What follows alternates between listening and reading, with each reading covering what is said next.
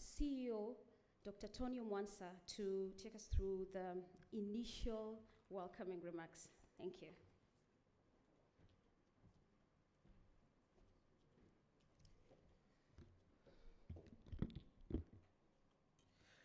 Our PS, Higher Education and Research, Dr. Beatrice, is actually honorable. I know you came very close, who is currently helping us to kick off this morning. I know our PS, Youth Affairs, is on his way. I know our CS is also on his way. I'll give a little update on a slight reorganization of the program. But more importantly, it's really amazing to see us gather together here for the second time for the CEIL Summit. We're here for the matters of commercialization and entrepreneur institutions. And the focus is the leaders of our institutions who really must shape the context in our own institutions for us to succeed. I see vice chancellors in the room. I know 3 or so are on their way. They just sent me a text. I have seen board members of Kenya National Innovation Agency as well as National Research Fund. I've seen council members of universities, which is a reflection that, yes, we're in the right place. I've seen senior researchers. I've also seen amazing partners whom we work with on matters of commercialization for research centers and universities. So really great. We have a detailed programs, as you may have seen for the week, for the 2 days rather. Some of us started yesterday. We held council meetings. We held board meetings, we held working group meetings as pre-events, and it looks like we are picking very good momentum on the narrative of creating commercial value out of research and ideas. It's therefore, CEIL Summit has become a flagship. Just in 2 years of running it in Mombasa, it's become a flagship to the extent that I could see delegates from other countries. I actually was not really expecting, but I do know that we have delegates from other countries as well who express interest to join the CEIL Summit. And gradually we will build this into a movement that will look into the policy issues, the practices, case studies, success stories, challenges, and so on and so forth. For today, we have a slight change on the program. As you knew that, which is on your table, we were to have the keynote speeches in the morning, and then the official opening was going to be just before break. Yesterday while traveling because of the heavy rains, and could therefore not catch the flight, and requested that he comes in today. And in order to handle all those changes, the only slot he could get was 1 o'clock. So he leaves Nairobi 1 o'clock, arrives airport here at 2 o'clock, and therefore we'll do an official opening at 3 o'clock. So really nothing much changes. What we've done is we've shifted the official opening in the morning to the afternoon and swapped much of the afternoon activities in the morning. So we'll circulate this on WhatsApp so we don't have to print it. Basically, after the international speaker this morning, we'll transition to some highlights of the Innovation Agency and the NIL Council that we will explain a little bit. I can see the chair of the NIL Council coming in. So that's what we'll do at the slot of the official opening, and then we'll go into a panel session and then do break. So the panel that had been planned earlier on will kind of stay, and then in the afternoon, just before we go for lunch, we'll do the breakaways. So the breakaways that were scheduled for afternoon will be done in the morning, then we'll go for lunch. So those breakaways, will have 2 breakaways. One breakaway will focus on institutional realities for commercialization and entrepreneurial potential. So the institutions that have participated in our IS program in the past will be sharing experiences as a group, a new cohort also comes in to learn what are the experiences of transforming an institution over a period of time. So that's one. The second will be dealing with matters to do with startups. So if you had planned to go to either, the issue that has changed is just the time. Finally, we will do a panel at 2 o'clock, which was scheduled for noon today, and then at 3 we'll move into our official opening. That's the only change, but otherwise everything else remains the same. In a little while, we will display a screen where we're going to do some voting. So all the delegates who are here, you will have an opportunity to vote for the Entrepreneur University of the Year. We'll give you a link. All right? Yesterday we were thinking, the council approved that we are going to vote for the vice chancellor. But this morning, honestly speaking, we realized that there are some new vice chancellors who just reported in office. So it's not fair to try and put them in the same table with experts and gurus like Professor Kiam. So we decided, let's just vote for the Entrepreneur Institution of the Year. What we're going to do with our board at the Innovation Agency, we're going to translate this into a very highly priced award. Come next year, where we've already almost fixed the date for the CEIL Summit, we will be celebrating big time as we build more and more awards and recognitions over the various efforts that institutions are doing, as well as individuals, including the researchers. Tomorrow evening, we'll have an award for the R2C Best Innovation, because we will have some pitches that will happen here from universities. So slowly but surely, we are seeing more and more individuals within academics and research centers being able to engage on matters of fundraising, pitching, angel investment, value proposition design, business model canvas, and so on and so forth. And that's really exciting. So with those few remarks of welcoming everyone on board, we'll now have to move into the program as was scheduled. Our first guest is Ms. Yvonne Jerry, and I'd like to invite Yvonne, who comes from us from MasterCard, to share her thoughts. Let's give a round of applause for our dear sister. As you can tell, we are very intentional of having private sector in this forum. This is going to be the way to engage going forward. It's private sector, government, and academia. Thank you very much. Good morning, everyone. How are you all today? The rains have blessed us, we hope. Yes? All right. As I wait for my presentation to come up, my name is Yvonne Jerry. It's a pleasure to be here. I have spent my entire working career in the corporate sector. And so when I was invited to share some of the learnings that I have picked from the innovation field, I thought to just put in a really short summary of the lessons I've picked. So that's what I'm hoping to share with you. Is that okay? Yeah? Okay, great. I don't have a clicker. I've just realized, sorry.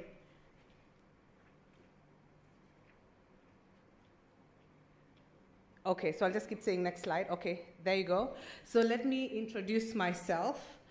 The space I really love being in is one of creating new solutions to everyday problems.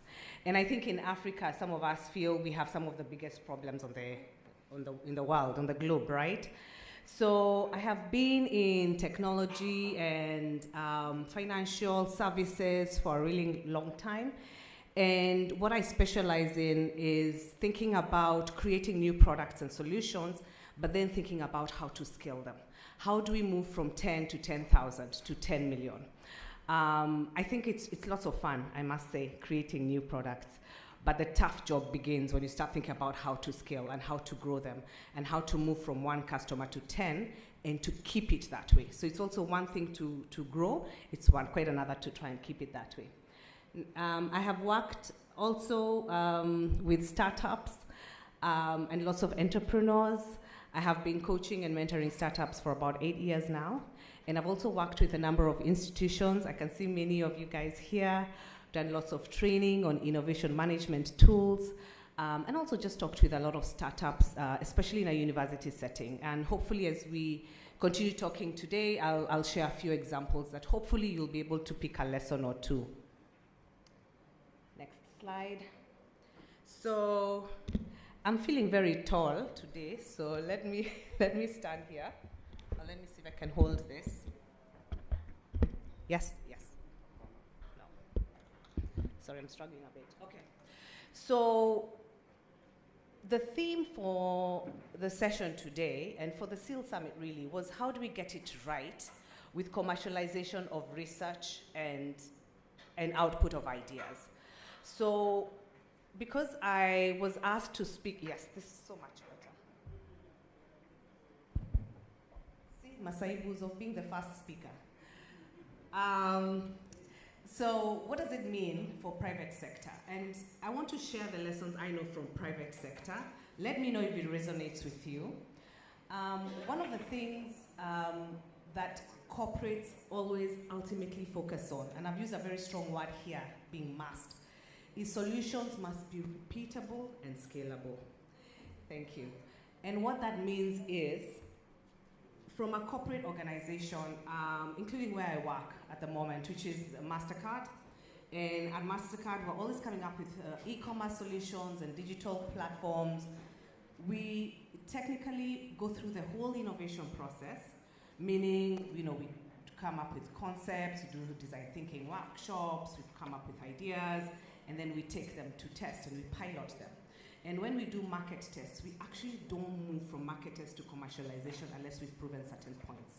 The reason I'm sharing this is just to depict back on that thing that we must always have a repeatable and scalable model every time we're pitching our solutions. And I want to suggest that that is also an attitude that institutions such as yourselves could adopt. Outputs must be human-centered, especially technology outputs. And being in the tech world, I always get so excited when we come up with new and wonderful mobile apps, but then they've been built, you just sat down with this really smart people and you build something. And then when you go to test it with a real user or a real customer, you're like, they don't really like it, they don't really understand it. So always corporates, the culture that I have seen, especially in corporate America, which I think helps to lead, in Europe as well, Asia, we're seeing this as well, is a culture that is centered on human-centric design, meaning you build with the customer, the end in mind, you build with the customer at heart. Long-term goals are always focused on shareholder and stakeholder value, so this keeps us very motivated. And the other thing I've seen is corporates always focus on sustainability. So it's important that they're there not only tomorrow, but next year, and hopefully years to come. Next slide, please.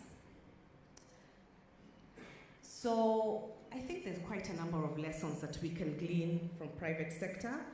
And I do think you're the experts on how it is to run innovations or entrepreneurialism, is that the word, in your institutions. So what I want to invite you to do is to come along with me on this journey of talking about these lessons, see what you're able to pick and what you're able to adapt and make relevant for your institutions. Make sense? All right, so I want to share 5 key lessons. Lesson number 1, next slide. Market savviness. So one of the lessons, and I know a lot of institutions are academic in nature, which is fantastic because there's some of the brightest minds. Oh yes, I forgot I have this. Some of the brightest minds are actually in our institutions. And so one of the things that private sector always do is they chase market needs. And I want to suggest to you that if you innovate and if you encourage innovations in your institutions that are market-centric, where you think about the market need and you look and you say, what am I seeing in my community? What problem can I solve? That is going to be a winner. So institutions must embrace market orientation. They must conduct robust research, and I know you guys are so good at research, so this will be hopefully really easy. But make sure you're able to spot the commercial potential. So spotting the commercial potential is also really key. Prioritize industry partnerships and customer engagement to excel, and so create with the end in mind. Lesson 2, business know-how. Now this I found interesting. Just talking to a few institutions and having been able to visit a few institutions in the past few years as well. I've noticed there's lots of, just the way it's structured. So we have tech students, we have tech professors, we have business students, we have business professors, right?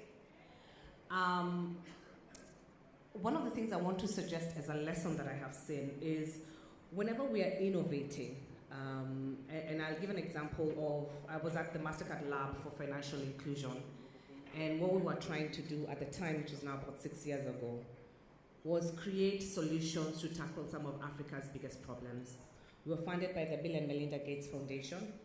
And the grants they gave us said, you guys need to focus on big problems. So we chose agriculture, we chose micro retail, we chose healthcare as well, and we chose education. And we had to collaborate with software engineers, product managers, business people, marketers such as myself, just to try and figure out everything. So what I thought was really interesting and what was a key lesson is anytime we innovated together, we were able to solve the problem we were able to solve the right problem at the right time. Anytime we started fast with the tech, then tried to bring in other people, or started fast with the product and then tried to bring in other people, or started fast with the messaging, then tried to bring in other people, it didn't work. Something else that was really interesting is I ran an innovation program with Makerere University Business School.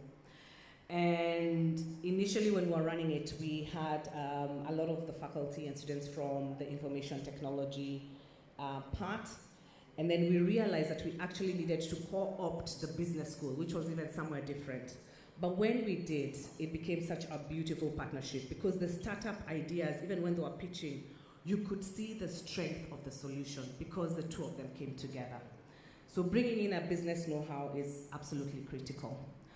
My third lesson is around IP, intellectual property, which I think has been, we really talk about it a lot, but it's super important for innovators to feel that the innovations are safe, and I use safe rather loosely.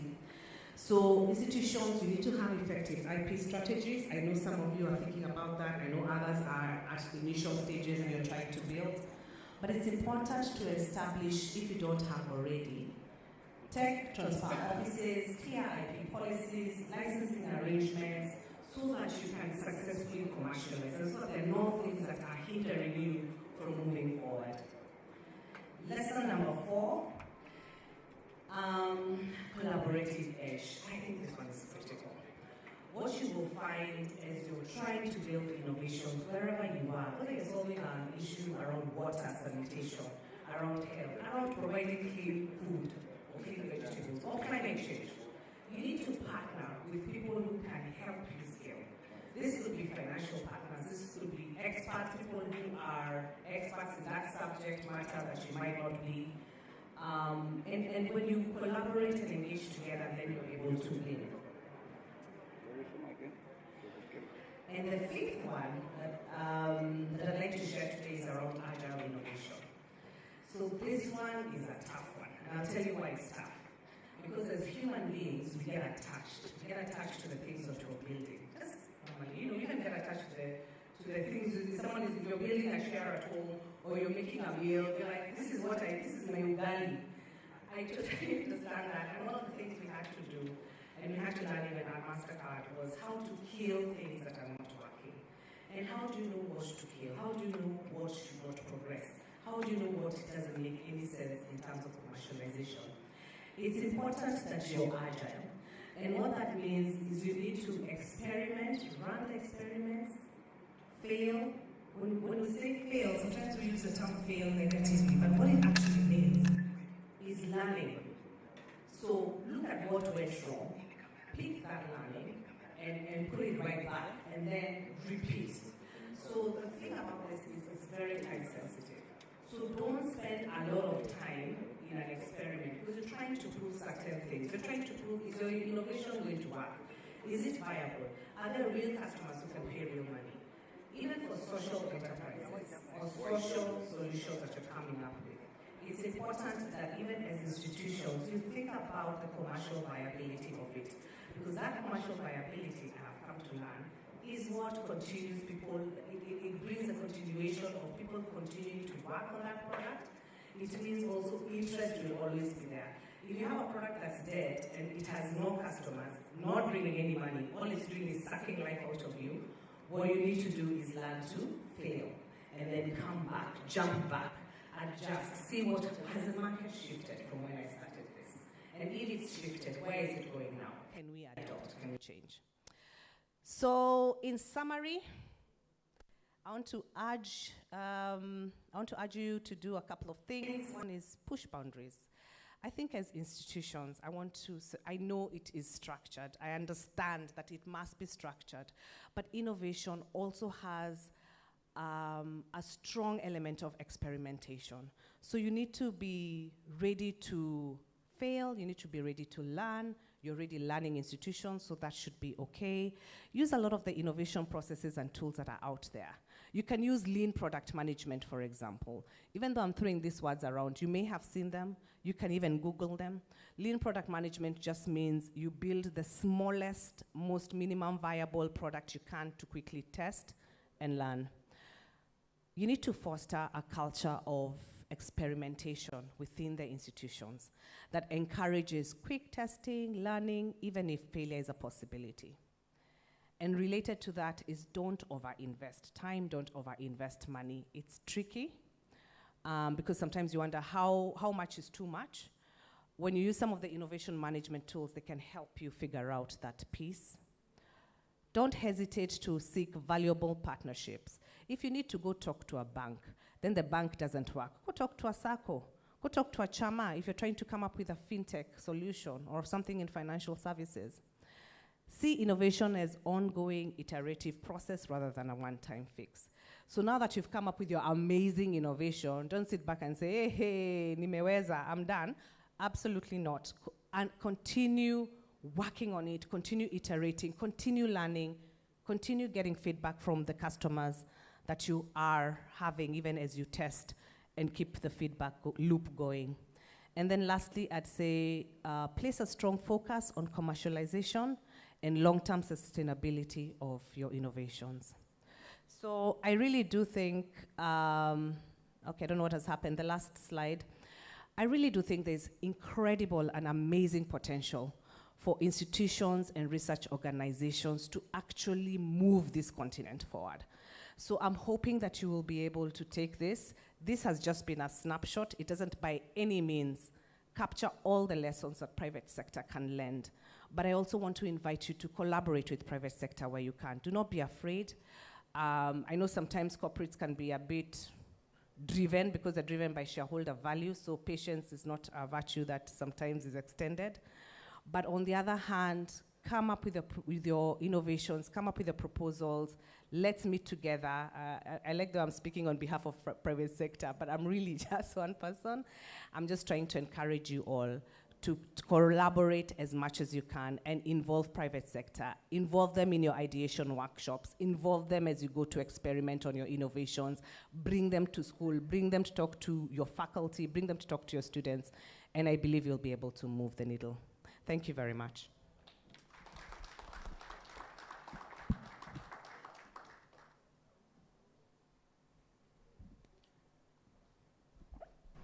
Thanks, Yvonne. Mastercard has been one of our great partners in supporting the mentorship and coaching of ideas that we have worked with under the Innovation Agency in our R2C program. So really great to hear that. Now we've got two amazing presenters who are joining online. One of them is Pamela and the other. Thank you so much. It's a pleasure to be here. And do you have my slides up as well?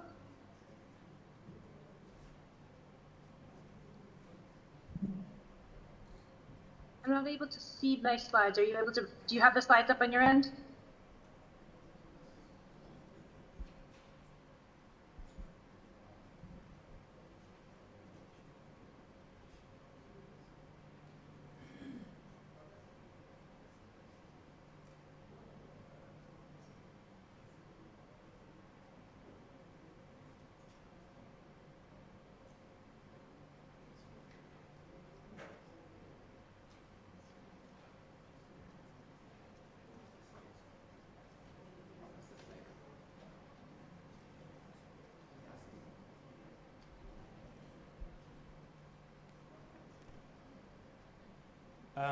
It looks like you have a challenge with the slides. We need a bit of guidance. Sorry, I couldn't hear. Do you have the slides, or do you want me to share them from my side? She can share.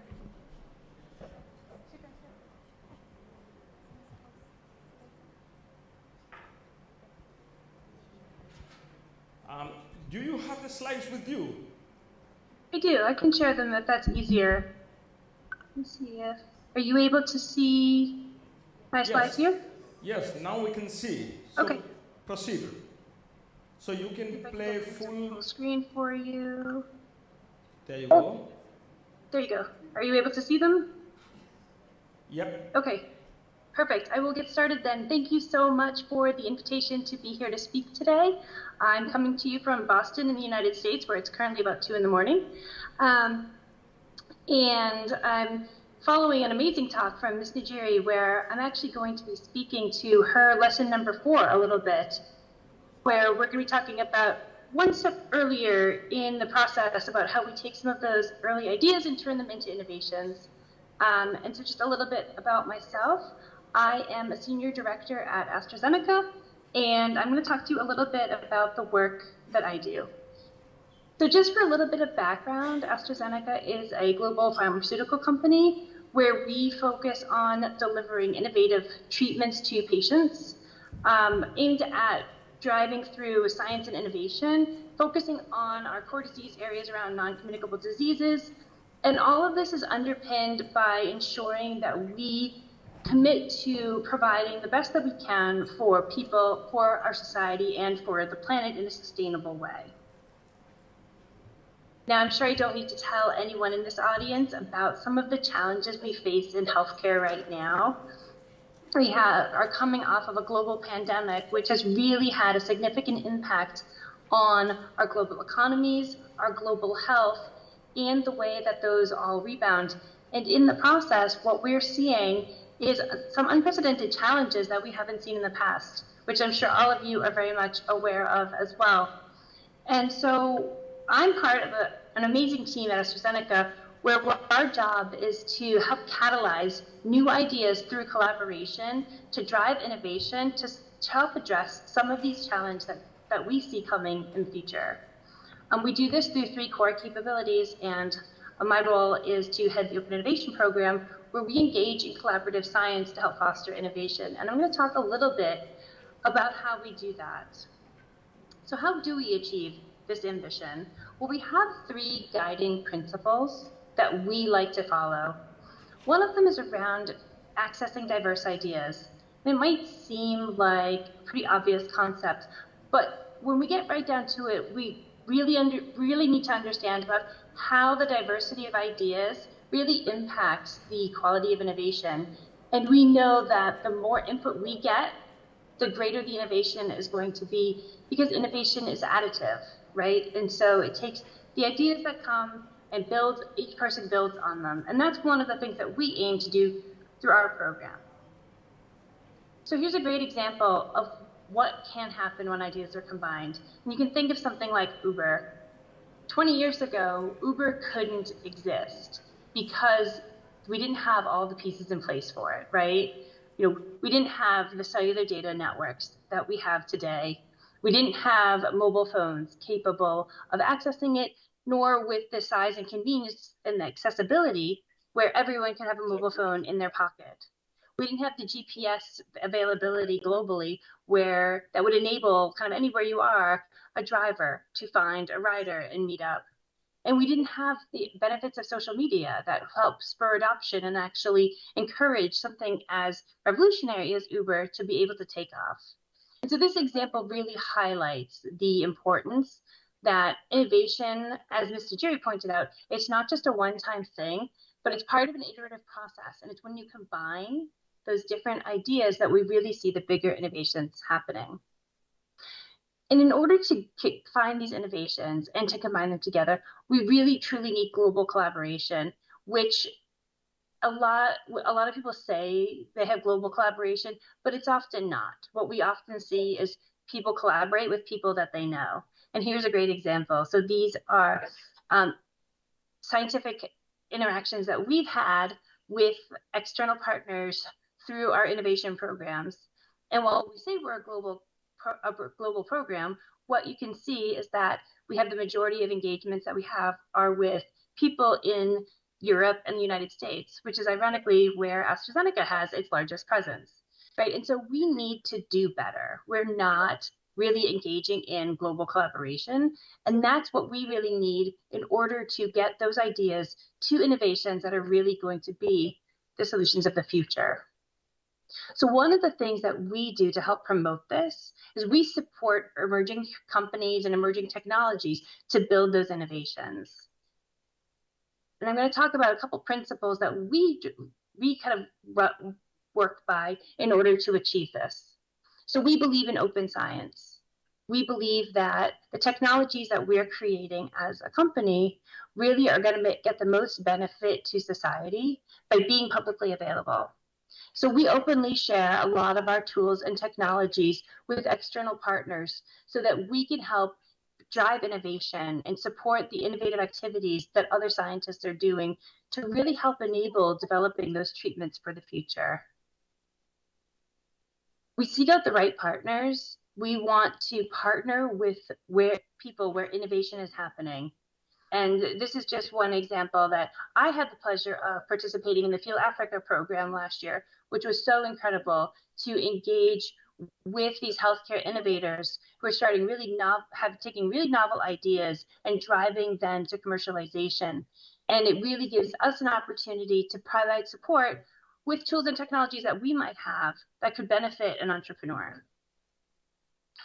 We also like to mentor emerging companies. We do this through our exchange program, and we try to identify now early stage startups and biotechs who could benefit from engaging with AstraZeneca.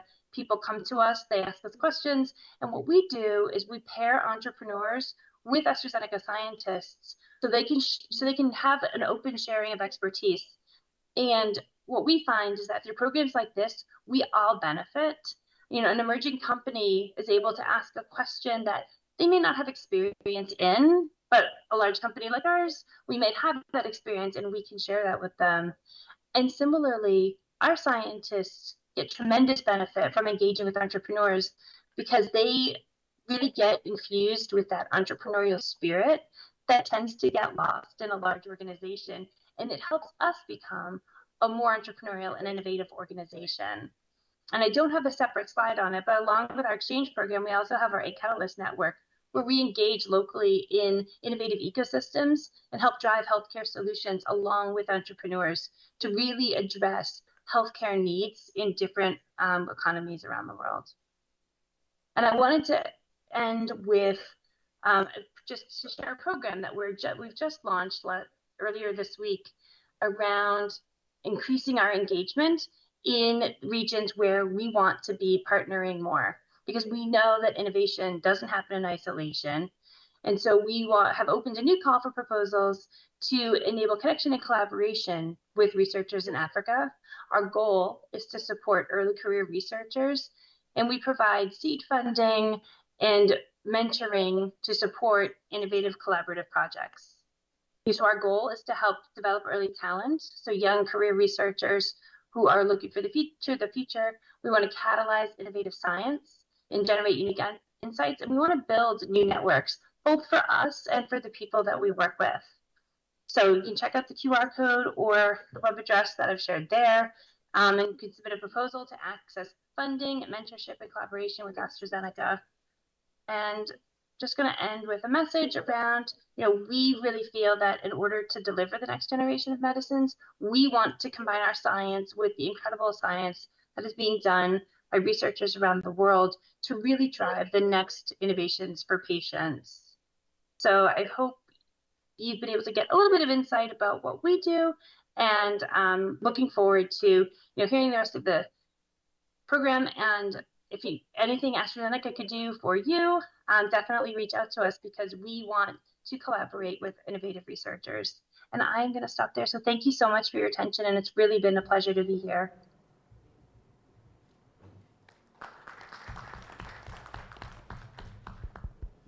Thank you very much.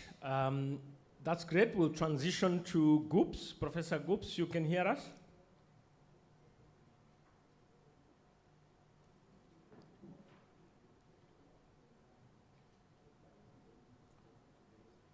He was still on the same link, ICT team.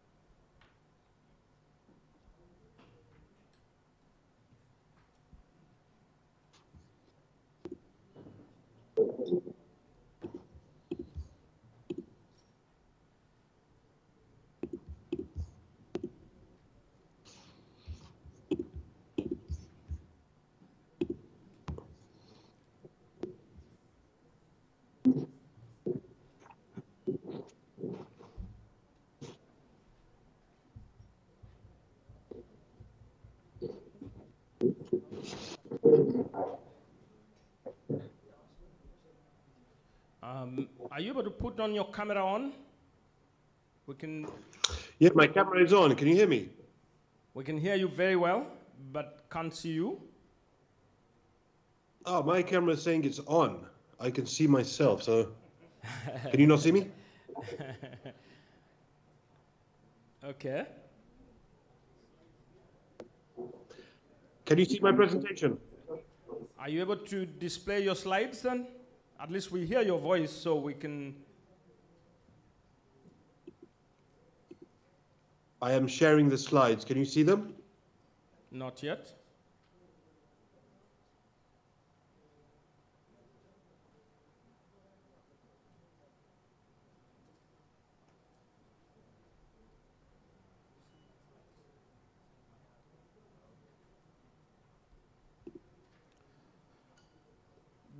We could give you some time to organize and just do another presentation, and then we'll get back to you. Is that reasonable?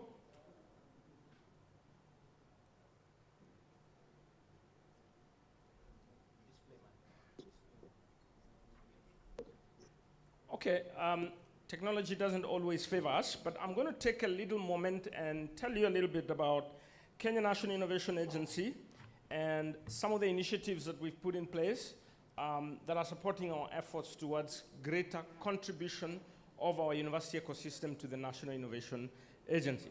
So I'm going to display a little set of slides. As you probably know, the Science, Technology and Innovation Act created 3 institutions, and Kenya National Innovation Agency is one of them. So I'm here to share with you a little bit the ground we've covered over the last 2 years from building an institution from scratch. And the excitement here is to be part of a journey of creating an institution that, in the longer term, would transform our country. And that's the excitement that we have. So,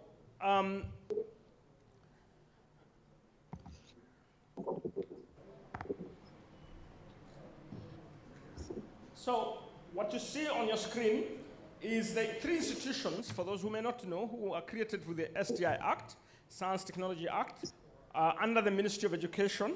And at that time, it was, higher education and focus on science, technology, and innovation. The National Research Fund, right in the middle, does the sponsoring and the funding of the STI sector. The National Commission for Science, Technology, and Innovation on the left does more regulatory matters, standards and the like. And the Innovation Agency focuses on development of the National Innovation System. So really, we started off with the State Department of University Education and Research, and the executive order of last year moved us to the State Department of Youth Affairs. But that doesn't really mean we don't work together and we're not executing the mandate. There is a very now close relationship between the 2 state departments. The PS for Youth Affairs is on his way. PS for Higher Education is right in the room, and so the collaboration is quite significant. So what really is the mission? What are we up to? To try and nurture the national innovation system to catalyze taking more ideas to market. What that really means, it's about jobs. Whatever we do, however great the research may be, however great the ideas may be, if the outcome wouldn't be some job created, an opportunity for someone, then we feel we didn't finish the journey. Maybe we stopped halfway. Maybe we published, but we didn't create the commercial value. Maybe we didn't develop a solution to a particular problem that we saw, and there's a huge opportunity to do that. Wealth creation also means that as much as possible, these ideas, as they grow, investment comes in, and more opportunities really for more people. So we then started to look around when we got in 2 or so years ago, what would we focus on? When we studied the Act of Parliament, we could really pick the keywords that define what innovation ecosystem is going to be, and matters to do with technology transfer, policy, funding, investment, standards, spin-offs, coordination, and so on and so forth. These really became the keywords.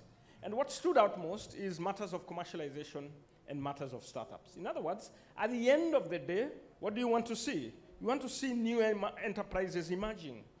And you want to see that as a result of the commercialization effort. So next then, we framed it into a strategic plan. We just completed the first one, and now we've just kicked off the second strategic plan.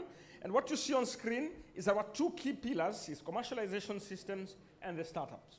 And everything else is really supporting, whether we are doing capacity building or dissemination or policy development, funding, and ultimately we are contributing to the national innovation system and transformation. For purposes of this summit, I'm going to tell you a few initiatives that we've worked together with a number of partners who are already in the room, and some of them being vice chancellors. We've got a program we call Institutional Support Program, and we've got the Kenya Innovation Week. Let me talk a little bit about the Institutional Support Program. We have worked with a number of institutions in developing their capacity. And when we started as a pilot about 1.5 years ago, I'll go back a little bit. Okay, so when we started about a year ago, or 1.5 years ago, we designed a framework that enables us to identify institutions with the commitment of the leadership, and then we work on a joint plan of enhancing. We start with a baseline of where is the institution in terms of policies, culture, skills, training, people, and so on and so forth. And then we work on a 3-year plan together, and then we work on a mechanism to follow through the transformation.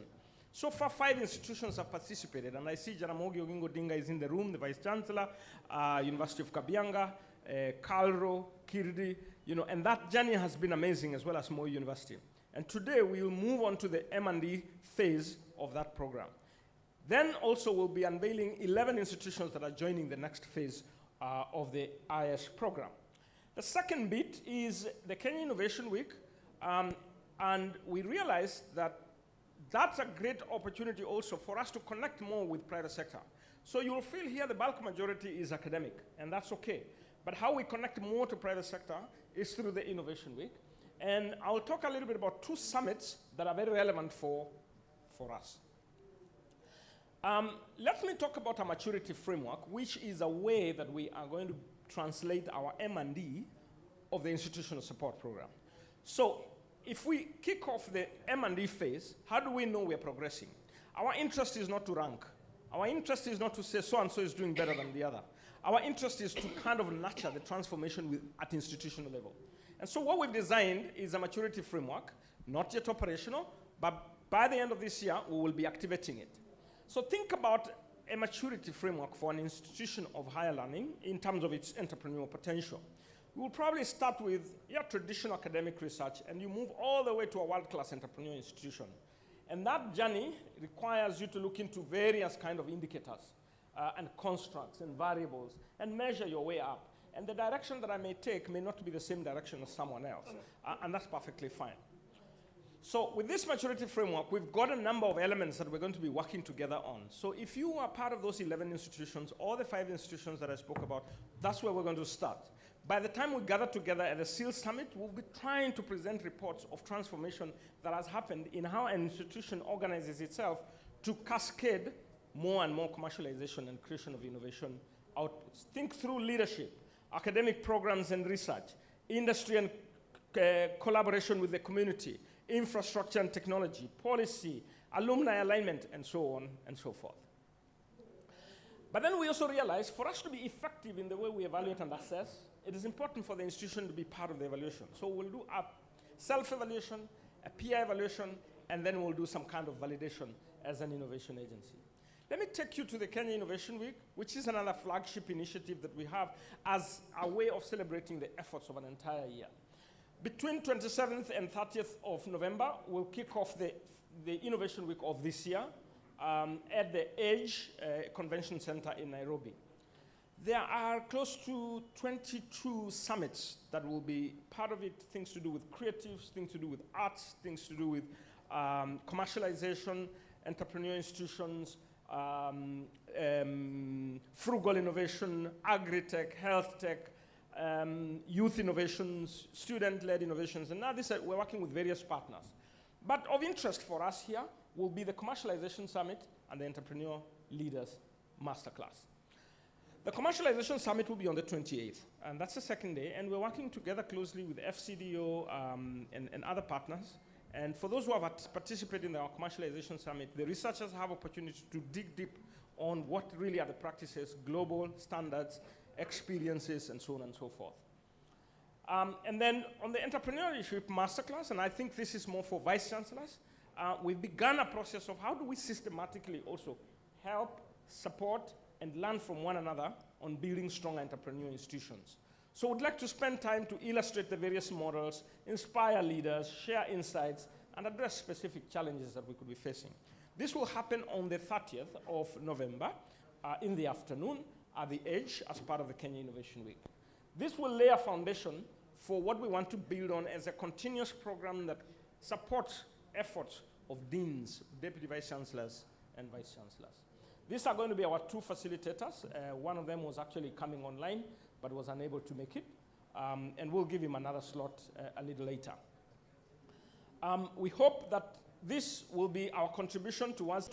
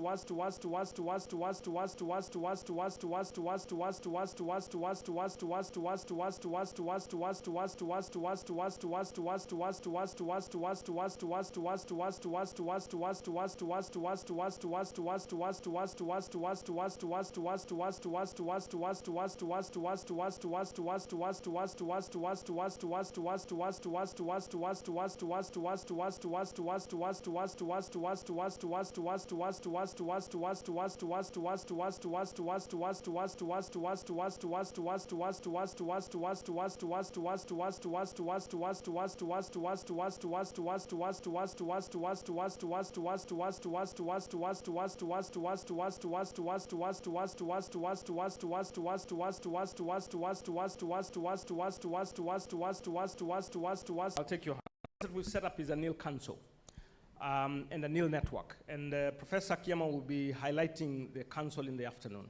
So we've realized there are mechanisms that we're able to work closely with the vice chancellors as leaders, and he's the chair of the council, to shape some of these efforts, because as an agency on our own, we will do the very best. But we need to be embraced and work with as many partners as possible to make this work. So happy to take a question.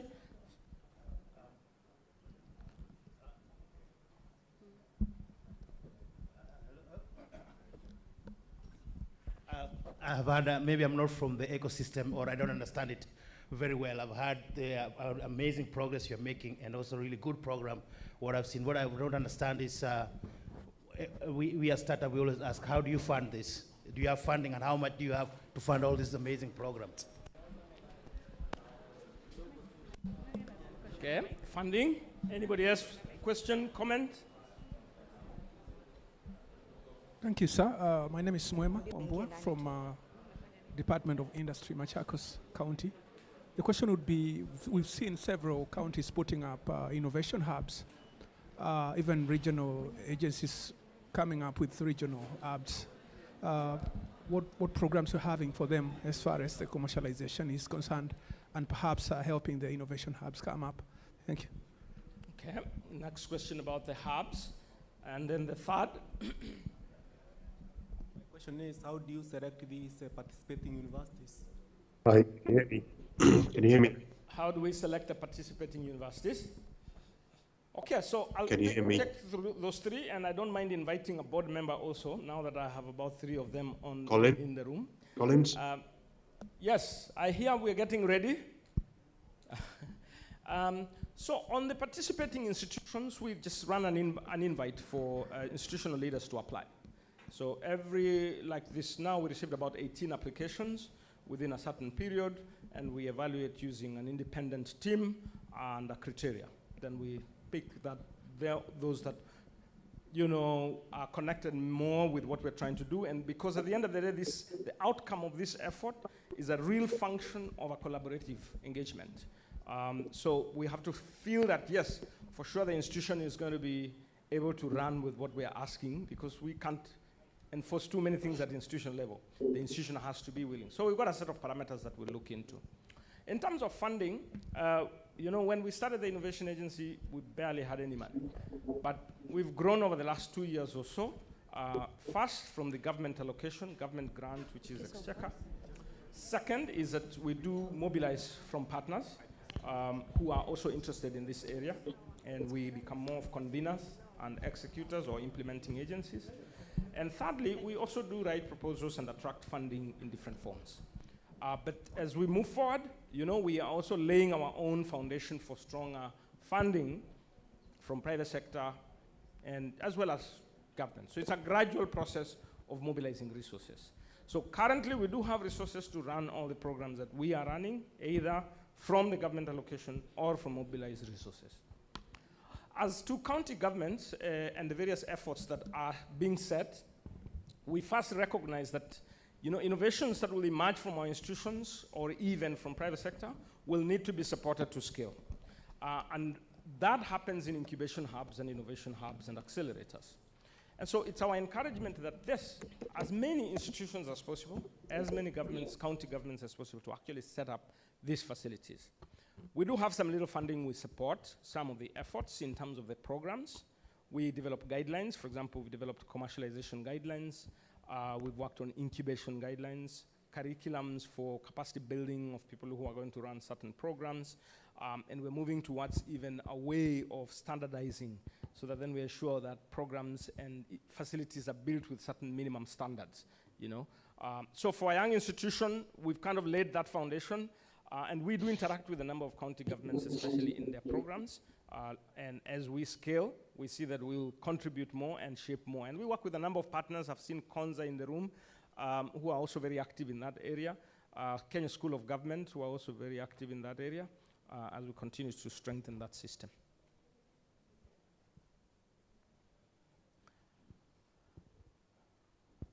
Happy to take any one or two, otherwise we will then come to the end of that phase.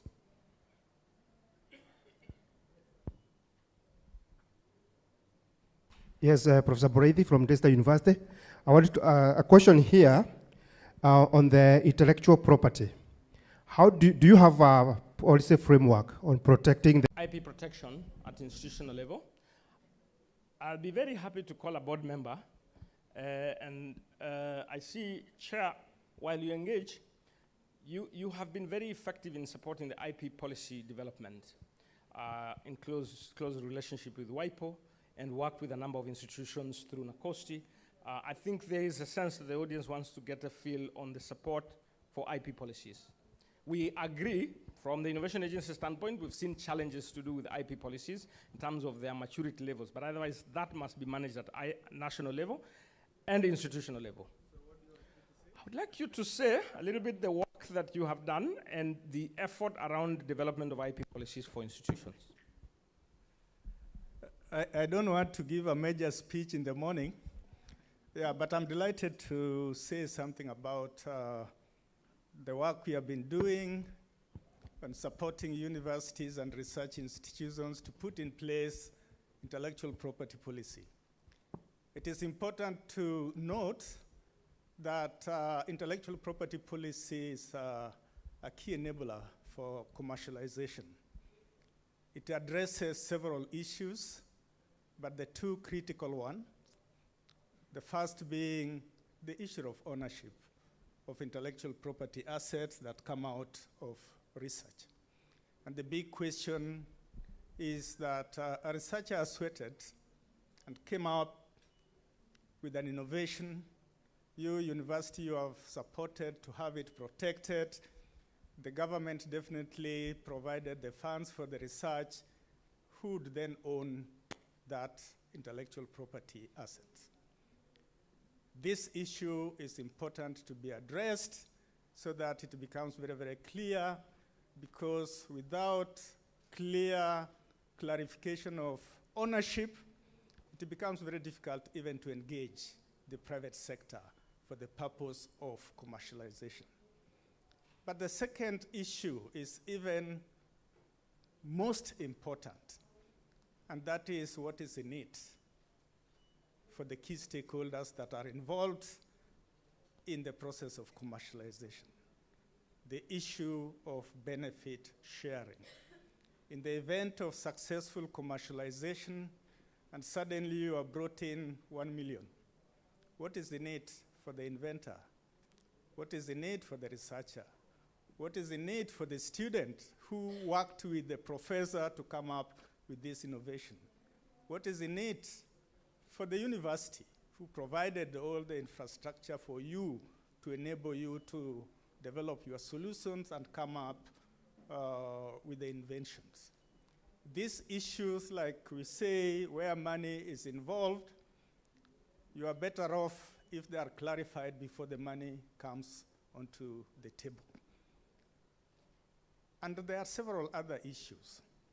We have been in this process since 2001, 2004. In fact, 2004, there was only one university in the country that had intellectual property policy.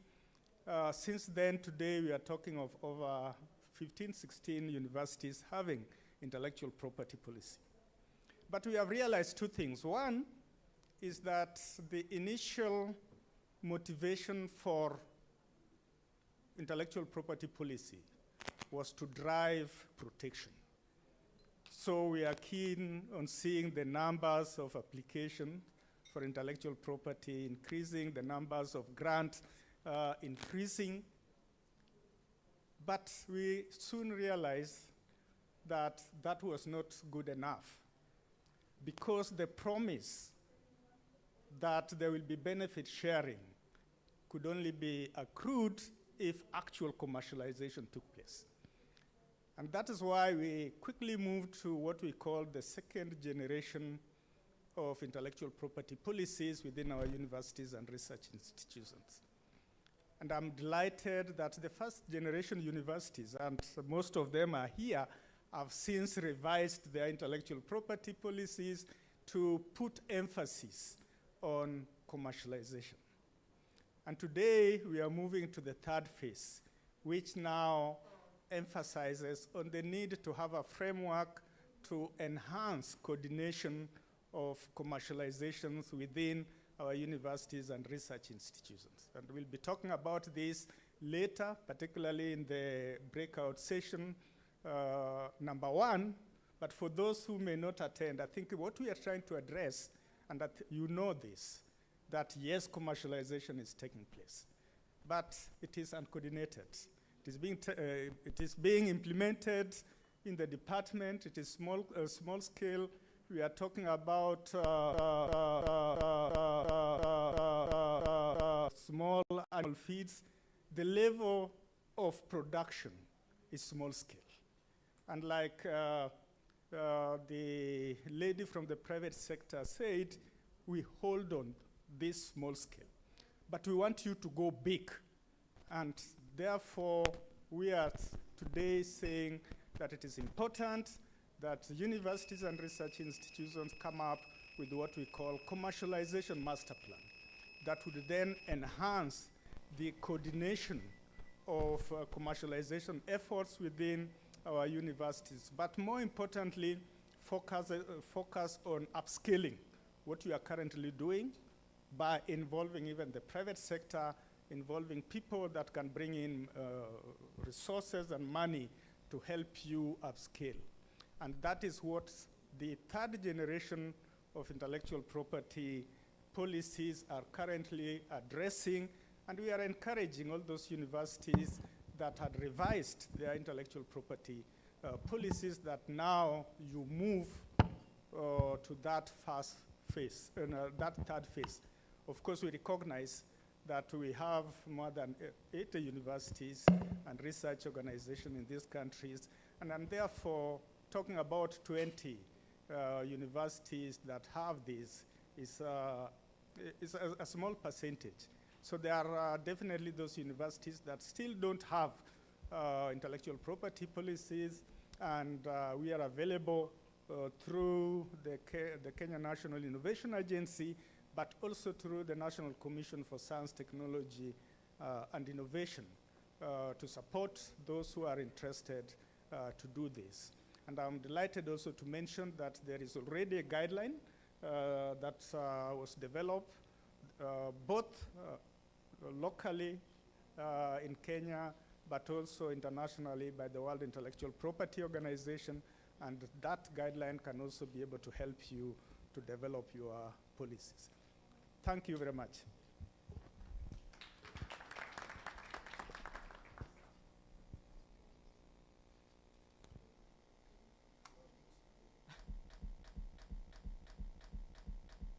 Okay, very much. Our PS Youth Affairs, Ismail Maalim has as well as arrived. And for the benefit of those who came a bit late, we've had to reorganize the program a little bit to accommodate the CS who couldn't travel yesterday evening as well as this morning. And so he arrives in the afternoon at about 3 o'clock. So the plan is to have the official engagement at that time. And I think it also gives our two PSs an opportunity to get up to speed with all this technical language sometimes we speak and how that relates to all of us. Paul, Chair for anybody, a better place to respond to that question than yourself. Finally, I just want to find out if the online speaker now is available. And so yeah, can you hear me? Can you hear me, please. Tony? Yes, we can hear you. Perfect. Can you see me?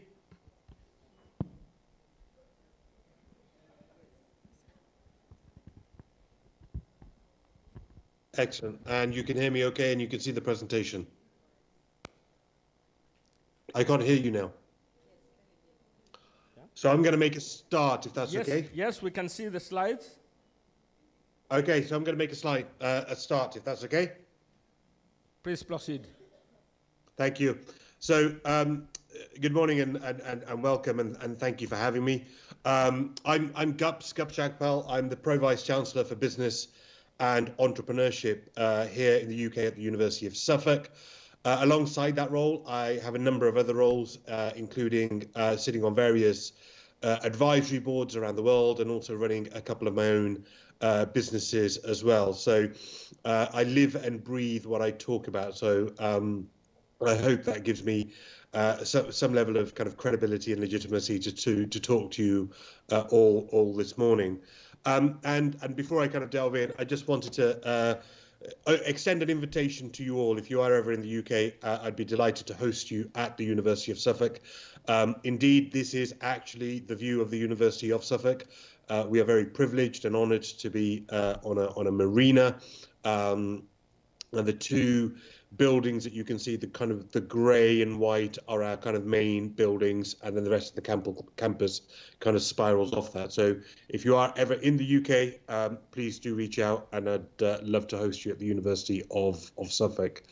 So diving right into the topic, I'm honoured to be here today to discuss driving research translation, and just kind of sharing my thoughts about the role of systems, structures, and infrastructure in making research translation happen, and really exploring how we can enable research translation and the commercialization of research output in a Kenyan higher education system. So let's immediately kind of dive into that. I mean, look, most of you in the room will know, either as academics or senior leaders within university or policy makers, research, translation, and the commercialization of research is a real vital component of a thriving academic environment.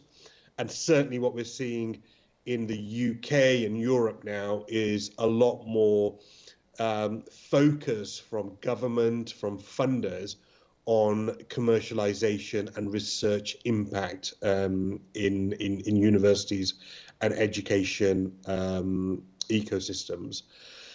Translation allows us to kind of contribute to the innovation, economic growth, and societal betterment agendas. And today I just want to briefly discuss how this can be implemented in Kenyan universities to really unlock the potential that you all have. And I really want to kind of emphasize that research translation cannot really be overstated.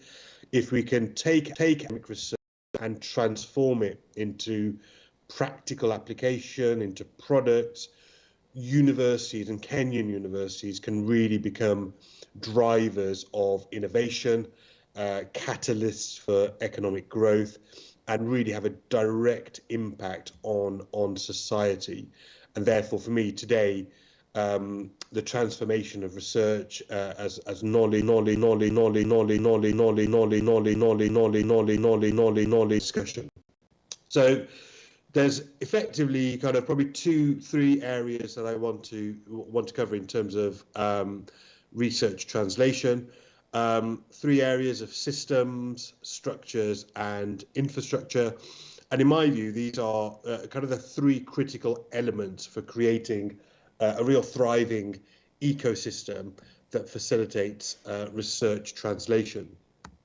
So if we look at kind of well-defined systems for research translation, effective systems are effectively the foundations for successful research translation.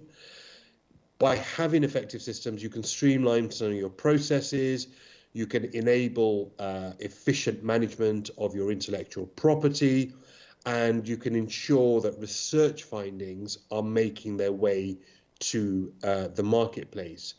So Kenyan universities, like every other university, and you know, everything I'm saying is not really exclusive to Kenyan universities, it's applicable to all institutions.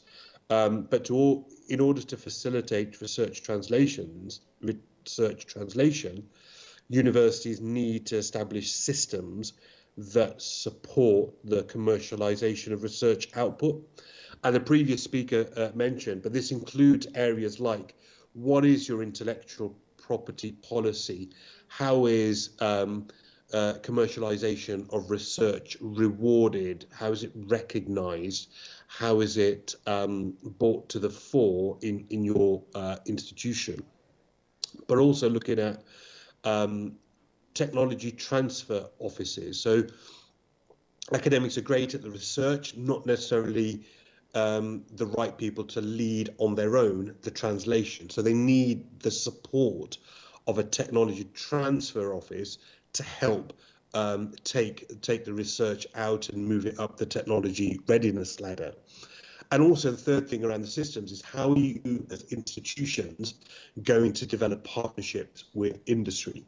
One of the previous speakers was from AstraZeneca. You know, they are a big global player in research, both in terms of their own research, but also then partnering with higher education institutions from around the world. So one of the critical things we need to consider as universities is, what systems and processes are we going to be putting in place to foster developing and engaging with industry partnerships. And I think, you know, around IP policy, tech transfer and partnerships, they will really help to market innovations and begin that journey of generating economic and societal impact. Structures are also equally as important. So, you know, we've briefly touched on technology transfer offices, but you can also look at things like innovation hubs playing a pivotal role, and really beginning to look at what are the structures between bridging academia and industry. And some of the best examples of research translation is where universities have designed and utilized these structures to their advantage. So you are looking at structures, things like how are you funding research and development? And I'm not just talking about the research that you all do, we all do as academics, but how do you fund the next stage of that, where you're looking at research translation? So where you're looking at early stage investment to support the bridging of the relationships with industry, to support the protection of intellectual property, and to then support the commercialization, because all of that takes funding, it takes resource, and we need to make sure that we're not just focused on funding the initial research, but we have access to grants that enable us to continue funding that research to be commercialized. But it's also about funding for things like entrepreneurship programs. How do we encourage an entrepreneurial mindset amongst our research and academic community? It's about establishing incubators and accelerators. And some of the best examples, and one from my own institution that you can see in some of this imagery, is that we have a Digitech, a digital innovation centre that is co-located with BT, which is the UK's largest telecommunications and mobiles company. And our campus, our digital campus, is located on their biggest research and development facility. So we've co-located our education research offer with an industry partner. And that really helps in terms of taking research from the lab into the marketplace. And the final one to just focus on is infrastructure. And as I've touched on, this is around labs, it's around research centres, and it's around collaborative spaces. And I think for me, infrastructure is one of the big backbones of research. So access to world-class labs, access to collaborative spaces in particular are essential for conducting cutting-edge research. And you really see that research output in areas where you can see a huge amount of funding has gone into research infrastructure. And that's about access to state-of-the-art equipment, it's about facilities, but it's also about creating networks for collaboration and for knowledge exchange as well. And again, going back to my digital example, this building that you can see in the imagery, the one on the left, is our new health and well-being facility that has state-of-the-art simulation wards, but we've also located with a couple of local NHS trust partners who share the building with us. So our students and our researchers are getting access to professionals in practice and working with them to solve the kind of the health and well-being challenges that we are facing as a region. So finally then, just to conclude, while the path to effective research translation is quite a promising one and quite a rewarding one, it's actually not without its challenges. And I think some of the challenges we will all face as Kenyan universities is very similar to what other universities in other countries are facing. And really, I think to enable Kenyan universities to succeed in research translation, we need to adopt international best practices and create a framework that is tailored to your geographical context. So it's great looking at, you know, the UK, the US, Asia, in terms of what is happening around commercialization of research, but that needs to be absolutely contextualized to the geography, the political, the policy environment within which you all operate. So that contextualization is critical. There are lots of challenges, but I'm a very optimistic and very much a glass half full type of person. You know, there are challenges, but I see those challenges as opportunities. So I think it's about how do you grab those and move them forward. You know, so how do you get access to the limited funding? How do you get access to developing your infrastructure and developing and embedding an entrepreneurial culture. So I think for me, universities that can prioritize the establishment of systems, of structures and infrastructure to support the commercialization of research output fare better than those that don't. And I think addressing those three areas will require collaboration between universities, between government and industry. So going back to that triple helix model, what is now the quadruple helix model, and by delivering on that, you can contribute to the economic growth and social development of Kenya and Africa more broadly. So thank you for having me. Thank you for listening. As I said, the critical aspects of systems, structures and infrastructure, if we can get those aligned, they can empower our institutions to really unlock their full potential. Thank you for your attention, and happy to take any questions as needed. So thank you.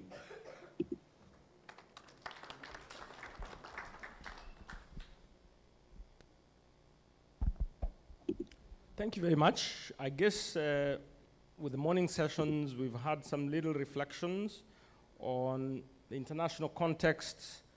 So at this point in time, I would like to invite Yvonne. You're the expert moderating the session where we can see what the local realities are like. Okay, thank you, Dr. Tony. Good morning again.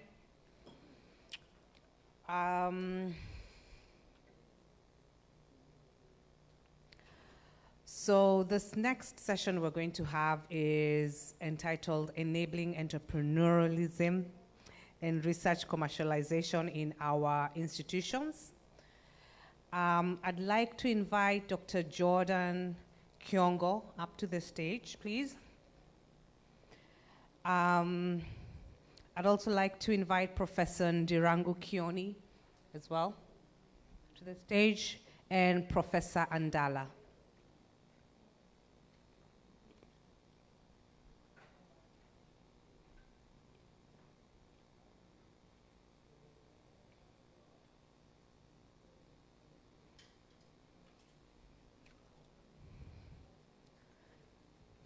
And just in case you were wondering, we did intend to have gender balance as well. We had Monica Blagesu, I hope I'm pronouncing that right, but unfortunately she's not feeling well. She's indisposed, so she was not able to make it. All right. Welcome, gentlemen. It's a short panel, but I hope we'll be able to continue. All right, welcome, gentlemen. I'd like to ask you firstly, if you're able to just quickly introduce yourself and the organization and what your organization does. Let's start with you, Professor Andala. Is it on?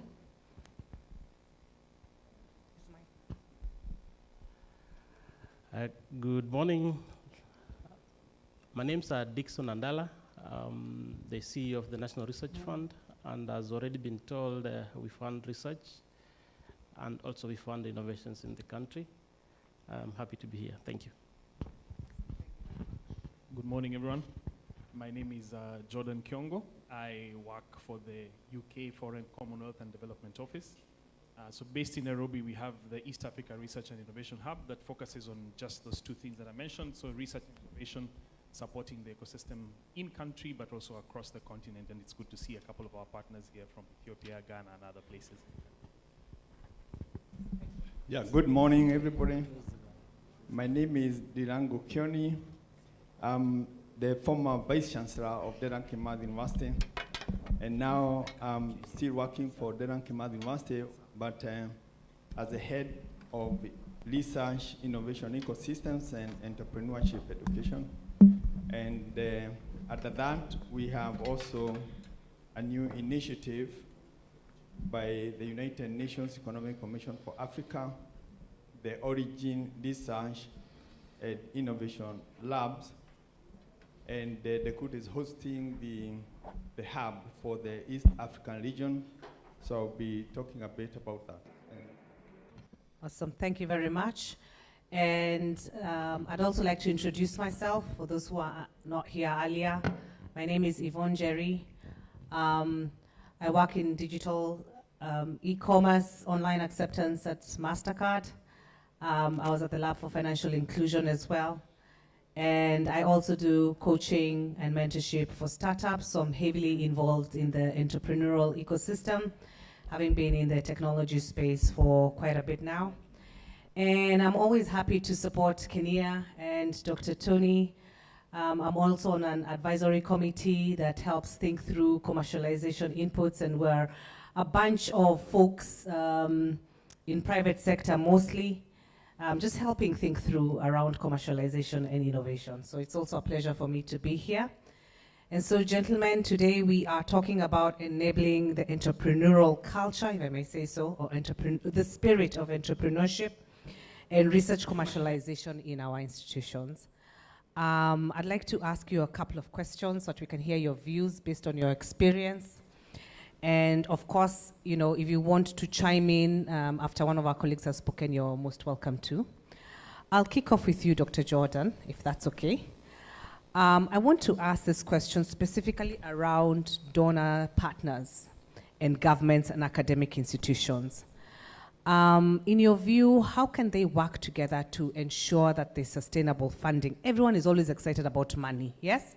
You guys are excited about money and funding. So how can donor partners, government and academic institutions work together to ensure sustainable funding and support mechanisms for research commercialization initiatives, possibly now and into the future? Thanks a lot, Yvonne, for the question. So I think I'll build on what Dr. Mwansa.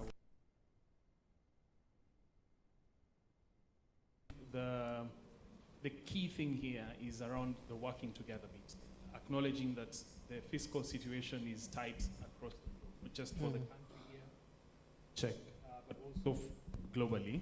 Sorry, there's a bit of yeah, okay, that's better. So the fiscal challenges are applicable globally. And so I think the idea is to think about how each part can contribute to this, to enabling financial availability to support research to commercialization, research and innovation commercialization. And I think one of the things that, I'll just mention a couple of models that I've seen work, is one, I think centrally, and one of the things that I think the Kenyan government has done very well is to dedicate money to funding research and innovation. So over the last 5 years or so, the amount of money as a percentage of GDP that has been dedicated to research has increased on the continent, from 0.5% of the GDP to around 0.7% of GDP. And Kenya is on the high end of that spectrum. Kenya is on the high end of that. One of the things that we have to be very brave about. Last week I was at a meeting, the Grand Challenges that are funded by the Gates Foundation in Dakar. And one of the models that I think really worked very well, that I saw work very well, is that we know that Gates provides money for governments and people to do research and innovation. The Ethiopian government, and there's a gentleman, there are people from Ethiopia here, have for the last 2 years or so supported their Grand Challenges 100% from money that is as part of their fiscal budget. And I think one of the things that we can decide to do, and has happened so far, as Tony mentioned, and the money people, including Professor over here, will say, is that we need to be able to dedicate a specific amount of money in the budget for research. If we do that, then we have continuity over time. And then after that, what happens is that partners then rally around what government has put together and support that vision, which is exactly what Tony mentioned here at the beginning, is at the beginning funding was quite low, the money was very low, but he had a vision. And he had this thing that we were able to come and support. So I think two key things is, first of all, develop central government funding, then invite other partners to come and support the vision. But that can't only be one partner as well. We need many partners to support this, and that's why you have the private sector, you have the development partners and other people to support this. So I think there's just the need for a central vision by the government, and then other partners come in and support that. Yeah, I couldn't agree more. And I think de-risking innovations, I think, is definitely a way that can help institutions as well, just to get started and to try and accelerate the innovation process. Professor Ndala, just continuing on that conversation around resources and around a collaborative vision. In your view, are there any collaborative vision of the donor partners, the governments, academia in fostering the spirit of entrepreneurship and research commercialization? Do you feel like there's a common vision that's getting going? Yeah. Yeah, thank you, Yvonne. The country, that is the national government, has set aside 2% of the GDP towards funding research and innovation. So in that, we have money dedicated to funding specifically innovation and incubation hubs. And I think some of the participants here, researchers, have benefited. And we do that through Kenya. Of course, Kenya is the one that nominates those who are going to benefit, whether it is innovation or to go through incubation. However, we fund specifically research, and those research outputs, which are commercializable, are the ones that we now carry on. And I'm happy to indicate that within Africa, there is what we call Science Granting Councils Initiative, which brings together several 35 African countries, and they unite in matters of research and innovation. We are going to have this year, that is between the 13th and 17th of this month, the Global Research Council is converging here in Mombasa. And I'm extending that invitation to the Vice Chancellors who are here. We'll be having the donors, they'll be in the house. We'll also be having our African partners, and also researchers will be also be represented. So the IDRC is funding, and the National Research Foundation of South Africa, and NRF Kenya is be funding that. Of course, there is also what we call the CTAs. CTAs are collaborating technical agencies, and of course there is one called ACTS, has really supported us. And we've been able to upscale some of our researchers to commercialization, and I think we are so far are funding for this year. So I think there is a lot of partnership between donors and NRF for that case. Thank you. That sounds very interesting. So there's definitely a collaborative support that's getting the movement going. That's great, that's great. All right, Professor Kioni, if I could come to you as well. I think it would be really great to hear from your experience around startups and incubations and fostering a spirit of entrepreneurship in the institutions. What's your view? What do you think has happened so far that has been great that you'd like to share with the group here? Yeah, thank you very much for that question. I think we are still in the very early stages of developing entrepreneurship in the universities. It's something we started a few years ago. We have to understand first what that means. We have to bring academic staff on board. We have to develop policies. We then have to build the capacity of staff and then extend beyond that and start reaching out to partners in the industry, in the donor community, and so on. So we are at that very early stage. So we have to continue building that space. We have to continue building the capacity of our staff and understanding of what it takes to have startups. And that also means we also have to continually increase our research and innovation outputs. If you compare our outputs in terms of publications and patents from our universities and to what's happening in other parts of the world, it's still not good enough. The quality is also not good enough. So that has to do with the strength of our institutions and also the resources that we have. So, this is an ongoing thing, and we have to also figure out probably more effective strategies, given that there's limitation of resources. We've talked about 2% for many years, and we are still, I think, at 0.6%. I'm not so sure it will get to 1% in the next few years.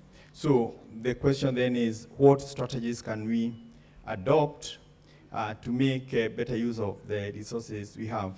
So one of the things that we are proposing under the the Origin Research and Innovations Labs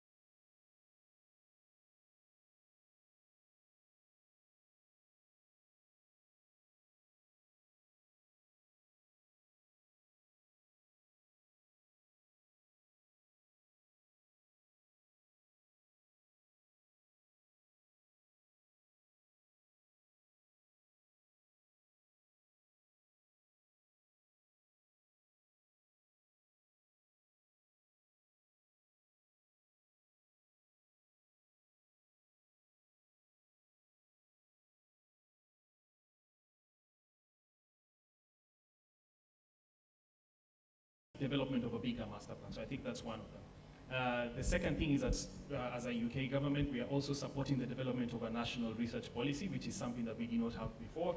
And it's in draft, supported by NACOSTI, and it's good to see NACOSTI represented here, and ISA. So that is in draft and will eventually go to be legislated. So when you have overarching policies that speak to research and innovation commercialization, then you end up there.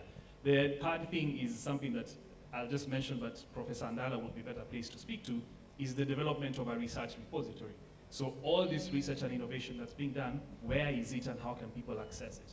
And that's something that is being led by the prof that he can speak to better than a word. Interesting. Okay. Yeah, thank you, Jordan. Indeed, we are coming up with a national research repository, and this is supported by the British Council. Since the establishment of National Research Fund, that's in 2016, much of research has not been collected. Of course, we've got innovations that are therein, they're just lying in the shelves. I see one of my innovators here from Kabianga University. I'm happy that he registered his patent, and he also shared it with us. Dr. Wafula, if I'm not wrong. The other thing that I also wish to emphasize on is localization of the STIs for SDGs. Because Kenya, we've got unique sort of problems that either, if within the coastal region, we know what they need. And if the innovations are localized and embraced by the local community, I think we shall have what I call ownership. And if there is that ownership, I think there'll be sustainability. So most of the innovations we have, they're not sustainable because they are led by from outside, they're imposed onto the locals. So if we embrace STI for SDGs, that is one thing that is really going to take this country forward. And actually, the government, through the bottom-up transformation agenda, has highlighted this critical master plan, or what they need done in terms of SDGs. So if you look at water, it's still also in the SDGs. If you look at energy, housing, yes, digital, and the youth, all those are all encompassed in the SDGs. So I think apart from having robust policies and regulations, let's customize to our local needs and let's work with the government to ensure that there is sustainability. Thank you. Okay. Yes, sir. Yeah, I could follow up on that. The issue of having repositories, having solutions that are gathering dust somewhere. in our library shelves. I have had a very interesting experience the last few months, leaving the lab and going to engage with the industries and figuring out what kind of solutions they require based on the solutions we think we have. And what you discover very quickly is that there is actually a big gap between where the industry is in terms of the technology and the partnerships that they're embracing, and sometimes where the, what the universities are doing and thinking is relevant. And I think as we do the policy, it's very important to think of how to bring the industry close to the universities and how to work in partnership, because there's basically a disconnect. The world of work and the industry is changing extremely fast, and they respond to the global threats. Sometimes universities don't respond as quickly, so they end up being behind by a couple of years, and we get left behind very, very quickly. So we need to figure out the kind of policies, the approaches we should have, so that the universities are moving in tandem with the rapidly changing world of work and the industry. True. Allow me to just chime in on a point that they both made. I think that a crucial point that should be considered is whenever we bring these innovations, whether it is from government level or from the innovators from the university perspective, is to ask ourselves, does it matter, this innovation that I'm doing, and if it matters to who? And two things that I think that are important to consider is from government, and just to build on what they're saying, is to align our innovations and solutions to policies that are in government, so to the National Development Policy, to the Vision 2030, and things that are important, not just locally, but globally, because then it makes your track easier to implement, but also to scale up. And secondly, I think it was a point that was raised earlier, I think by yourself, but also by the previous speaker, about speaking to needs of people, just normal needs. People have specific needs and you're meeting their needs. I think that's important. And the last thing I wanted to say is, as researchers, I think it's important that we base our innovations, our policies and stuff on evidence. So not just on pie in the sky thinking, is that we think about what evidence should inform this, and we support Kenya and others to develop policies that are based on evidence. So like the Kenya Innovation Outlook, we do a study to gather evidence that will enable the development of policy. But also, Sheena is stated there, together with the UK Kenya Tech Hub, is thinking about access, market access, for example. Think big, think beyond the market in Kenya. We are part of Africa and the Africa Free Continental Trade Area. This is a huge market with 55 countries. Possibilities exist. And so we are doing a study, for example, that Sheena commissioned that is looking at what are the requirements for accessing the markets in South Africa, in Ghana, in Nigeria, in different places, that innovators here locally, as you develop, you're not just thinking about selling your stuff here and accessing markets across the continent. So just a couple of additional points that I got to add. No, that's awesome. Yes, please go ahead. And maybe as we talk of looking at the content of free trade area, I think as a country and as universities, we need to figure out how to engage in the global trades, the African and continental and global trades. I use something that we already have in Kenya. We've been working with the Semiconductor Technologies Limited, which is in Dedan Kimathi University. And through that, we've interacted with other institutions and other trades on the continent. For example, there is this shifting in the location of manufacturing of the semiconductor around the world. Kenya should be part of that. There is thinking across board now, across Africa, about how the 60 or something % of the materials that go into making semiconductors from Africa can be added value on the African continent. But when we look at the human resource we have, we realize that it's not sufficient. When we look at the labs that we have, we realize that they are not enough. And that's why we're asking, are there ways that we can basically create synergies by working together and looking at all these resources that we have across the region and tapping into that. We should be part of, Kenyans should be part of that discussion. The universities here should be part of that discussion. Indeed so.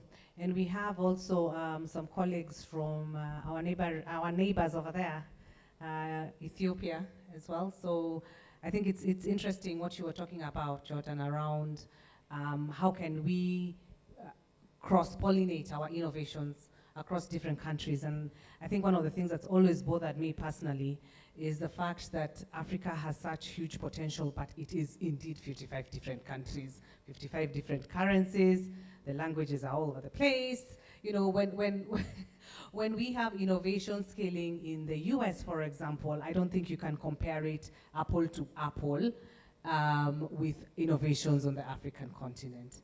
I don't know if you agree with that, or is there something that you feel that we could do as institutions that could help us accelerate the innovations that are coming out of this continent so that we're able to scale within our own countries, within our own continent, and perhaps globally? Yeah. Yes. Yes, I think even within the country, the silo mentality, because indeed, the universities here, they want to work on their own. Yes. The success of one university will be the success for the rest of the universities. There's no need of reinventing the wheel. So if, let's say, the University of Nairobi is good at matters innovation, we should have Egerton University borrowing a leave or working together with the University of Nairobi so that we're able to enhance innovation and entrepreneurship. Within the African context, there is entrepreneurial universities, and this is an initiative bringing together universities keen on commercializing their products or their innovations. And this is a huge thing because they are learning from each other and, of course, exchanging those good ideas that will lead to each of the universities excelling. For instance, here I think there is Riara University in Kenya, which is doing the same with Ashensi University in Ghana. I think there's something, the model that should be able to borrow. The other thing that I also wish to emphasize on is there was this presidential working party. There is some, as mentioned by the speaker, structural issues that are also hampering universities from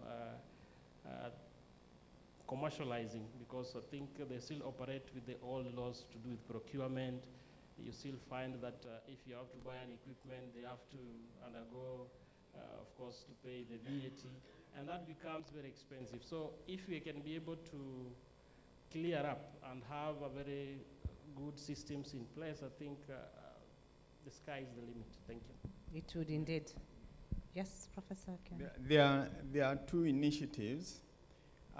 One under the Alliance, as Professor Adar has indicated, the Alliance of Entrepreneurial Universities in Africa. It has a membership of about 30 universities now, and that number is growing. It's hosted by the United Nations Economic Commission for Africa. One of the initiatives that is there is to bring together or to build a couple of networks. But among the initial networks that the Alliance is working on is the one on material science, and to look at how there can be value addition on materials, and there is focus on a couple of key mineral resources that are there in the region. So this is something that universities can join, researchers in the universities can actually join and contribute to. There is also an additional issue that in recognition of the fact that we may not have enough capacity, we are looking at ways of working with people with the diaspora, and we can identify the experts and create a framework where they can come and be part of developing the innovation ecosystem. Again, it's a question of creating fellowships within our universities, and then we can be able to have places where we can host this kind of diaspora. We are looking at that as network of universities across the region. Yeah. It's a good initiative. Did you want to add anything, Dr. No, just Jordan? to agree with them actually on, I think, two things, collaboration and partnership. That's just key in terms of just being able to link across. At university levels, they have given example of what is working. Very excited to hear the one with Ashesi from Riara as well. But that's something I think we should do more and more. The gentleman from University of Suffolk just offered that if you're ever in the UK, go and visit them. Yeah. If I was a university seated here, I would take that advantage of that and just write to him, get in touch, and build partnerships at work. Build partnerships across governments as well. So the initiative that Professor Andala just mentioned about the Science Granting Council's initiative is something that's across the continent. And they're working from their Science Granting Councils, thinking about what are your weaknesses, can we grant give money across that for research that happens across borders, that kind of stuff. So the collaboration that just needs to happen across universities, but also at government level. That unlocks a lot of keys. It's just an opportunity to do a lot more as a continent, to do a lot more as universities and as individuals. Interesting. So networks, collaboration, partnerships. All right, I want to give us a few minutes. I don't know if anyone has any questions that they would like to pose to any one of the panelists here. If you could just think of some questions. Guys with the mic, there's a gentleman over there as well. And if you're able to just also introduce yourself really briefly, say where you're from and who you're addressing the question to, that would be great. Yes. Good morning.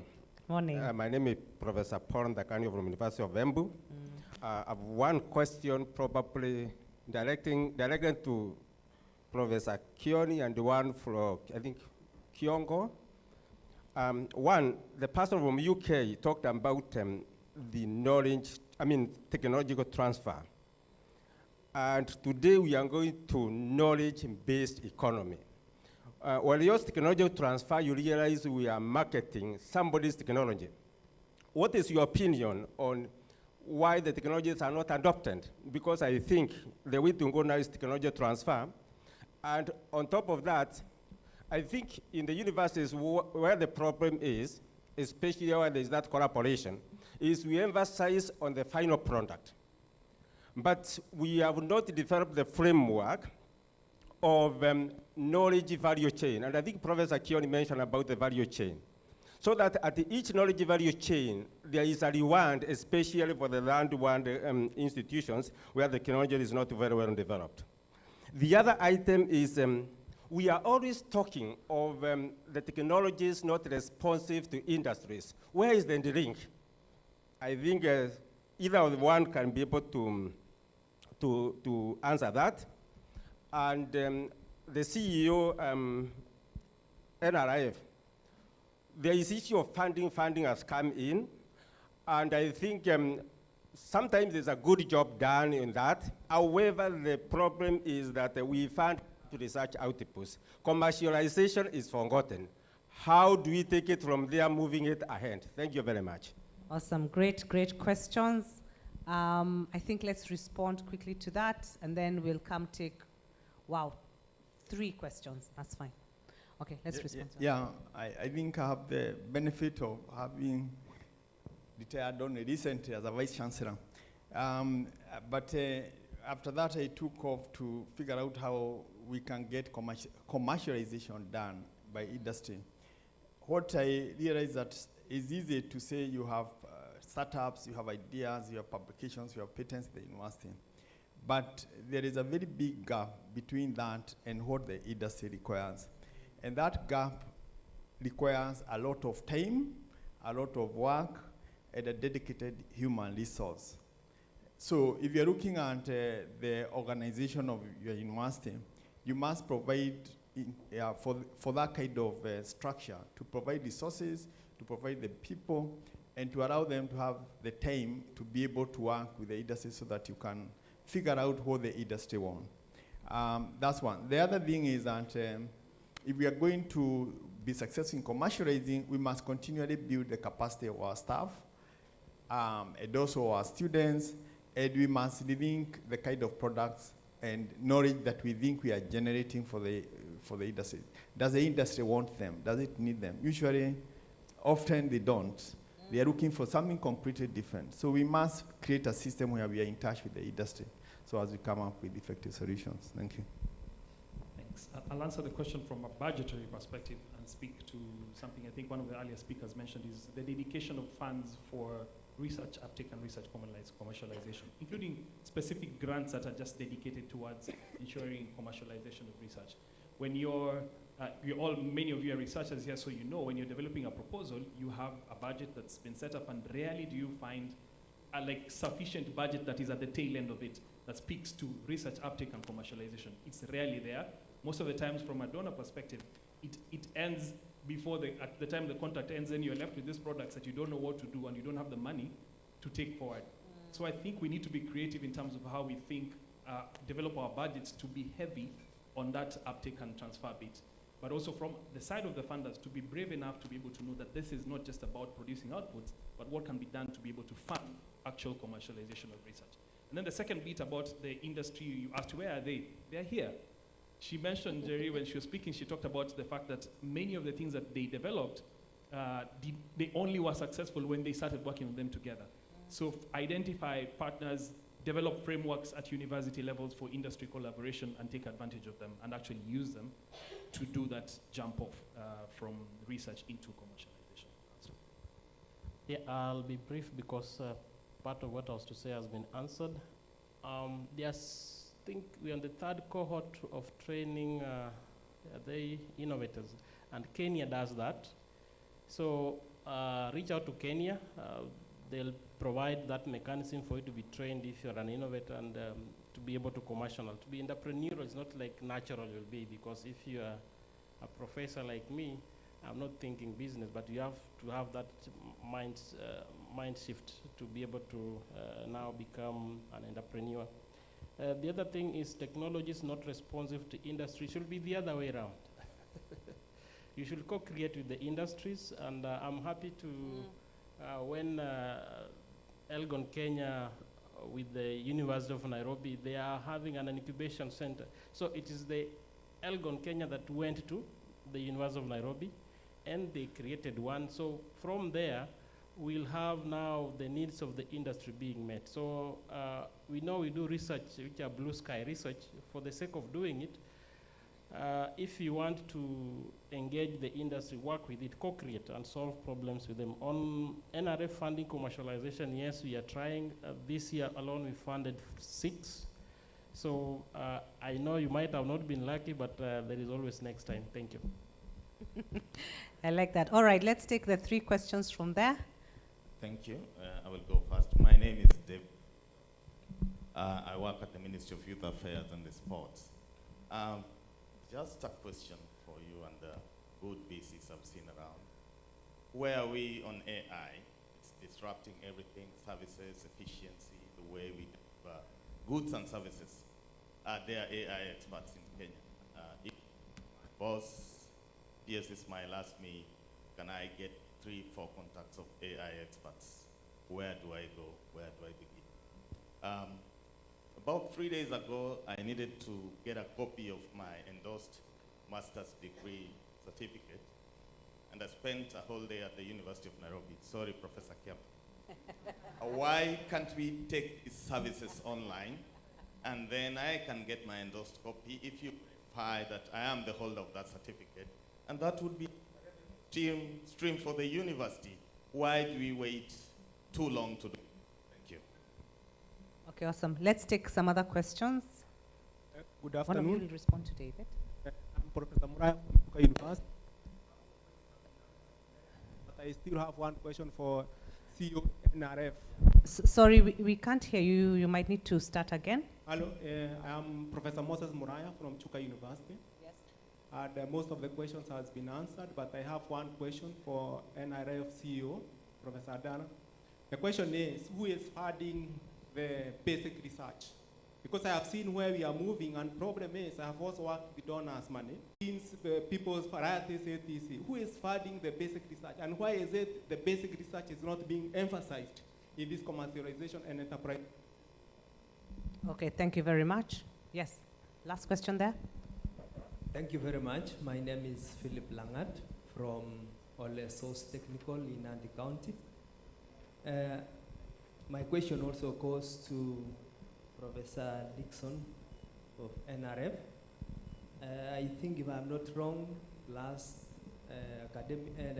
financial year, we wanted to access the NRF, and it was actually saying those who had acquired last time are the only ones to apply. So I just wanted to get clarification on why the startups could not apply. Thank you so much. All right, thank you. Yes, start with So, good question on AI. So just a couple of things. There is a lot of AI experts in this country. I was in conversations last week as well on on that. And I just want to mention a couple that I think you should think about looking up to. There's the IBM Research Africa, there's Google that's based here, Microsoft.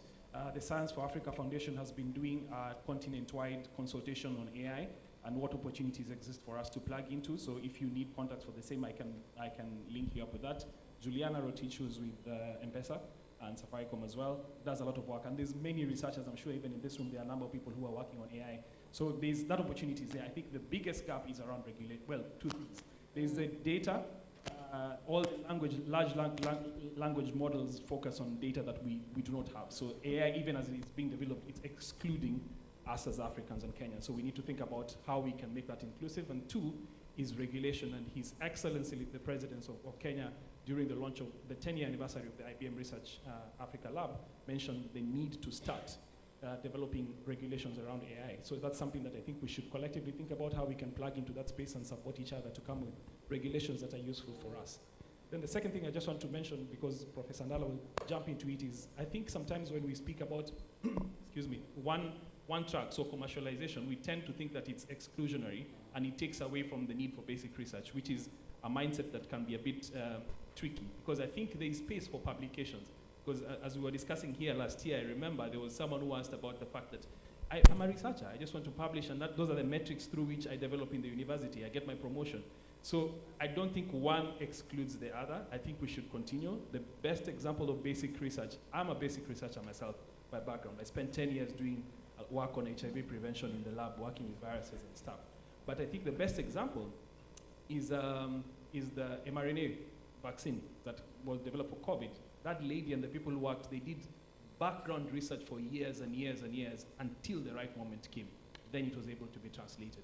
So I think it's important for us as a group to collectively think about the important parts of the different parts of translational research, but basic research is important as well. So just to support you in terms of importance of basic research, I think it still has its place in society, even as we think about commercializing other research. Okay, excellent. Maybe, Yes, Professor maybe Kioni. a quick one. There is a lot of work going on AI. As a matter of fact, we started a Center for AI at Dedan Kimathi University way back in 2015. And from there, the leaders there created Data Science Africa. So there's a bit of work. But what's happening now is that we need to recalibrate across board our approach to AI. It needs to be mainstream in virtually everything that we are doing. So the task we have, therefore, is to rethink, rather than to say we have AI and so on, is to think the way we are doing things, because it's definitely going to change things across board, from the way we offer education to the way we solve problems in the industry across board. So that's is a shift. We must shift and be together with the rest of the world. The other bit about the basic sciences, sometimes I think we get lost. Basic science is not done for its own sake. There is always a purpose. And what we need to do as universities is to think that if you are in that aspect of the cutting edge physics research, ultimately it translates into application at some stage. So we provide for that space that people can dream and think about the future and think about the future. But we must also engage in figuring out how will that basic science be applied. So we can look at, if we look at it as a problem of the future, basic science is not something that should be separated from the discussions that we have. On the Origin platform I have talked about, and I think it's important to visit that platform because it's going to be very important. The website is https://originlabsafrica.org.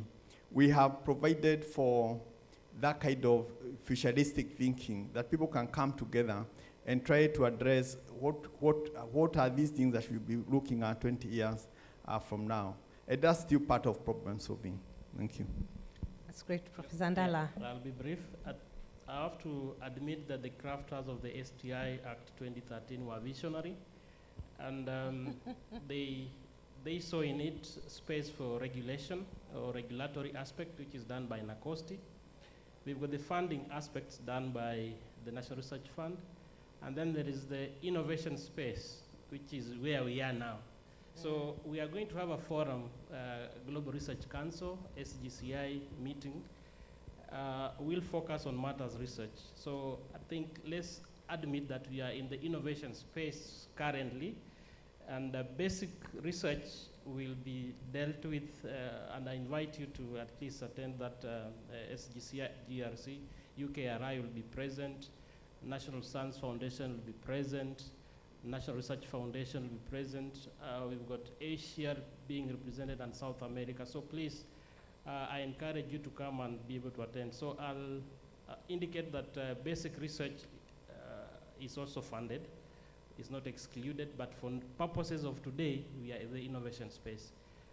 The last question that was asked by my colleague from University of Chuka, the call was for upscaling for funds, I mean for research that was previously funded by NRF. It was not open to all, to the rest of the innovators, but we are looking into that. So please just bear in mind that we are only focusing on those that we had previously funded so that they can go to upscaling. So it's not about exclusion. Thank you. Awesome. This is really good. I'm so sorry. We've been asked to close, but maybe you can look for whoever you want to ask the question right after the break. Okay. Go ahead. Hello, hello.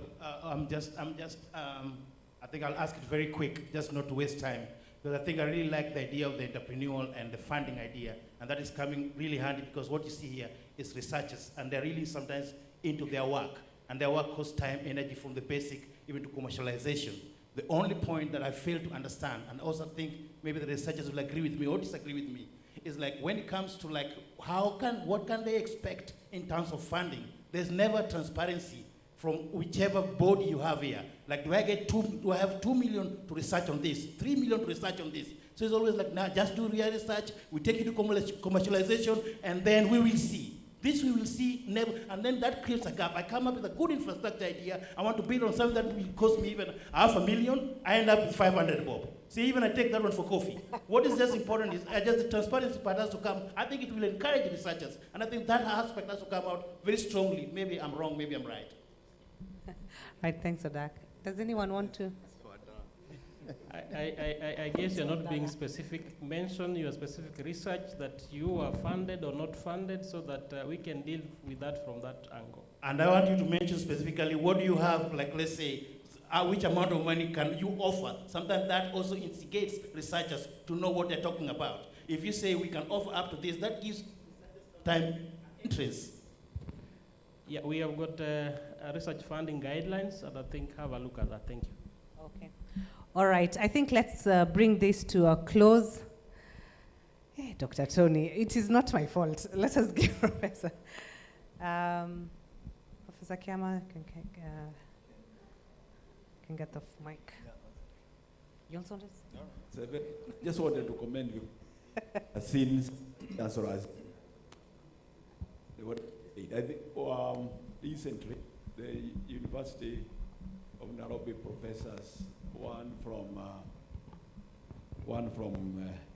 Faculty of Health Sciences and one from Science Technology Mathematician, applied for a grant from Takeda Pharmaceuticals, and they were able to get $5.5 million for the next 5 years to address this issue and to create a model for artificial intelligence, particularly focusing on women and girls, and then creating a model how this can be upscaled for the rest of Africa. So there are efforts being done in the universities here. All right, okay. This is the last one. I just wanted to re-emphasize what Jordan said about the need to really relook at the way we fund research, both at national level but also at the universities level. Last year, during the CEIL Summit, we launched a commercialization guideline. And one of the recommendations that we provided in the guideline was the need to really restructure the funding mechanism to ensure that money is ring-fenced for supporting the uptake of the innovations that are lying idle in our universities and research institutions. And I wanted to persuade universities and research institutions that are represented here to really go that direction. You fund research on a yearly basis. Please put at least 30% to funding uptake of existing innovations within your universities. We have extended also the same request to National Funding Agency. And the professor, we have been talking with him about this. And I think sometimes it is also important to give credit to where it is due. We were very delighted to see that this year, actually the bulk of the resources that they directed towards research was funding uptake. But we would want to persuade him to do more so that at least 30 to 35% of the resources available for funding research should focus on uptake of previously funded uptakes of innovations and solutions arising from previously funded research. And then, by the way, that is currently the trend in Africa. Most universities are slowly putting more resources towards uptake. Because in the final analysis, for you to realize your vision of ensuring that knowledge is used for socio-economic development until that uptake of the innovations take place, that vision cannot be adequately realized. Thank you. Thank you very much. I think that's actually an excellent close to this session. Thank you all for being very engaging and for all the feedback and the comments. And please, could we appreciate Dr. Andala, Professor Andala, Dr. Jordan, and Professor Kioni for sharing their expertise and knowledge with us. Thank you so very much, gentlemen. Thank you very much, Yvonne. Great moderation. Let's appreciate Yvonne's great efforts as well. So this brings us to the end of the first session. As you noticed, we had to change the program, to align to the schedule of the CS. So we'll do just two more things now. We're going to go for break. And after the break, we'll go to the two breakaways. One dealing with commercialization systems and the other one with startups. And there will be an opportunity to go deeper. And Agnes, you will tell us a little more about that. While Agnes finishes, then I will invite the two PSs who are here. We like photos. So we're going to take two shots. One, board members of the Innovation Agency with the PSs, and then two, Vice Chancellors present, because we like to keep this momentum going in record. Thank you very much. I think we had a very good session just about now, and we have an opportunity to go deeper, have a more intimate conversation in the breakaway session. I say intimate because we have 2 hours to go deep into institutional commercialization strengthening, and we have an opportunity to hear more about overcoming institutional bottlenecks in commercialize your research output. So this year we have an opportunity to engage around startups and how to scale up, and we have with us participants from the ecosystem, a hub representation from the university, as well as startups themselves to share their journey. So we have 2 breakaways. The first breakaway will meet right here. Right after your tea break, you come back here, and that will be for the institutional commercialization strengthening. That will be here, okay? Then the second group will go straight down. So where we'll have our tea, at the tea area, you use the stairs downstairs. The first room on your left, Bonnie, room Bonnie, it's written Bonnie. That is for startups and scale-ups. Please feel free to reach out to myself, Maureen. We'll have a number of our colleagues outside to ask in case you have a challenge, citing the room that you'd be comfortable to join and engage and contribute as much as possible. We are here to shape the future of Kenya in commercialization and innovation, and you have this opportunity through the breakaway sessions to give as much input as possible. Thank you. Thanks very much. With your permission, PSS, and board members of Kenya, I invite you to the stage.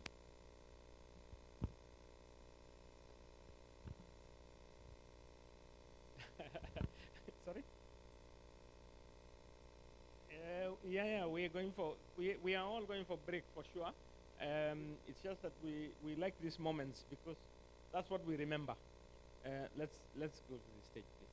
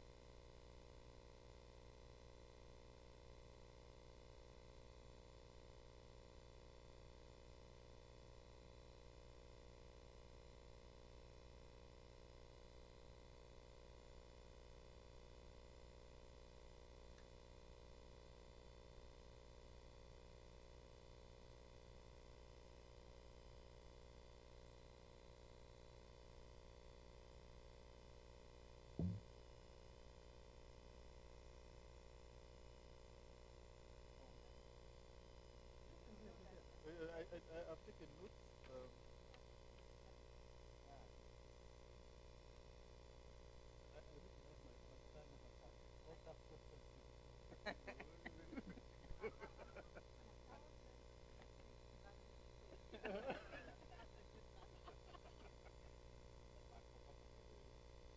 We are fine.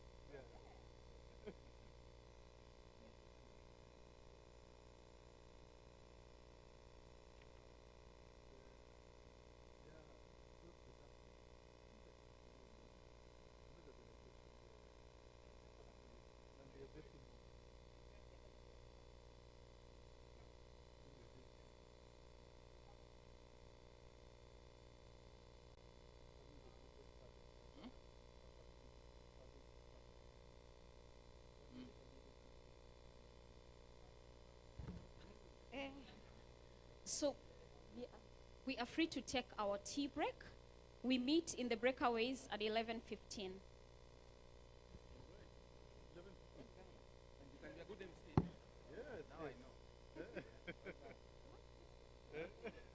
Now I know.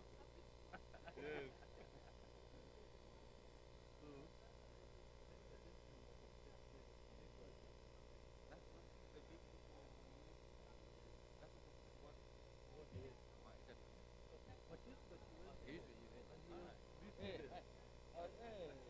See you.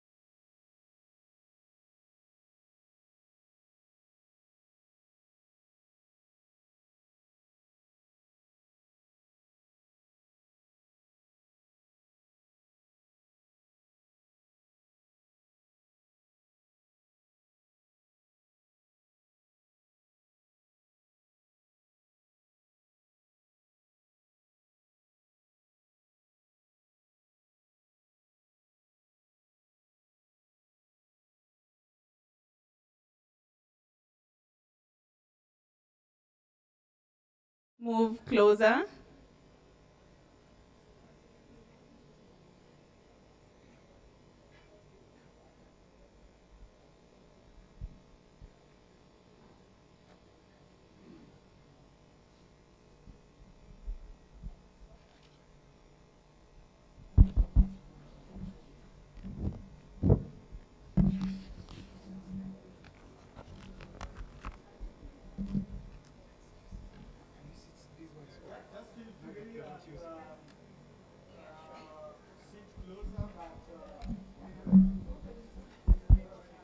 After that, you can relocate if need be, but we just thought that in order to have good discussions, that you could come closer.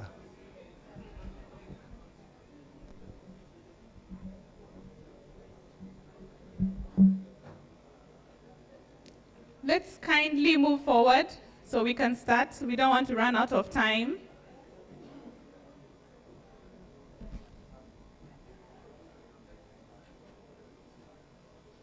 Could you kindly move forward from here? Could you kindly move forward? Kindly. The word is kindly.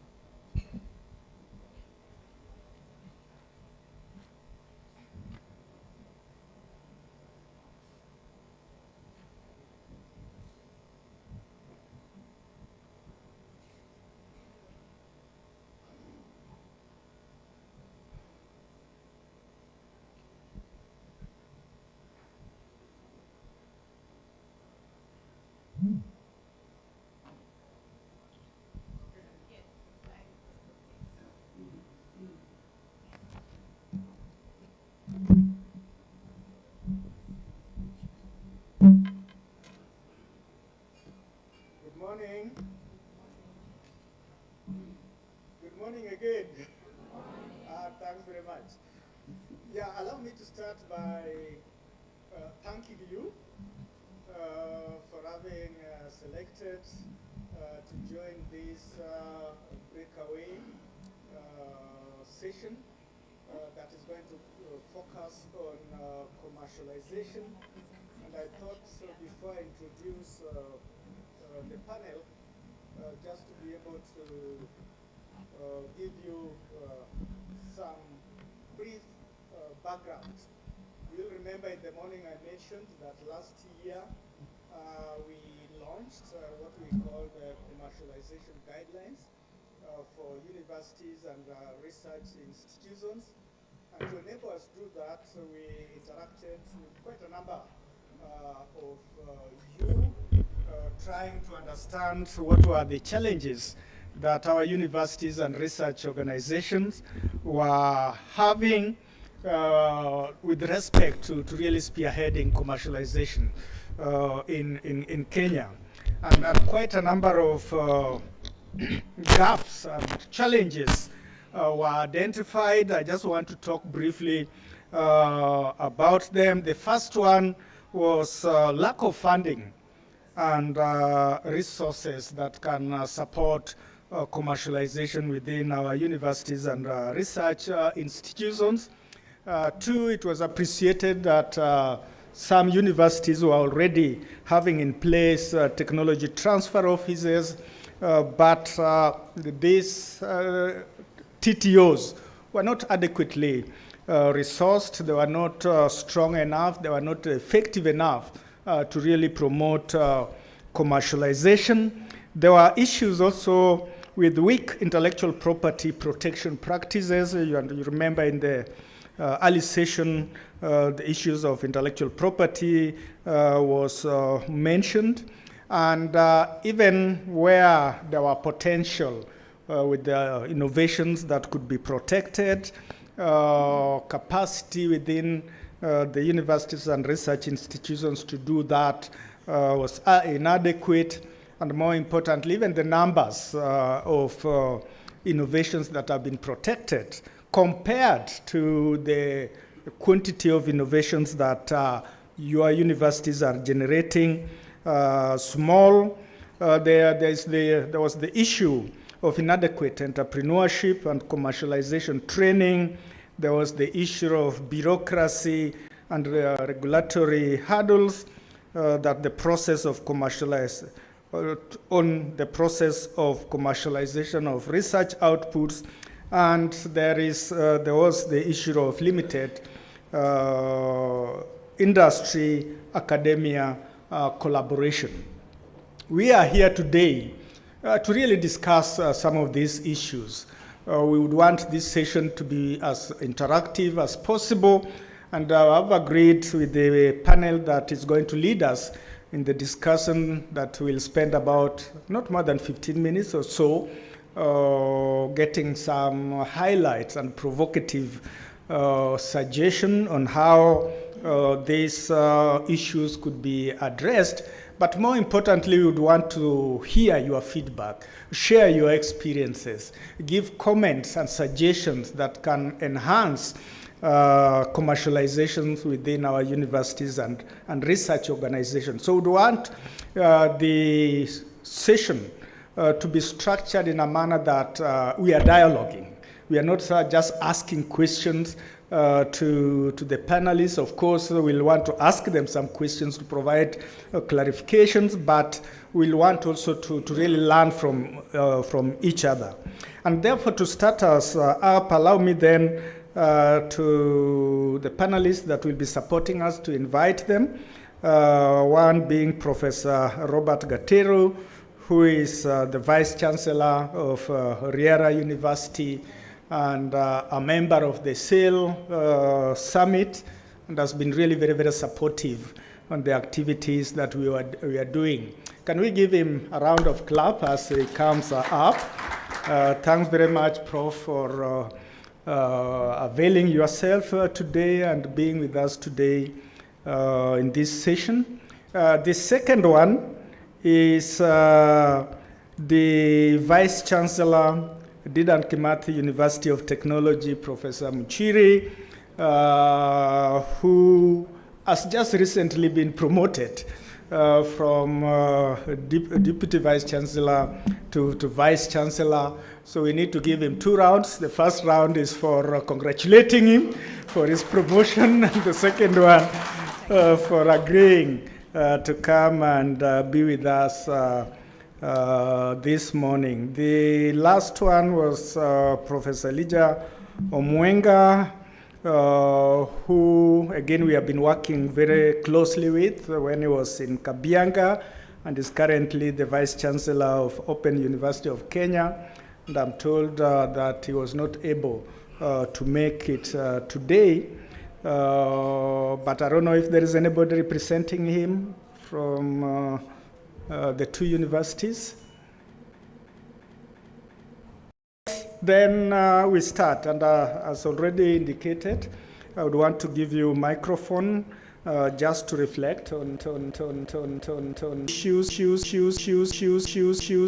the lack of funding, but I've mentioned the several issues that I've raised, and just based on your experience, based on what your university is doing, you could reflect on some of these. Light stories that you may be having, but also some of the challenges that are related to the issues that we have just that type of the microphone to Professor Mchiri. You'll first then just once more introduce yourself, your university, and then tell us something about the issues that. Thanks a lot, Chairman, for the opportunity to share our experiences. My name is Professor Peter Muchiri. I'm a mechanical engineer by profession, and I was just recently appointed as the Vice Chancellor at Dedan Kimathi University. I've served as the DVC, Academic Affairs and Research, I've also served as the director of the Dikut Startup Center. I was the founding director, and I believe from there we can also share some good experiences on our entrepreneurial ecosystem in the university. And yeah, so I think that's my brief introduction, and I'm happy. Under the government, there are two functional STPs, the Konza Technopolis and the Dan Kimathi University of Technology, Science and Technology Park.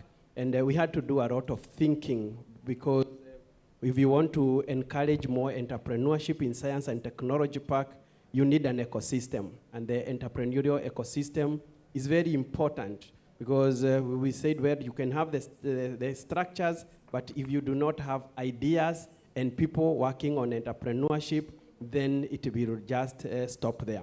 Our Science and Technology Park has 3 areas: DMM, Design, Materials, and Manufacturing.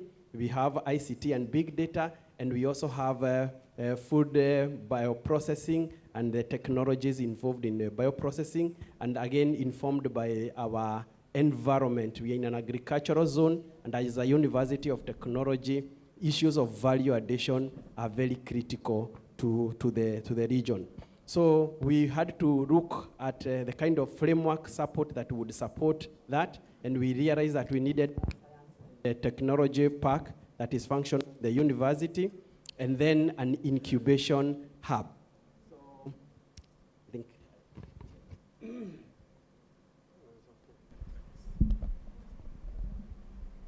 good, that one is breaking. So in our entrepreneurial ecosystem, we have preparation in the faculty, entrepreneurial training. The training of trainers, the TOT, is very important, because we realize that lecturers can only give what they have. So you start with the training, the trainers, then you integrate entrepreneurial education in the university, and then provide a space, founder space for the students in an incubation hub. And then we realize that when the students just graduate, they graduate with their wonderful ideas, and they get out there, and when they get into the world of work, the idea stops there. We said, well, let's have a startup center. Let's have a support system within the startup center. When a student graduates with a wonderful startup idea, we can support it for between 6 and 12 months so that it can go to the next level. So we have the science, we have the startup center, and our council was also brave enough to set up a seed fund to get the good ideas started up. And that's where we give stipend and register the company, to do the IP protection, and provide a working space within the university. And our plan is quite ambitious, because we aim to produce at least 450 startup companies within our Science and Technology Park within the next 10 years. So we need at least 45 startups, functional startups, to complete the ecosystem. So this is a great initiative, and we are also partnering with 8 universities in the realization of the same, and 7 counties in the realization of the same objective. We would still say it is in the formative stage. There's a lot of work required, but our Science and Technology Park already has 4 major anchor clients, including the famous semiconductor manufacturing company. Thank you, Chair. I think I'll leave it at that, and I know we'll have more follow-up questions as we proceed. Thank you.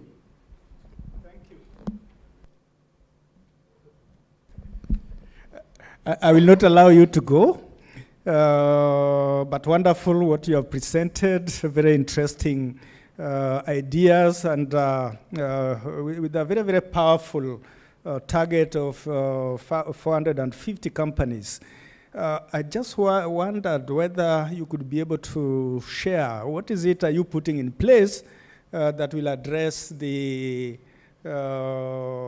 challenge of bureaucracy and regulatory hurdles that most universities and research organizations are concerned with when it comes to commercialization. Yeah, thank you, Chairman. First of all, I must say every problem do have a solution, and there's a lot of innovativeness required in finding these solutions. So first of all, we address it from the systems and structures that are in place to address the various issues that are required to be handled. So I've just explained a bit of the structures that we have put in place, and essentially our startup center is what we would call a technology transfer office, and we have empowered the office to do the registration of IP through KIPI for the startups that are there, and we have done already piloting with a good number of startups, and we have found it to work. When you have a product, we also require, before commercialization, the KEBS certification by Kenya Bureau of Standard. And again, we have also had some good number of startups that we have gone through the KEBS certification. Then the company registration is also very important. And again, that one is something we have already piloted and perfected. So it's really a continuous work in progress, and is also entry into the market, because there is a lot of the business canvas modeling, market development, the marketing. So there's quite a lot that requires precise effort in terms of overcoming the barriers. So structures, systems, and the support system is very key in overcoming those barriers. But when we have people who are committed, it is possible to provide solutions. The chair, thank you.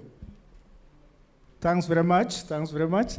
Now we can move to Prof. Gateri. Okay, thank you, Chair.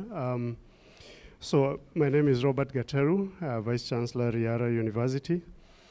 So I'll be sharing just a short example from a smaller private university, and not from a position of expertise, but a position of just sharing, because I know all of us are doing one thing or another that you would also want to hear from you.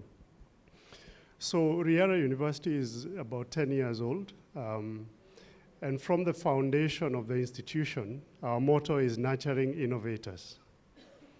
So that's the motto of the university. And so we've been, apart from the startup issues, because the university is still a startup itself, it's still a startup. Apart from those foundational issues, we've been grappling with this issue of how do we live up to that motto of nurturing innovators. And that is derived from all the things that we've been talking about here, whether it is the changing demographics across the world, where Africa is projected to have the largest population moving forward, and will be contributing across the globe. So how do we prepare these young people, not just for the Kenyan market, but also for the global market? Number two is the private sector may not be expanding at the same rate as we are producing graduates. So job opportunities are not there. So how can we be able to help these young people to create jobs? So part of the things we do, apart from the entrepreneurship training that I'm sure all our institutions do, we went back and asked ourselves, how can we train these young people to connect with their roots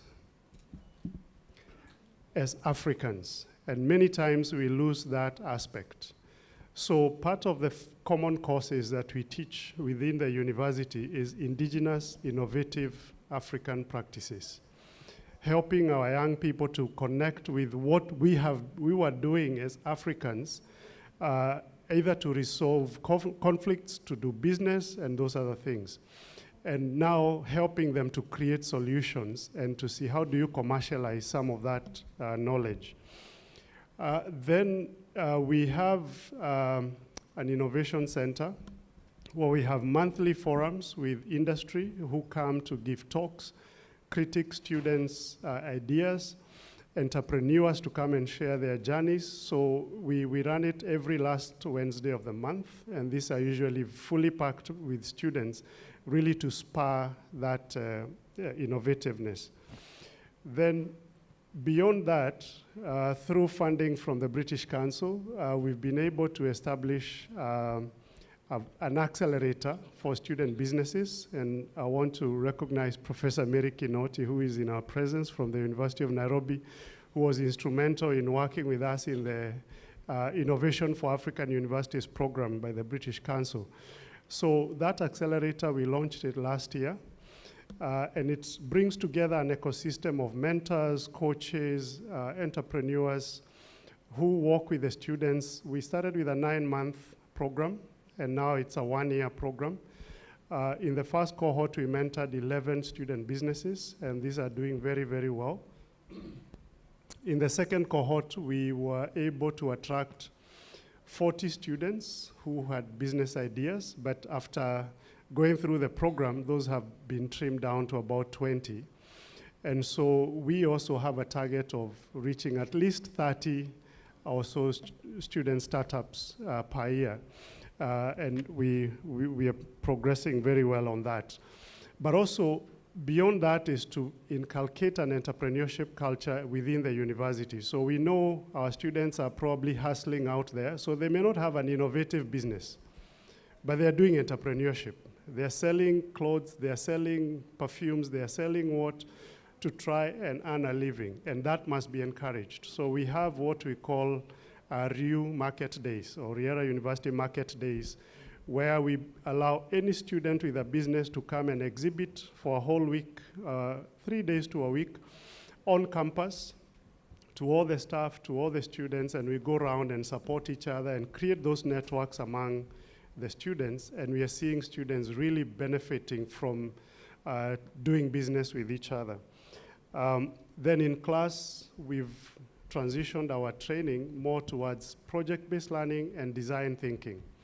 So even in normal courses, we try and assess them using projects as opposed to just written exams, and using design thinking processes that help students to think innovatively. So we're working with many partners in doing several projects. I'll single out also another one, iHub, and I think they're present today.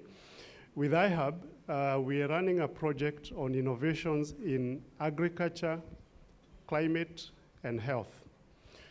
We don't teach those courses within the university, but it has been proven that with the innovativeness of these young people, it is possible for them to create solutions beyond the courses they are studying in. With the right mentorship, with the right coaching, with the right hand-holding, they are able to do that. And next month, they'll be traveling for 1 month to Germany for a further capacity building through some funding from GIZ. So there are a number of things that are working. We are not there yet, but we'll also be very happy to hear your experiences. Thank you. Again, thanks very much, Prof. And really listening to the presentation from both Riara and Didan Kimathi, you can appreciate that there is already a lot of good things that are happening in our universities and research organizations. Before I leave both of them and go to the third panelist, I would like to hear from you these various programs that you have definitely require funding, and funding was identified as one of the challenges. How are you addressing that challenge? I think that is something that participants would be very keen to hear. Of course, we'll also be inviting them to share their experiences, but now that you are in front, tell us. Please, yeah, thank you, Chairman. I will have a first go at it. And I also recognize Professor Moses Muraya from Chuka University. We had a very nice project funded by DAD Germany on development of entrepreneurial universities in Kenya. And that was a very nice funding platform where we could organize inter-university startup weekend, where we bring students from maybe 5, 7, 10 universities, and they showcase their business ideas. We take a whole 3 days from ideation all the way to a business model development. And we have continuously held those startup weekends every year from 2018. And it is from those ideas and those platforms that we identify the most potential ideas to take to the next level. So there's quite a lot that is required from the institutions in terms of the funding.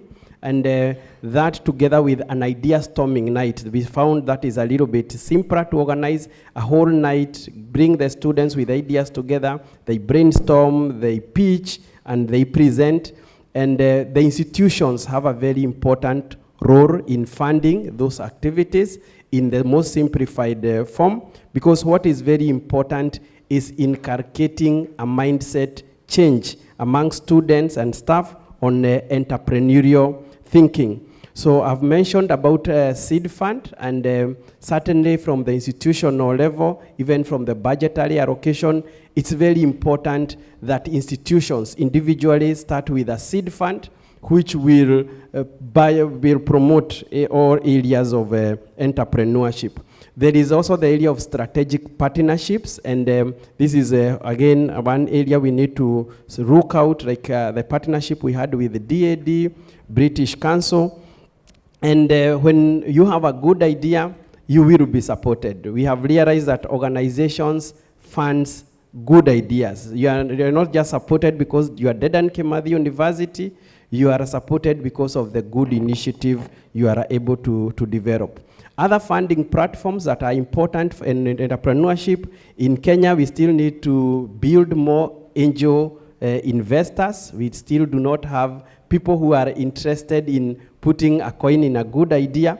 And we've been challenging even our banking partners that it is high time we use good ideas as collateral. Because if you need money today, you either produce a title deed or a logbook. Can we use ideas as collateral to source for funding? The other area that is also very important is venture capital. Again, there's still a lot of work that is required to attract venture capital to invest in a good idea that would bring better potential. And hopefully our startups in the university will grow to the point of where we can have an IPO, initial public offer, and use crowdfunding for funding of good businesses. So there are challenges, but there are also opportunities, Chair, that we can explore to build the funding potential. Thank you. Thanks very much. Prof. Gatero? For us, I would say from a private sector perspective, one is we don't have an exchequer to go to for funds, so we have to raise all the funds that we require. And we all know the challenges that have been there in accessing students. And for us, for example, Riara University, we've not been taking a lot of government-sponsored students. That's a conversation for another day. So we've had to raise the funds from either the little resources we have or from our partners.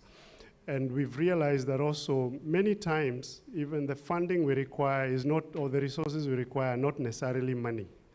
It's technical assistance and people volunteering their time, like this project with the British Council.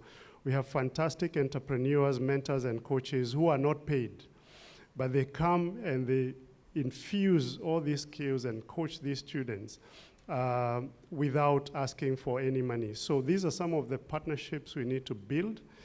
But to be able to do that, we need to be able to create some level of trust. On top of what Prof has said about funding ideas, partners will work with you if they can trust you. If they can trust you, you'll use the money for the purpose it was intended.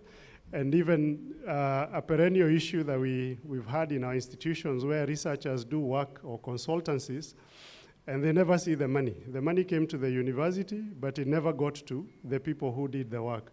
So institutional culture becomes very, very important. So for us, we've created an environment where everybody goes out to look for funding. So we start from a point of, there is no money, go look for the money. And we support you, whether it's letters of intent or signing MOUs or cooperation. And we've seen, for example, now our student activities, all of them are funded by external partners. even students have learned how to go and knock doors and get partners to fund their events on campus. The same with faculty, and really celebrating even the small grants. We could celebrate $1 million grant, but we should also celebrate a 25,000 grant, equally the same, because it encourages the person to aim for higher.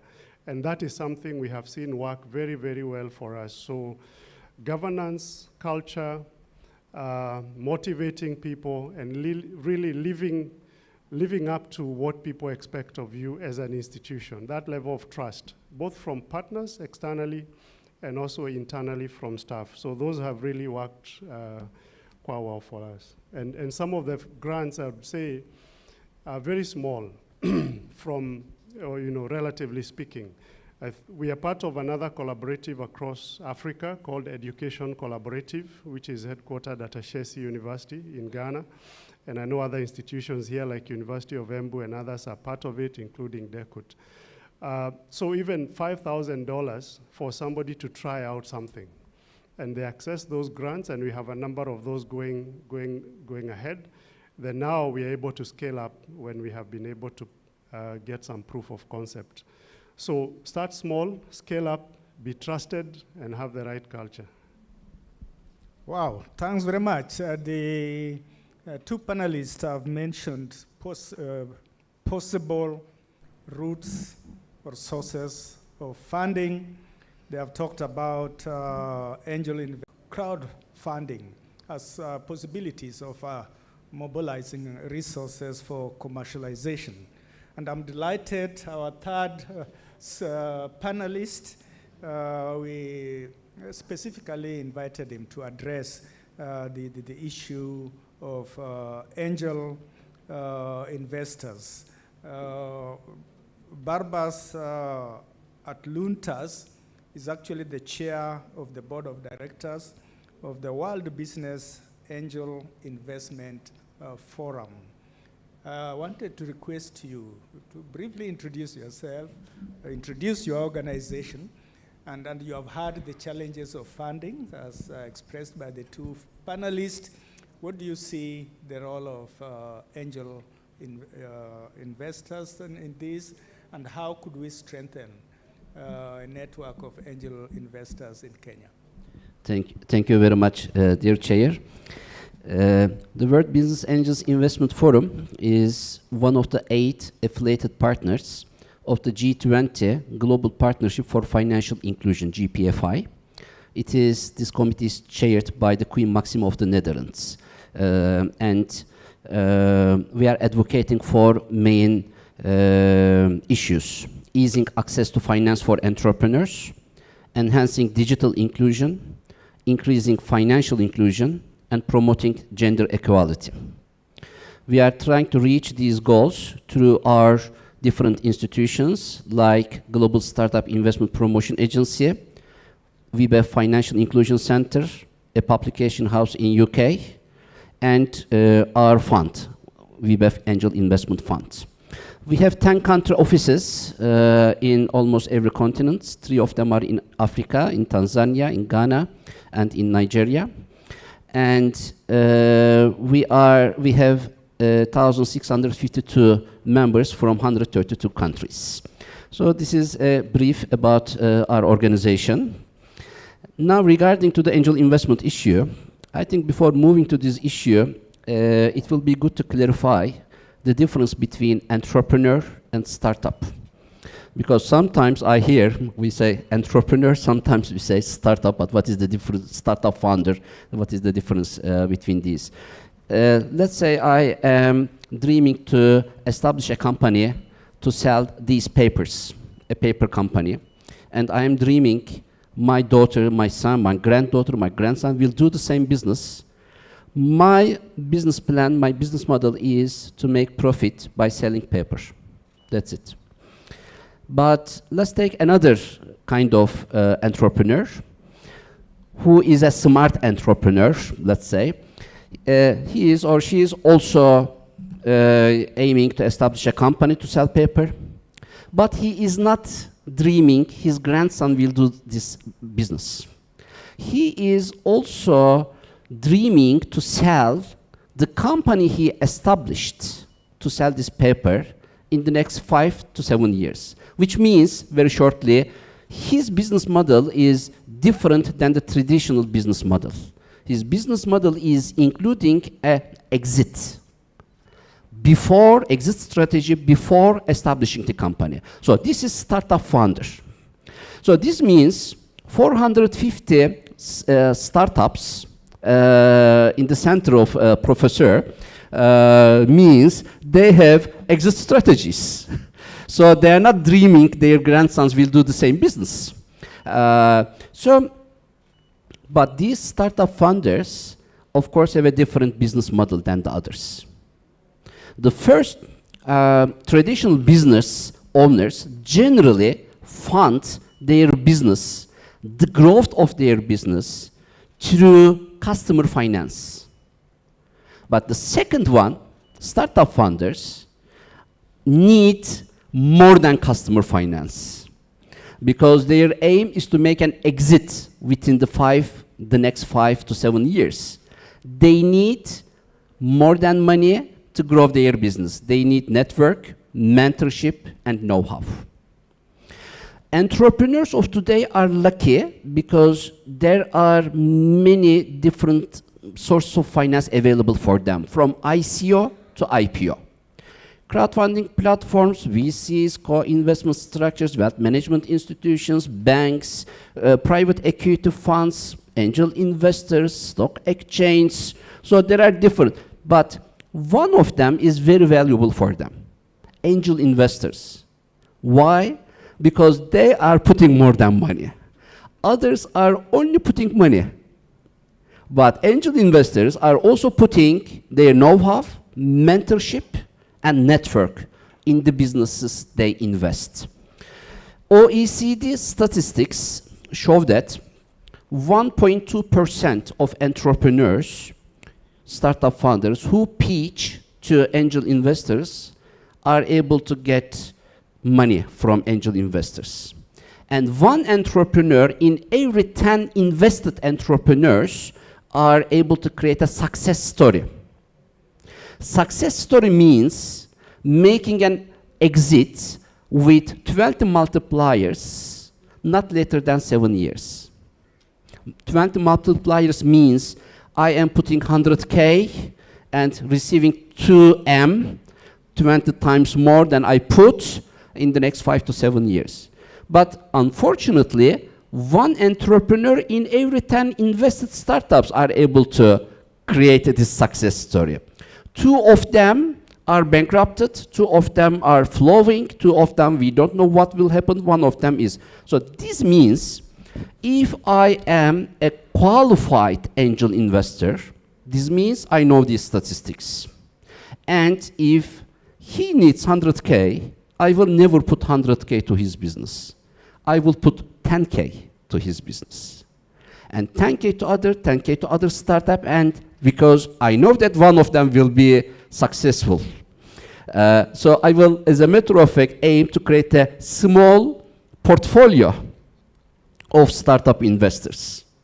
But he needs 100K to scale up the business, not 10K. I am putting 10K. So I have another responsibility. I have to find other 9 like-minded angel investors and come together and invest together. So this means I have to establish a small angel network. So business angel groups or angel networks are, as a matter of fact, an impact of this transition. So angel investors are not putting generally more than 200K for 20% of the businesses.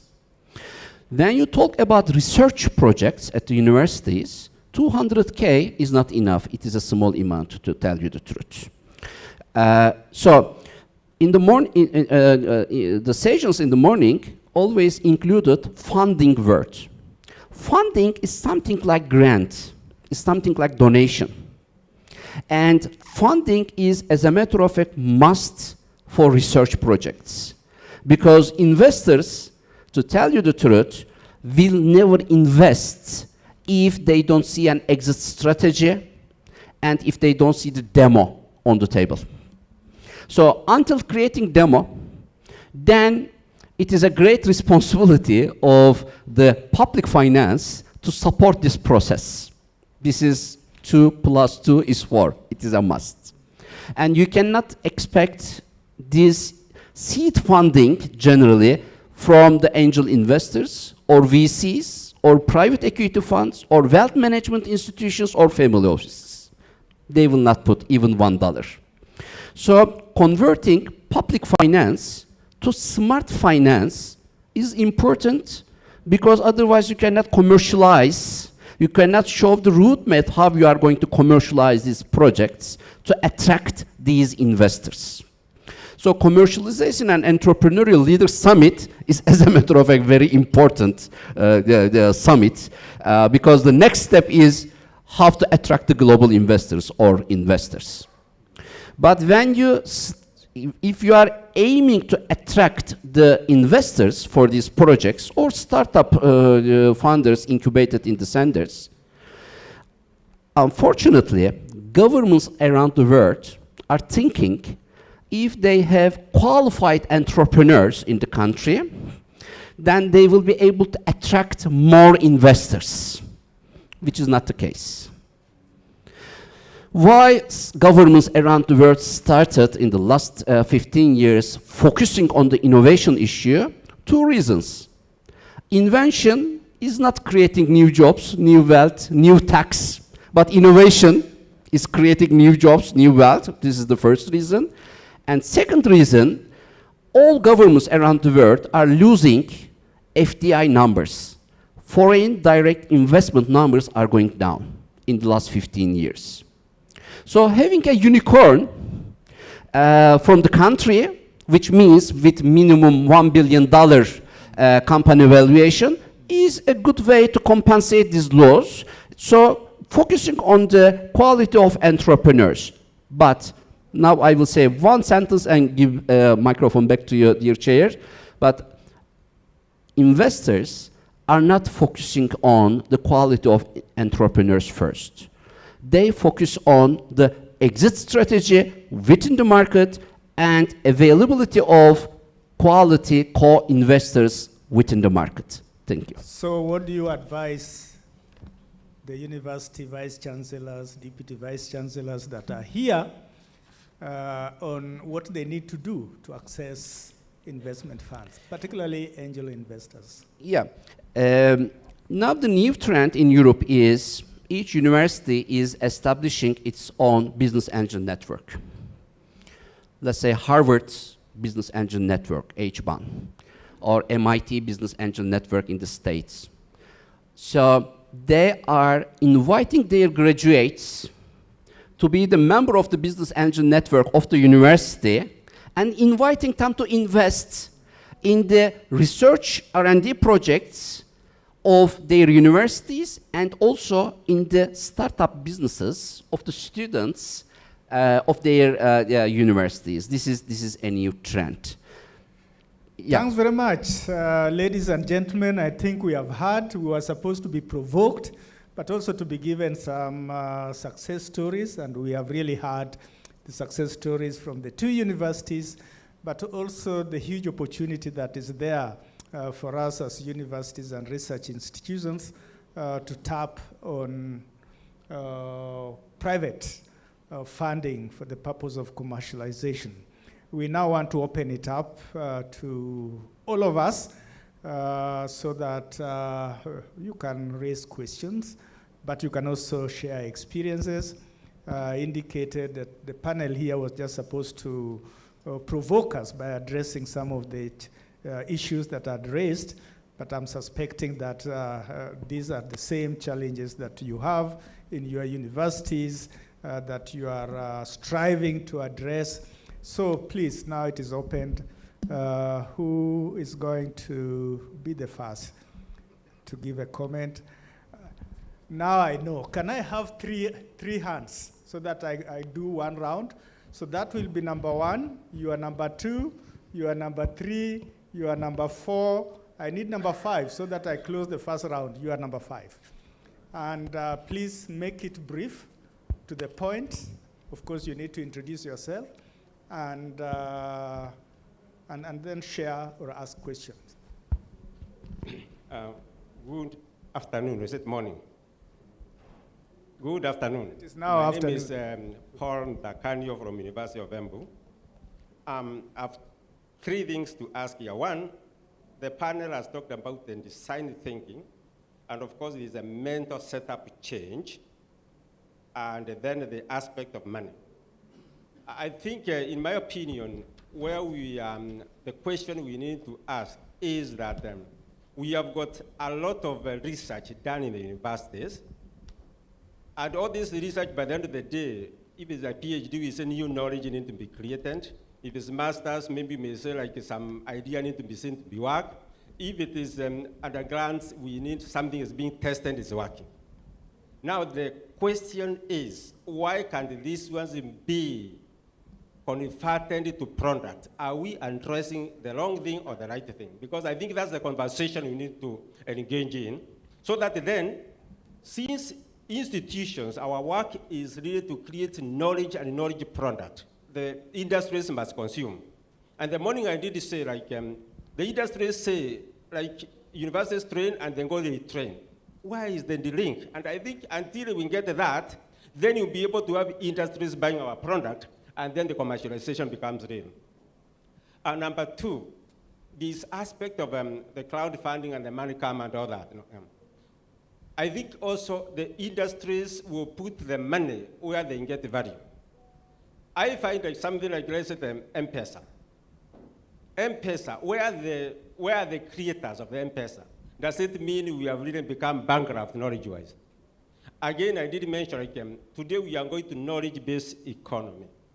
And if you get to the various basic sciences like it has been asked, the question is, in the knowledge value chain, the knowledge product, are we really emphasizing only the final product or the value chains which can be able to create jobs? Let me get like a basic industry like creating paper. That's all botany, because you have a 3 years to be grown seedlings. When you teach botany, are we telling the student there, like, you get your value chain around the seedlings, we can be able to sell these seedlings. Today, Ameran sells more seedlings like any other university who are. Yeah.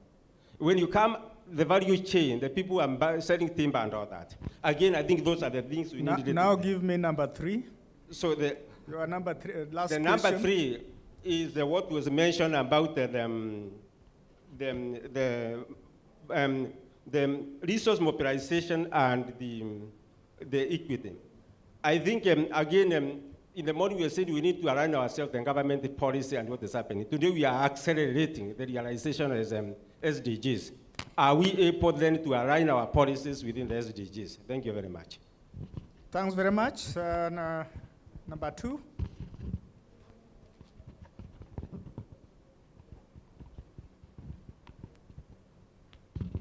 Thank you, Chair, and thank you for the panel session. My name is Frida Maina from the Kenya Agriculture and Livestock Research Organization. I'd like to hear the experience of the universities. Prof. Gateru talked about the T2 office, registering IPs, and no, that was Prof. Mushiri, and then Prof. Gateru talked about the motivation. I'd like to hear your experience in implementing your IP policy, especially to the innovator. Who are within? Is it staff or students? And how have you gone about that? Thank you. Thanks very much. That was to the point. Number 3. Yeah, thank you very much for the opportunity. My name is Gameli Ajao. I'm from Riser Fund, and I'm from Ghana. It's really interesting to be here, to be part of these conversations. And I'm just going to piggyback on the question from the previous questioner. I would want the universities to share a little bit more about their support for faculty ideas and how they promote faculty-student collaborations, because I think it's also a very important aspect of nurturing innovations from institutions. Thank you. Thanks very much. Sorry, number 4. Let me just go back. What I meant was the IP policy in terms of the benefit sharing. How does that work, especially where you have staff and students? We go to number 4, please. Yes, thank you. Professor Samuel Morevi from Desda University. The first question is that we know that most of our universities are teaching universities rather than research or entrepreneur university. So the question is, how do you balance between teaching and entrepreneur activity, and how do you compensate the two, and how decide who is going to do what? Because I'm sure it's a challenge. Some people want to teach more, and the ones who decide, for example, to go with this ventureship area, how do you compensate them? But the key thing, how do you balance the two? The second question is, for this age-supported business, what is the success rate in terms of percentages upon the withdrawal or upon the termination of the support? They move to up to what generation? And lastly, tied to that, is that we know that, for example, in Kenya, most businesses will die upon withdrawal of support. So for student businesses, especially from the universities, how do you ensure continuation of this business beyond the university support? Thank you. Number 5, did we have number 5? Number 5 is here. Please, we'll have another round. Number 5 is here.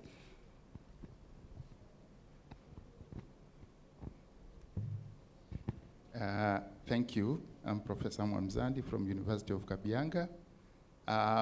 Mine is just maybe to say thank you so much to Kenya Arts, the UK government, and recently the Lemelson Foundation.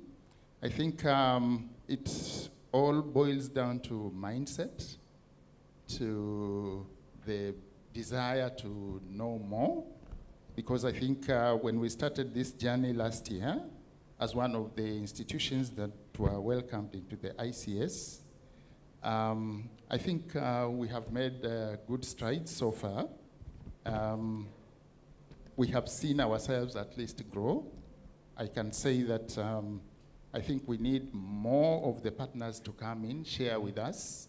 I know I'll be giving you another opportunity later to talk about that. So your question, please. So mine was just to say thank you. Okay. Nothing much. But I think the question has been raised by Dr. Frida, and I think it will not be good to repeat again. Thank you. Yeah, so, wow, we have 8 questions in the first round. And quite interesting questions, yeah? You prepared. Yeah, so maybe Prof. Muchiri, you can talk about your experience in implementing IP policy, and particularly the issue of benefit sharing. But both of you, because you are coming from universities, you can also try to address the issue of how to balance between teaching and entrepreneurship. I think it will be very interesting to hear what you'll be saying, and what mechanism do you have in place that can support faculty and students that are moving towards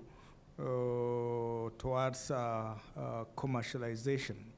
And of course, you may also want to address the first issue, which was talking about we do too much research in our universities and research institutions. How can we then focus efforts in bringing the products of R&D to the market? And of course, my brother from the World Business Angels, the issue of success rates of the enterprises and that you support. They are very keen to hear, so you could also be able to address that. Yeah, thank you, Chairman. I think I'll start the question by Professor Paul from Embu University, basically on the quality of research that is coming from the university. And From my experience, we have done categorization of research into 3 key areas. The first research is basic and fundamental research. And basically, that's really more of experimentation of ideas, and the failure rate and the success rate, the failure rate is always much higher. But I always say the beauty of the university is that it's only in the university where you are allowed to try and fail. Because in failing, you still learn, and you can try again and fail and try again. In the business world, you do not have many opportunities. You have to try and succeed. So basic research has its place. The next level is applied research. And applied, you are targeting a specific product, a specific application. And there is a third level that is very important. We do not have much of it in the university, but it is very important in building the entrepreneurial ecosystem. That is commercial research. And commercial research basically comes from applied research. When you have a target application, you have tried, you have tested, and there is already a direct application, then you need to go to the next level of commercial research. And the commercial research basically looks at the needs in the market, basically the problem that is there, the gap in the market, and you are providing a solution. So you have to create a fit between the need in the market and the solution that is provided. It is the commercial research that produces MVP, a minimum value product, and it is this MVP that you can protect in terms of IP rights, intellectual property rights. It is an MVP product that basically can enter the market for commercialization. And for us in Dedan Kimathi, we realize that is where we have the main gap. As a university of technology, we do not have problem with the basic fundamental research. We also do applied research. But who is doing commercial research for MVP development? And which platforms do we have for engendering that kind of a thinking that you can sit with a product, look at the need of the market, and basically fine-tune your product to fit the requirements of the market, get the IP, and get the product tested out there in the market. And we realize that you can only do that under the startup system, because in academia research, whether you're doing master's or PhD research, the farthest you can go is applied research. You need a better time or more time to go through that process. There is a new thinking, and through the chair is again a new challenge we can also brainstorm. We are looking at venture-based research projects. And unlike the other research projects that are done basically to attain academic qualifications, a venture-based project is assessed based on the real entrepreneurship that has been developed and the real product that has been developed. And that becomes an assessment platform that we had this target to provide this business. Do you have the business up and running? And can we evaluate that business as a venture to award you the qualification that you require? We have already taken it to the Q, Commission for University Education, and we are telling them this is a new way of testing and evaluating a project. Don't just look for the marks. Let's look at the real output and be able to qualify this application. So that is an area where there's a lot of work required. Commercial research, that's where we require financing. That's where we require testing. That's where we require prototyping. That is where we require even the testing in the market to really prove whether the product works or does not work. And through the chair, we also realized that most of the products students, after they are done with their applied research and they get the academic qualification, they just walk away. And that becomes the end of that idea. So it is through the seed fund that you can let the graduates who have beautiful ideas to stay a little bit longer after graduating in the university, get into commercial research, be provided with a working space, a lab, and a support system, and even a stipend that will cater for your daily upkeep. and then you develop commercially until you have a viable product that is able to enter the market. I want to stop on that aspect because I know it's a heavy element. Maybe I'll go to the second question after my colleague, Professor Gateru, has addressed maybe on the same aspect. Thank you, Chair. I'll just try to be brief because we can't pretend to be a research-intensive university yet. We are still in the journey, but I'll speak briefly from the perspective of NRF because I'm privileged to sit in the board of NRF. And we're trying to see how do we work with Kenya to work with the universities, first to document what are these research works that have been done through the research repository that Professor Andala spoke about. So once we understand what is this research, where is it, then we can be able to start to assess how commercializable is some of this and how can we handhold some of these researchers to be able to cross over towards the entrepreneurship side. We realize there are issues of trust because not all researchers will trust somebody else, give you my IP to commercialize and I will benefit. So those are issues that need to be dealt with. Also around, let me just say loosely attitude, because some people may say, me, I just do research. Those commercialization things I don't want to know. So there's still some barriers that we need to overcome. And working together through NRF and Kenya and forums like this, we start to sensitize people on these areas. So I'll just leave it there. But also now to catalyze, at the university we've run an innovation competition that goes beyond technology. So even in issues of international relations, because we teach international relations and diplomacy, what are innovative ways of peace building? What are innovative ways of mitigating conflicts and things like those? And students come up with fantastic ideas that could be commercialized as practices within the communities that have conflicts. Thanks very much. And Barbas, even as you address the universities and research institutions on how to create that value to attract university industry to go to them. Thank you very much. Let me start from the second question. As a matter of fact, it may be a good time to consider for universities to have a new role in their missions, such as easing access to finance for their faculty members and for their students. Because university's main mission, main role is not to commercialize the projects of entrepreneurial projects. But now, after President Obama of the United States announced the 21st century as the century of entrepreneurs, now, of course, all institutions around the world started thinking about what they can do more for entrepreneurship, for entrepreneurs. Universities are very critical in the financial roadmap and startup economy of governments. Why? Because universities are the institutes, entities who can easily communicate with industries directly.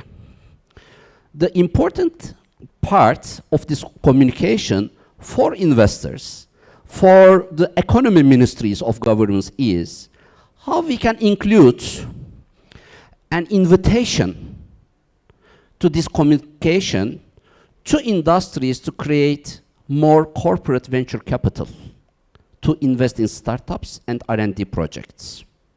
Why? Because I talk about the importance of exit strategy to attract more investors, but we know that stock exchanges around the world, except 5 or 6 stock exchanges, like Nasdaq, London Stock Exchange, and etc., stock exchanges are not able to create a good IPO, are not able to propose a liquidity for IPO projects. They are not active. I don't know the Kenya Stock Exchange, to tell you the truth. But we know that many international companies, let's say BMW or the Coca-Cola company, they all established their own innovation center within the companies. And we know that they put huge amount of money, budget for these innovation centers. And we know that they are trying to convert their employees to entrepreneurs. We are calling intrapreneur. And we know that the result is zero. They are not successful. They couldn't convert their employees to entrepreneurs. A better way is universities can invite companies in Kenya. Hey guys, establish an innovation center or corporate venture department, whatever you brand, it is not important, but invite your employees to find good startups which will innovate for your company and invest in them and take them into the company and share the network and facilities of your company with these invested startups. So this money, instead of putting to innovation center, putting to startups, putting to research and development project and taking them into the company can be a good way of boosting the innovation so in what the... you're saying is that universities should invite companies Yes. to set up innovation centers within Exactly. universities and research institutes. Exactly. This is number one. That's number one. Yeah, number two is, you know, there are two equity gaps in the financial roadmap of entrepreneurs. Equity gap one, up to 50K. It is very difficult to raise money for dreams, for business ideas, etc. And they need money to create their demo, and it is difficult to convince the investors for up to 50K. So incubation centers, acceleration centers, they have a great responsibility to fill this equity gap through the public finance.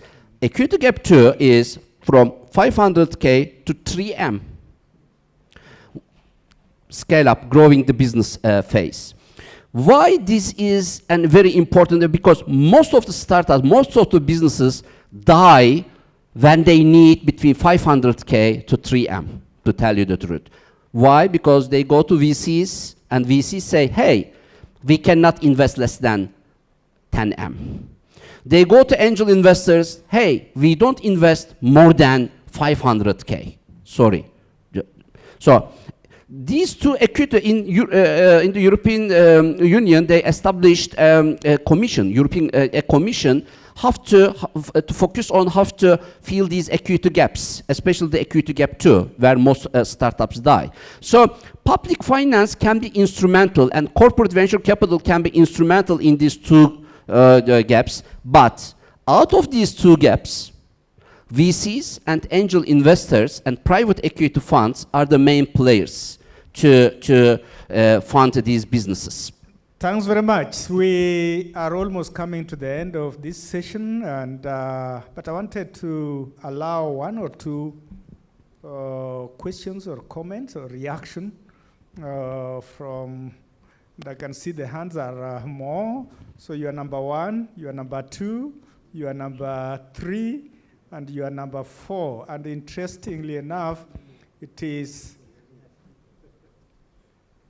and you are number 5. You make it very brief.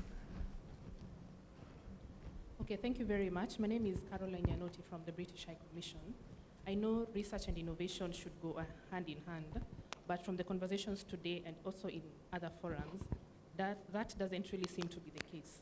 And Professor Gateru has alluded that there are those who are only interested in research and not innovation.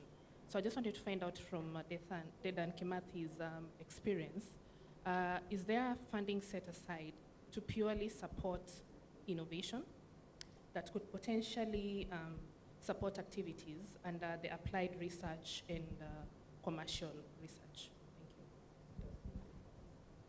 Thank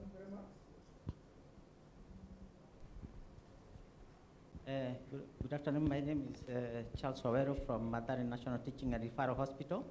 I just want to introduce Mathare. We are establishing a research center. So we are looking for partners, mentors, and innovators and collaborators, especially those who are interested in mental health research, so that we can have better treatment outcome.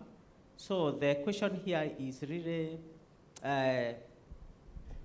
what can we do as Mathare Hospital to attract angel investors. You know now with angel investors, we are looking at that innovation that will be geared for better patient treatment outcomes. Then later on, it is understood the question. We have documented the question. Yeah. How can Mathare Hospital access angel investor funding? Number 2. Thank you very much. My name is Cynthia Orama from Isipe. I wanted to just add on to the recommendation that Banber shared in terms of universities considering having innovation centers. I know that, as of course has been discussed, the main mandate of the university initially, even the acts that have established them, is for teaching. And these issues of innovation and even startups are a bit difficult to mainstream. But a consideration for the institutional leaders here would be establishing independence, especially to perhaps the incubation centers that have been established within your universities, or if you're planning to establish one, consider giving it independence so that it becomes it just reports to the university board but does not run on the framework of the main institution. Because with that, then we still end up having the same challenges of engaging with private sector and lack of a framework to support startups or entrepreneurship within the institution. So it's just a call and a challenge to the institution leaders. Consider that mobilization to the boards and your governance bodies to give independence. Thank you. Next. Okay, sorry my voice is going but quick. I just wanted to comment quickly on the question about the teaching university. And I think Professor Gatero told a little bit about this already very nicely. I think you have to distinguish between, do you do extracurriculum entrepreneurship, right? That's a quick win you can do. You set up an incubator, you have innovation days, you have startup showcases. You just need a passionate person on campus, and you don't need to have a culture change, you don't need to have curriculum change, none of that, right? It's extracurriculum. But if you want to work intracurriculum, right, that's where you as whatever you're teaching, whether it's medicine, technology, business, every professor then needs to be trained in how to deliver, for example, project-based learning, or how to integrate entrepreneurship, even if you teach medicine. And that's a much longer term change where little funding is available. While if you run extracurricular program, Huawei sponsors you a couple of computers here and there. Another DIA sponsors you at Startup Weekend, right? So I think you need to distinguish between, even as a teaching university, do you go extracurriculum or intracurriculum, and then you need to look at how you get there in terms of change. Right? Thanks very much. Number 4. Thank you very much, Dr. Angeli from Management University of Africa. I have 2 questions. One is to Professor Muchiri. Other than seed fund provided by management, what else should management do? Because we know they are critical, our management. What should they do to enhance commercialization within their own universities? And number 2 is to Professor Gatero. What has RIARA done to ensure that faculty, other than that they are being sensitized, that they move just from teaching to innovation and proceed on to encouraging their students to commercialize? Thank you. Last but not least. Thank you, Chair. I am Professor Rose Ruto-Korir from Koitalel Samuel University College. Thank you, panelists, for that very inspiring talk. I have 3 questions. One question, Professor Gatero, you talked about supporting students to innovate around areas that are outside their areas of specialization. Agriculture you mentioned. So what is the ecosystem that you have put in place to harness this capacity? What advice would you give to universities to support this strategy, considering that there is a huge potential among the bulk of the social science universities? How can we harness social sciences for potentially commercialized products? Or the question should be, are social sciences relevant in the space of innovative products? What would be the face of such a product? Thank you very much. Wow, I'm delighted that this time questions were directed. So each of you, please go ahead and address them briefly. Yeah, thank you, Chairman. I'll have a go at it. Even the first round, there are two questions we missed out: the issue of IP sharing and the issue of the balance between teaching and innovation. And first of all, IP. If you have an IP, unless it is commercialized, there is no value. So we have a good outlined IP policy, and it recognizes the role of the university, the role of the supervisor, and also the role of the innovator. The innovator is around 70%, and then there is what belongs to the university, and also by extension, the 30% by the supervisor of the university. But as long as it is an IP without commercialization, there is nothing in terms of the sharing. So in DCUT, we also have a startup policy that looks at the area of commercialization of the IP, and through the structured support, we have stipulated again a 10%, and 90% to the entrepreneur, 10% to the university. And the funding support, we look at it like a delayed loan, zero interest.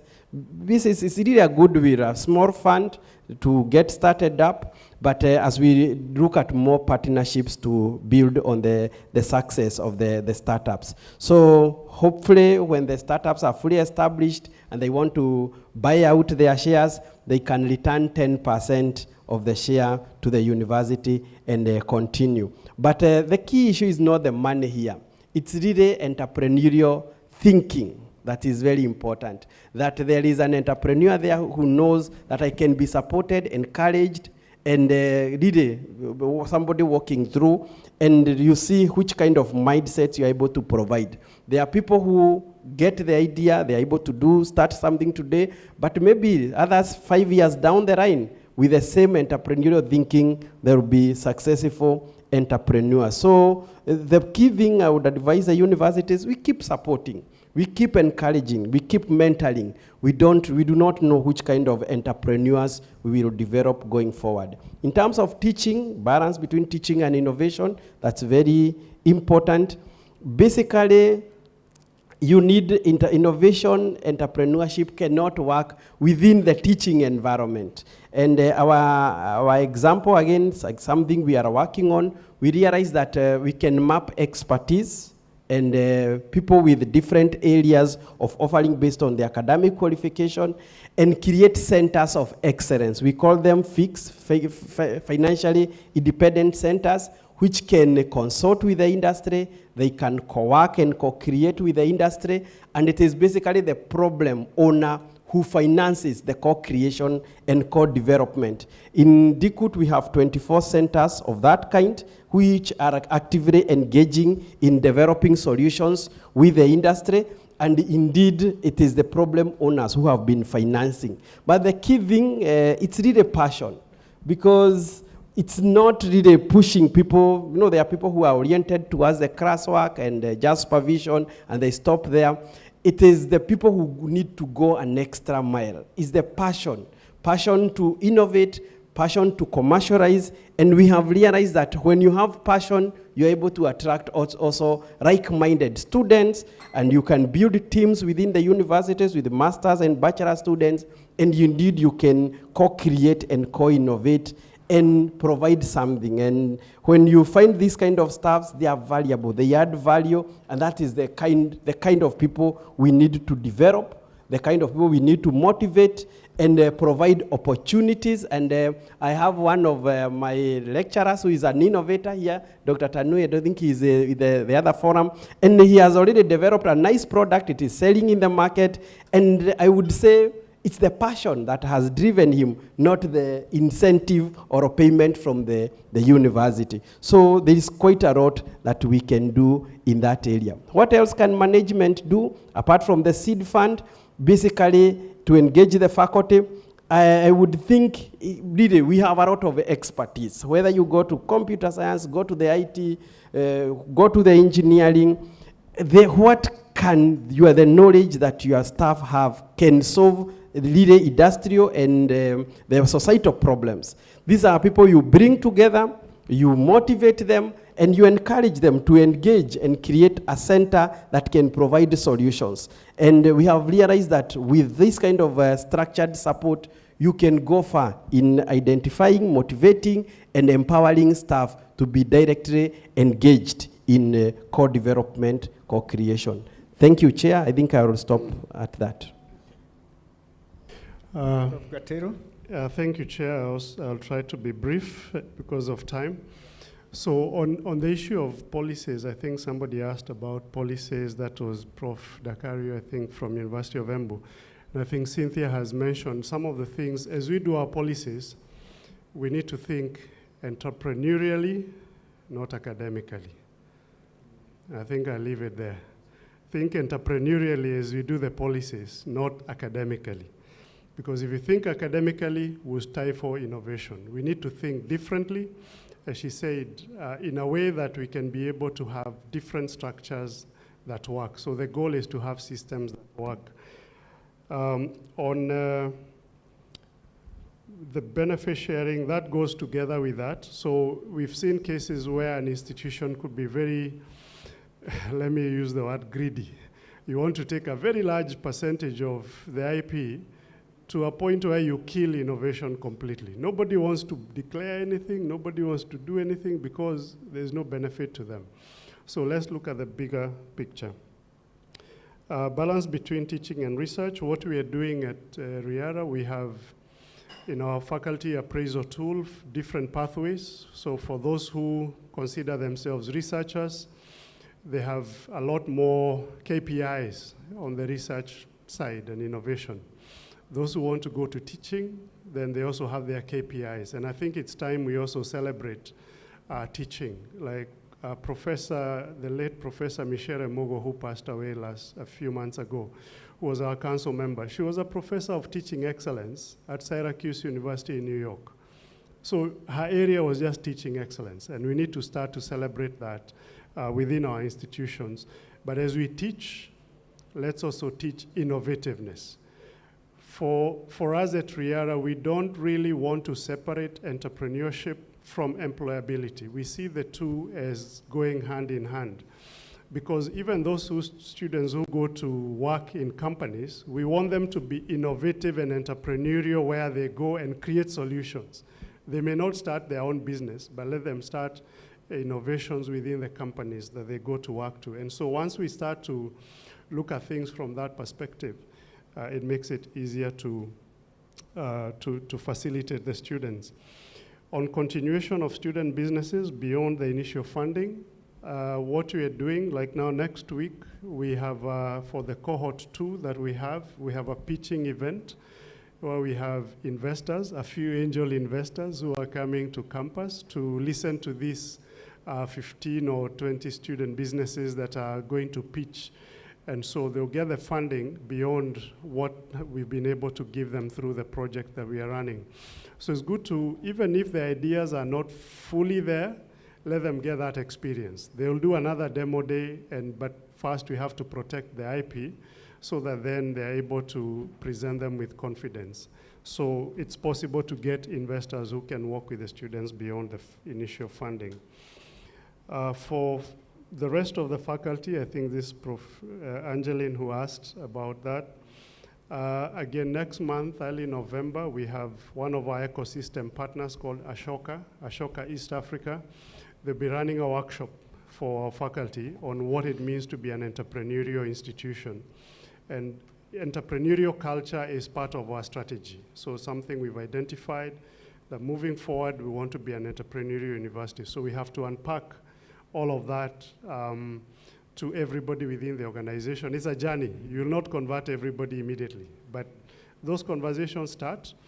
Champions come up, celebrate the champions, culture gets entrenched as we progress. So it's a journey that needs to go to be, that we need to go to. Finally. And finally, yes. Can you talk on the role of social science in commercialization? Yes, that's the one I was going to. As I briefly, said, and I'll just repeat a quote, I think is Albert Einstein, who said he dreaded the day when technology will overtake humanity. Do I need to say more? Albert Einstein said he dreaded the day technology will overtake humanity because the world will be a sea of fools. And so we must not lose our humanity to technology. There are things that cannot be done through technology. I tell even students, you will not come to campus through technology. You'll have to take a matatu or drive or whatever and come. We have to connect with that aspect of who we are as human beings, or else all these innovations will end up being a threat to the sustainability of the human race. Thank you. Thank you. Very shortly, we are all talking about the education for entrepreneurs, for innovators, but nobody is talking about education for investors. And you are assuming that, I think, since you are not delivering this education to investors, you are assuming that investors know how to make due diligence, how to make company valuation, how to make exit, how to develop the business, etc., etc. This is not the case, because WeBev has an experience in this area, from London Stock Exchange to Qatar Development Bank, etc. Even the board members of listed companies in many countries don't know how to make due diligence, how to make company valuation, etc. It is something like that. You are giving education to flight attendants, to passengers, to ticketing staff, etc., but no education for pilots. This is the case, unfortunately. So tomorrow we are going to sign a letter of intention with Kenya National Innovation Agency, which will tap to these issues. It is a financial inclusion roadmap for higher education and science and technology parks, which starts as a first step the education to investors who will understand the language of startups and also the innovators. Second issue, our friend asked a question about statistics, the success story the statistics. 320,000 angel investors invested 9.6 billion euro last year in Europe, and 340,000 angel investors invested $26 billion in the United States and Canada last year. The total market size of early stage equity market is around $50 billion. Success story is coming, statistics from OECD, as I told you, 10% of these invested companies will be successful. This is our expectation. So when you divide $26 billion to 10, it means $2.6 billion, multiplied with 20, so it will be a $52 billion exit in the next 5 to 7 years. This is the expected size. I'm sure not only Kenya National Innovation Agency, but all Kenya, all Africa will find a rewarding experience by joining the efforts of angel investors to make the world more with more invested startups. Thank you. Wow, ladies and gentlemen, has been very interesting. We could continue, but since we want to transit to another session, can we give the panelists another round of clap, even as I invite. Okay, with that, then. Thank you. Thank you.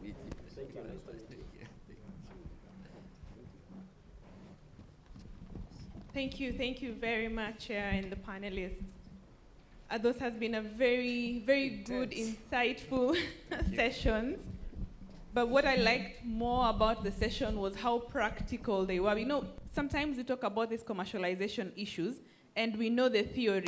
But today we've been able to hear both from the VCs of institutions that have done it, what they have done, how they have done it, and also the angel investor. And I like what he says, what about the angel investors? They also need education. So that was very, very good. And I'll just go right into the next session. We're running slightly behind time. We have Kenya with different partners have tried to understand how do they support this commercialization journey. What are some of the mechanisms? You know, what are some of the initiatives that can be useful in our institutions to support commercialization? So we have 3 speakers who are lined up. Just trying to see. Yes, we'll have Dr. Shadrach Mule, followed by Dr. Josea Rono, and then we'll have Katuchi, who's also in the room. I'll just allow you to... Okay, I'll try my level best to make use of the available time, 5 minutes, and I think I'll go straight to what is critical. All the protocol observed. My names are Dr. Shadrach Mule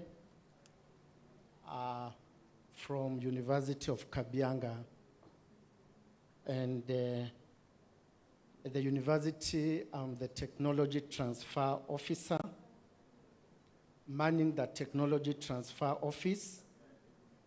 And for this purpose here, I am in charge of the institutional network on commercialization. I think I will talk briefly about it in my presentation. And late last year, November, 5 institutions were involved in, can move to the next slide, were involved in institutional support training. And one of the key things which we realize is that, and what speakers have been talking about, and therefore, through Kenya, ACTS, UKAID, FCDO, we, 5 institutions, that is University of Kabianga, Moi University, JOST, and 2 research institutions, Kirdi and Calro, we have walked a journey full of training and full of learning, peer learning within ourselves on matters commercialization. And what we realized is that through this program, us as institutions, we need commercialization master plan.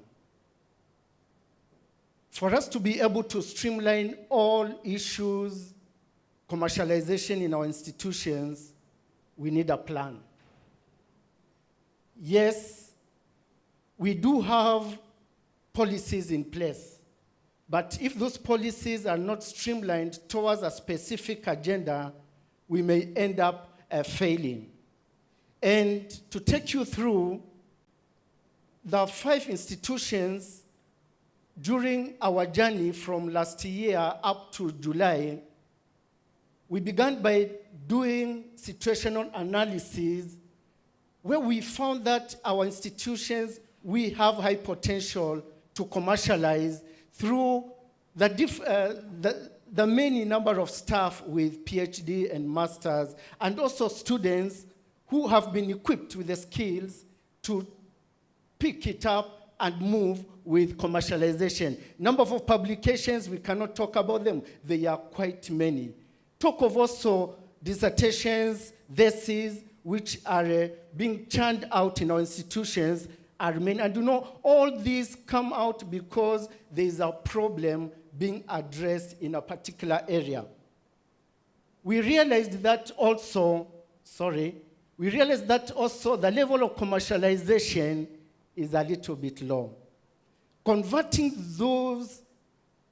that knowledge we have to patents, to IP assets, let me say patents, trademarks, and so forth, is very low. And something else which we realize is that there is high level of knowledge leakage. Possibly, yes, we have the commercializable assets, but we may not be realizing them possibly because of that particular idea of a leakage of what we have in our universities. We also realize that generation and protection on innovation in our universities is picking up. IP awareness is coming up very strongly. And there's also potential of the R2C now because of the awareness which is coming in, the IP training, education, and also awareness. The policy framework, we have policies in place. We do have research policy, consultancy policy, IP policies, but now we need to bring them and talk the language of commercialization. And also we realize that in our institutions, we may be lacking structures which will spearhead the conversation of a commercialization. And all these, after doing our situational analysis, we identified different strategic issues. And the strategic issues are first the low level of training, IP training. We also do have a low level of commercialization within the last 5 years, low generation of protection of innovations. We also realized that there is an inadequate policy framework in our institution which is handling commercialization, low level of IP awareness, and low institutional support system. And out of it, now we had one outcome from our conversation, development of the institutional commercialization master plan with a vision, mission, with our goals specified there. More to that also with establishment of infrastructure, structures in place, and even more about funding, which has been handled there. And I'm happy to say that, and I thought this could have been done earlier. Through this process, all the 5 institutions, we were able to develop a master plan for the next 3 to 5 years, giving us a roadmap of where we need to be in terms of commercialization by the end of the 3rd and the 5th year in this journey of commercialization. And I know our management representatives, VCs, directors will be here now to sign this, to make it so official for the universities to begin the journey. And we'd like to bring on board other institutions. And let me talk about, because of time, some of the achievements we have attained in this journey. And the first one, which is very critical, is the development and validation of the commercialization master plans. We are able also to come up with some of the institutions establishing structures, the TTO office. It's through this master plan that University of Kabianga was able to establish the that's the Technology Transfer Office, and also appoint somebody to take charge of the same, so that all matters of innovation are handled by that particular office. And also the other institutions, the 5 of us, we are in the process of doing the same. We have also realized increase in IP assets, involvement of students in R2C, research to commercialization activities. An example, University of Kabianga, we do have the Technophile Student Club, which just in the other day, the university has awarded them to a tune of roughly 200,000 shillings to take their innovation to greater heights. The same Technophile Club is working on other 12 innovative products. And the same is being duplicated in the other 5, 2 university institutions and the research institutions which we have. Now, of special interest is this. Yes, the program folded, the IS Support 2 folded up in July this year. And now we are moving in institutional support phase 3, which is basically monitoring and evaluation and also learning of what the 5 institutions have gone through. And we may say that after the funding comes to a close, what will be the future of the 5 institutions? And I'm happy to let you know that through this conversation, we have come up with 2 major associations. One is a consortia, where we will be unveiling it very soon, where all institutions who want to come together and spearhead the conversation of commercialization will be handled there. And also we have the professional body which is being set up, the Kenya Association of Technology Transfer Managers, that will be a special group where all technology transfer managers will professionally belong.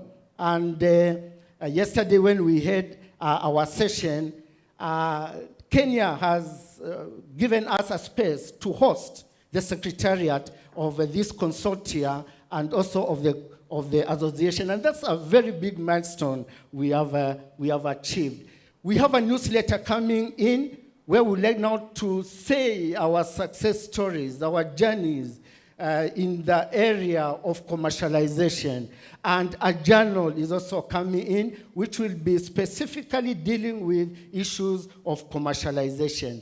And we need support now from our institution managers.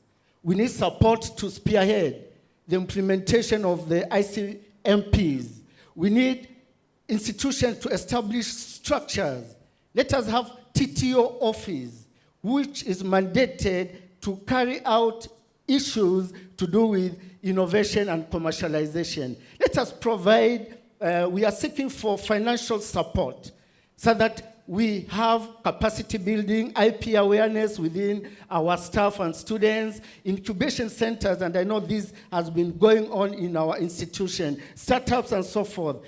Can we have clear budget line in our institution where we have research funds? Can we allocate, and I like what Professor Oganda talked about, can we ring-fence 30% of that amount to go towards commercialization? And all internal research activities, can they be geared now towards thinking more of commercialization than just publication and promotion?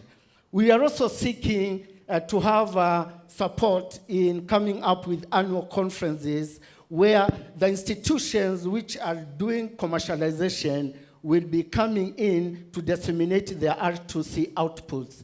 Let's have also combined activities of the same, like boot camps, like innovation challenge, so that we can realize this conversation. We move it now in a more organized manner. Funding to realize the RCCK.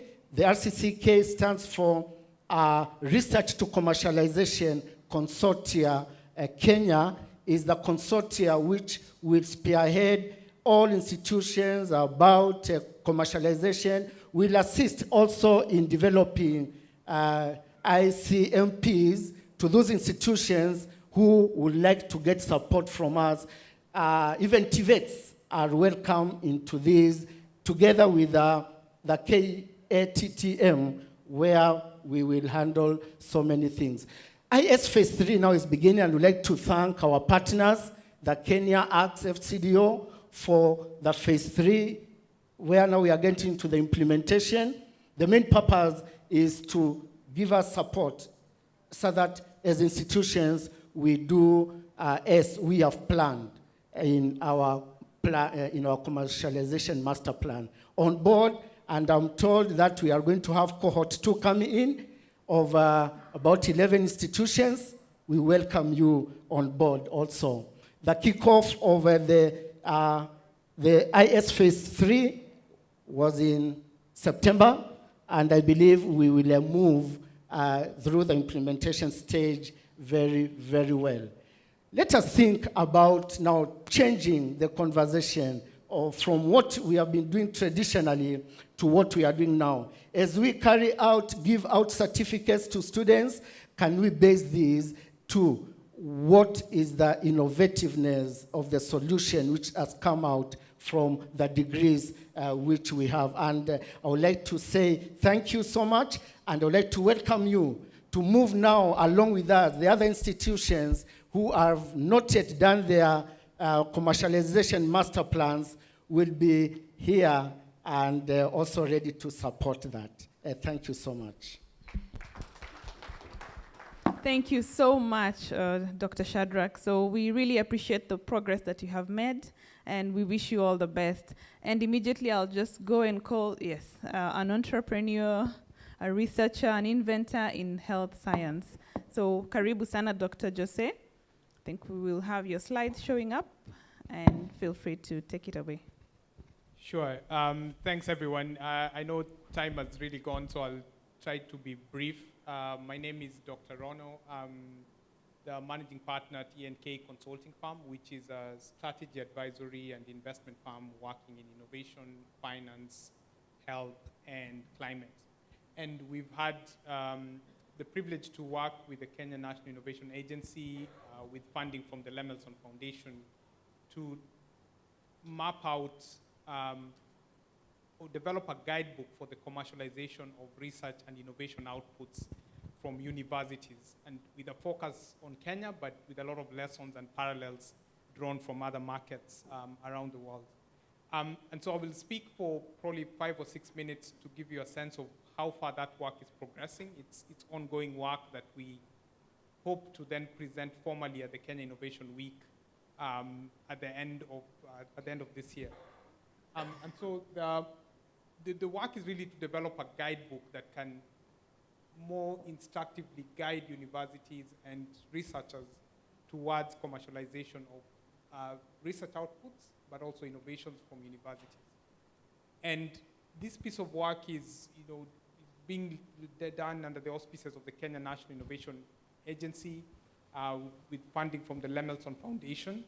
And just to give you a sense of how the work is being structured, is really a synthesis of best practice from other universities, a synthesis of experiences from Kenyan universities, a synthesis of information from literature, but also from case studies and expert conversations about what has worked, what hasn't, what are the different models, and what exactly can universities in Kenya do to actually commercialize their research outputs and innovation.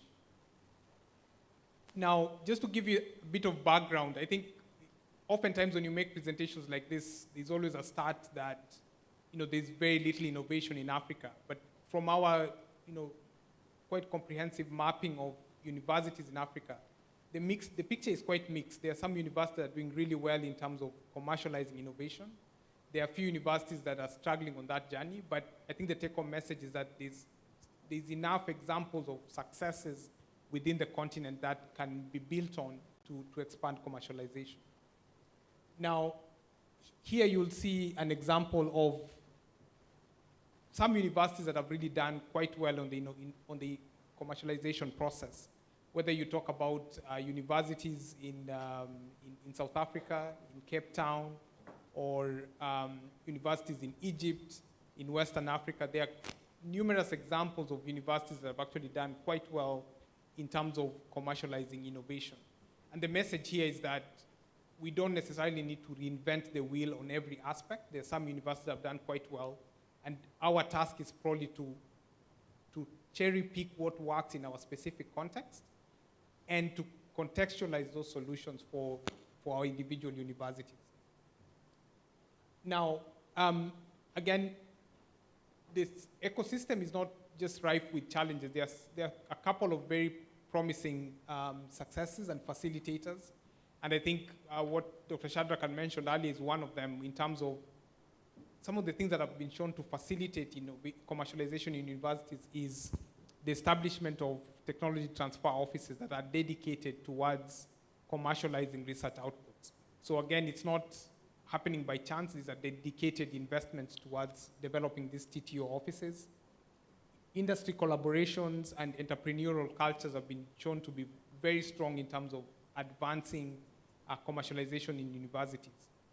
But on the flip side, there are a few other things that are barriers towards this process. One of them is related to infrastructure and funding, and I'll be speaking about funding in a short while. And I think some of the earlier speakers talked about the extent to which these are dedicated investments towards R&D, separate from every other investment in the university. So just to give you a glimpse of how the work has progressed, when you look at the commercialization process in many universities, and you try to boil it down to a essentially, a commercialization model that looks like what we have on the slide here, which is a 5-step process. There are variances across universities, but broadly speaking, the 5 steps seem to repeat across the universities, where you start with an ideation phase that progresses to concept development, IP processing, and then that's where you see a lot of variance, where how do universities move from the IP process to go to market? And the universities take different routes. There are a group of universities that would go towards licensing the IP to a third party who then commercializes. And universities doing that tend to do that because either they don't have in-house expertise to commercialize the IP, or they have external partnerships that are more efficient to do that.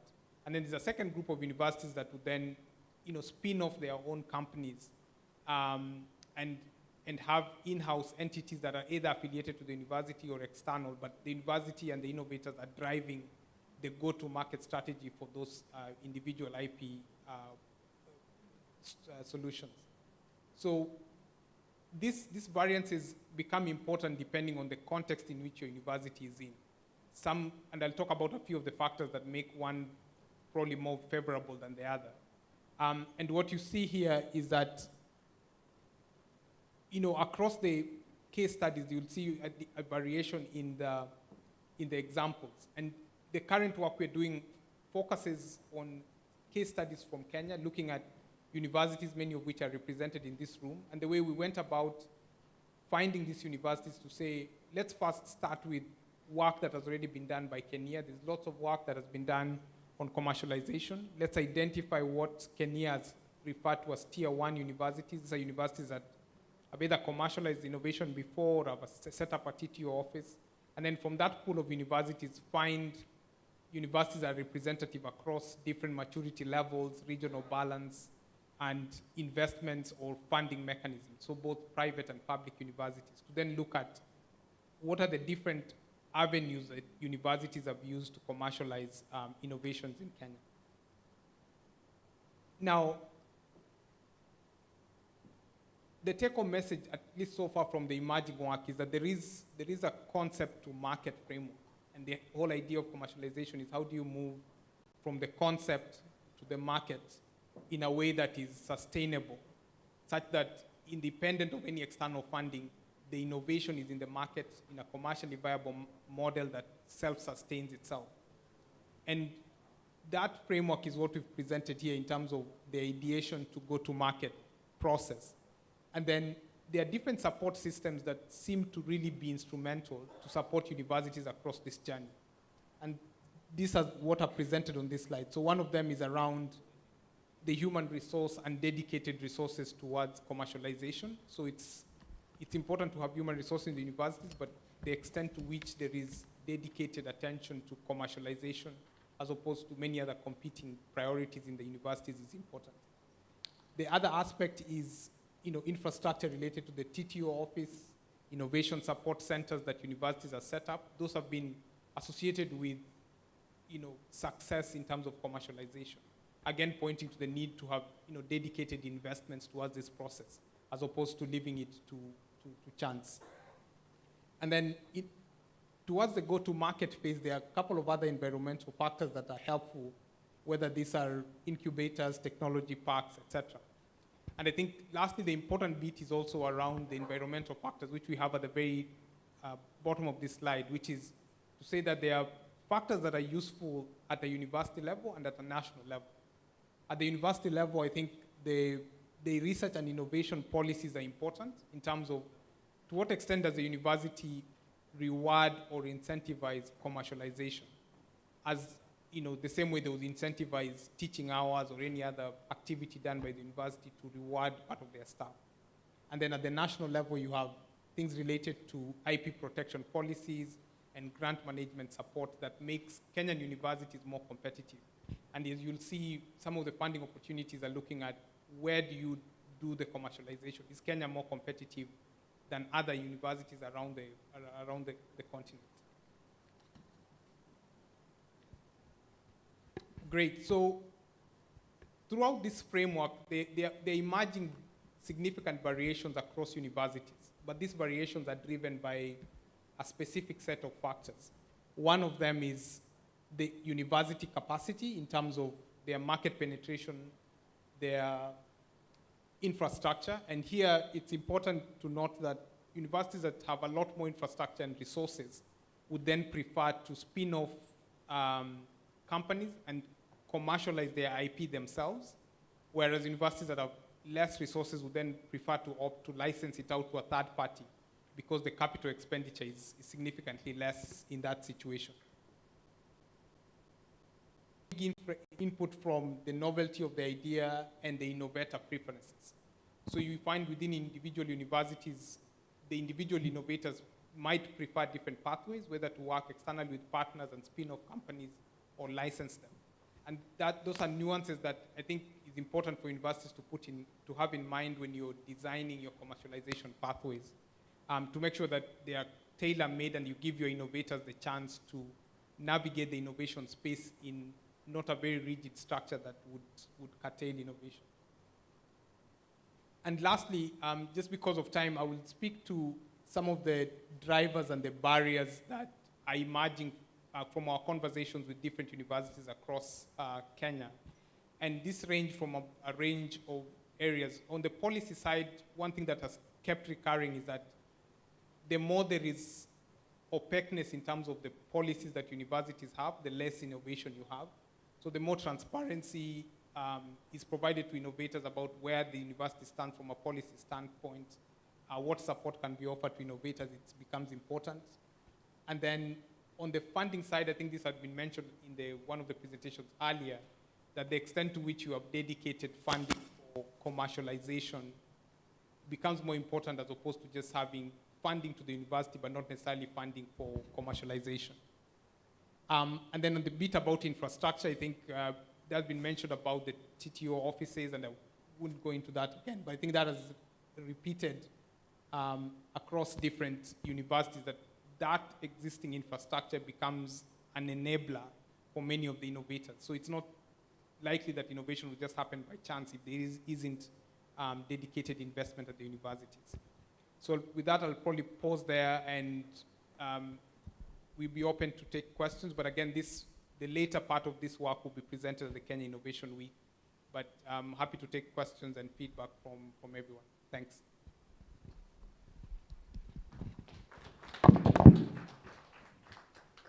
All right, thank you very much. We'll have Katuchi, and then we'll just call for 1 or 2 remarks at the end as we go for lunch.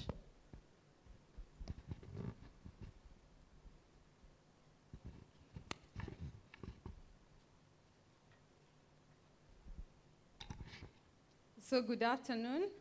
As Maureen has mentioned, my name is Katuchi Kasandi, and I'm currently working as a consultant supporting Lemelson to actually convene funders that are funding commercialization of university research to be able to peer learn and find ways to develop a shared problem statement that they can together work around to support more commercialization. And prior to this work with Lemelson, I used to work for the RISE 360 Institute for Global Health Technologies. And my role there as the Director of Partnerships was to work with Kenyatta University to conduct research amongst different universities to find out and help them develop a strategy of how to engage their partners from the innovation ecosystem. So the work that I'm going to present today will largely focus on what are some of the lessons that we've seen around partnership models that different universities across sub-Saharan Africa have leveraged to commercialize their innovations. And given that I've worked with RISE 360, there'll be a lot of bias around hardware invention around medical or health. So with that, as I've highlighted, I think what is commercialization has been spoken about by different people today. And really, for me, I was just thinking about how do you operationalize this in the simplest terms, especially when you're working with hardware products. And the easiest way to say is, what's the process of taking new product from the lab into the market? And I like this framework that Lemelson uses around the invention ecosystem, where it basically showcases that there's a side where research focuses, which tends to be a lot in the academic institutions. Then there's this innovators pathway that tends to happen a lot within the entrepreneurial ecosystem. So there's a gap there. There's talent from research, and then there's opportunity to convert that research into products that can become businesses and can be scaled to realize the impact that we are all working to reach in our societies. So what are some of the models that are helping bridge that gap so that innovations are transitioning from the innovator pathway the inventor pathway into the innovator pathway to realize the impact outcomes around economy, social and environmental, as well as job creation. So in the work that I did last year, I saw 3 models that I want to speak about. There's the ecosystem model that is implemented by Camtech Uganda. There's a consortium model that is implemented by the Product Development Partnership in Tanzania.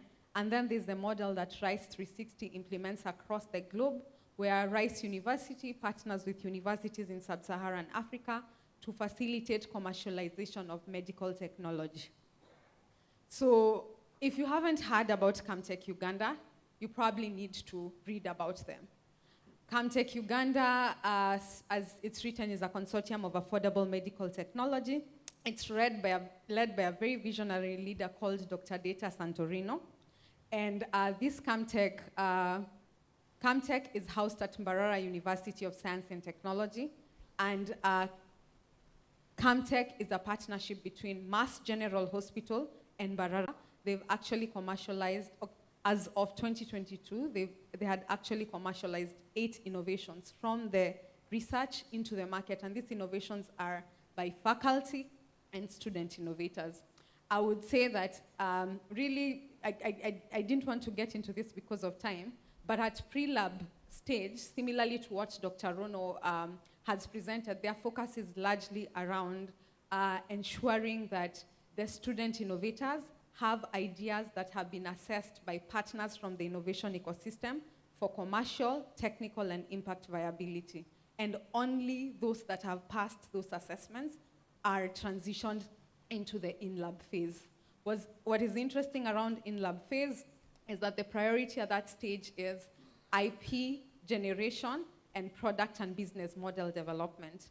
Something that Dr. Dicta is very clear around when he speaks is that by the time they connect the research innovation with a partner like, say, Vilgro, as the university, they have to make sure they've worked towards generating a minimum viable product so that they are taking a minimum viable product to a partner to help them commercialize. And therefore, as universities, it's important for us to think with the resources that we have, how do we ensure we build a product that the industry would actually be able to uptake and help commercialize. And then finally at post-lab, really that's the time that commercialization has already happened. And what they are doing is that they are tracking these outcomes that they usually report as their impact. So the number of businesses formed, the jobs that have been created, amongst others. Then a model that I thought would be very important for us to also look at is the Product Development Partnership Forum. Those are the partners that form that consortium. And if you look at those partners, they are separated into probably 3. You have Bongo Tech, Ifakara Health Institute, and Robotech that are largely focused on product development, and they have access to student and faculty innovators. Then you have Vilgrow Africa. Vilgrow Africa is the partner that once they have a minimum viable product, they will work with Vilgrow to help them figure out a commercialization pathway and actually enable them implement it. And then for EPFL is actually a space where they have an entrepreneur in residence program, where the faculty and student innovators can actually get an opportunity to participate in that, grow their networks, grow their networks, be exposed to global mentors and partners, connect with other entrepreneurs in the space, just as a way of building a product that then becomes easy for them to commercialize. What's interesting about this model is that the institute, the research institute, does not have the internal capacity. They've identified a consortium of partners that bring together complementary skill sets and then work together to ensure that they are all working on a joint project with very clear roles and with a similar goal. So for universities that may not have the internal resources like Camtech Uganda to have the internal capacity to actually build the product, there's an opportunity for you to look externally, identify complementary partnerships, think about value that you bring on the table for these partnerships, and then build a consortium to ensure more commercialization. And then I couldn't finish the presentation without talking about my former employer, Rice. So for Rice, it's an institute within Rice University. And for Rice, it's a global university that has the infrastructure to actually be able to commercialize innovations.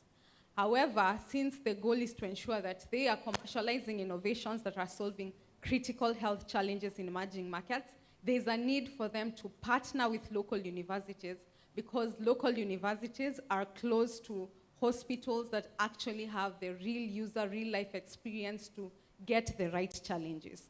So they will partner with the local universities within the network. They'll identify the critical health challenges within the hospitals that they are working with, the institutions in which they are working with. And then once they identify the challenges, they will present them to students who are largely undergraduates to actually start building early stage prototypes to address some of those challenges that have been identified. Once they have the prototypes, they will engage a group of people to identify what are the most viable prototypes for commercialization. Only those ones will be connected to global health engineering fellows to take them through clinical trials, regulatory approvals, and finally manufacturing. And then Rice has a huge network through the Nest 360 Alliance, where those innovations will be distributed in low resource settings to actually be used in hospitals. And I'm sure if you go to hospitals, for example, like Mama Lucy, Kakamega, or I would say 13 level 5 hospitals in Kenya, you should be able to say baby warmers that have been developed by Rice through this partnership with universities. You'll be able to see vein finders, oxygen concentrators, and all that is done through that partnership between a global university that's looking to address local challenges, and universities are coming in as a good partner to actually be able to connect them to direct users or they're in very close proximity with the challenges, so they'll give them that feedback. So in those models, I thought it would be important for us to highlight a few things. One, in all the models that we've seen that have worked around partnerships for commercialization, is universities have to figure out a way to funnel out the most viable faculty and student innovators. You cannot come to a partner with a private sector partner and you are bringing 60 faculty innovators that you haven't vetted. They do not have the time, and that in itself works against you. It will not build the trust that you need to build with them to be looked at as a viable source of pipeline. So build a process, whether that's through a consortium or internal capacity, to find a way to actually funnel out the most viable pipeline. Then another thing is, it's very important for within the model that you choose for leveraging partnerships to ensure that it's working towards generating a minimum viable product. Because a lot of those partners that are interested in supporting you with commercialization, they do not have the capacity to do that early stage product development. But university has the resources in terms of faculty who are think tanks, students, infrastructure in terms of labs to do that. So leverage your strength, build the MVP, and then, only then, start connecting those opportunities with partners in the innovation ecosystem. And as I say that, I want to jump quickly to the part around complementary partnerships. As I say that universities should prioritize that first early stage process, please, as you're even doing that early stage process, it is important to ensure that you're working with partners in the innovation ecosystem that are involved in commercialization from the beginning. You don't finish a research project and then look for commercialization partner. You work with the partners across the entire life cycle to ensure you are scoping problems that are market-driven. You're supporting businesses you're supporting the innovators with commercialization partners' feedback so that you're generating a product for the end user who's the commercialization partner, as opposed to working in isolation, then towards the end, you want to connect with a partner to help you commercialize. And in terms of complementary partnerships, you might not have a consortium. You might not be able to have, for example, a department, a lab like Camtech Uganda, where you have full-time staff that work there. But you could start by identifying a few people who could serve as an advisory board, 2 people from the commercialization sector, to help infuse that perspective of commercialization into your work from the onset, so that you are actually building with the person who, quote unquote, is the end user who will support you with commercialization in mind. And I would say for celebration and promotion, we've already highlighted here this. We are here to showcase what's working. And even if nothing else, one of the things that we should realize is spaces like this help us shape the culture of commercialization. We realize that it is actually possible by listening to people who are faculty or student innovators who've done it.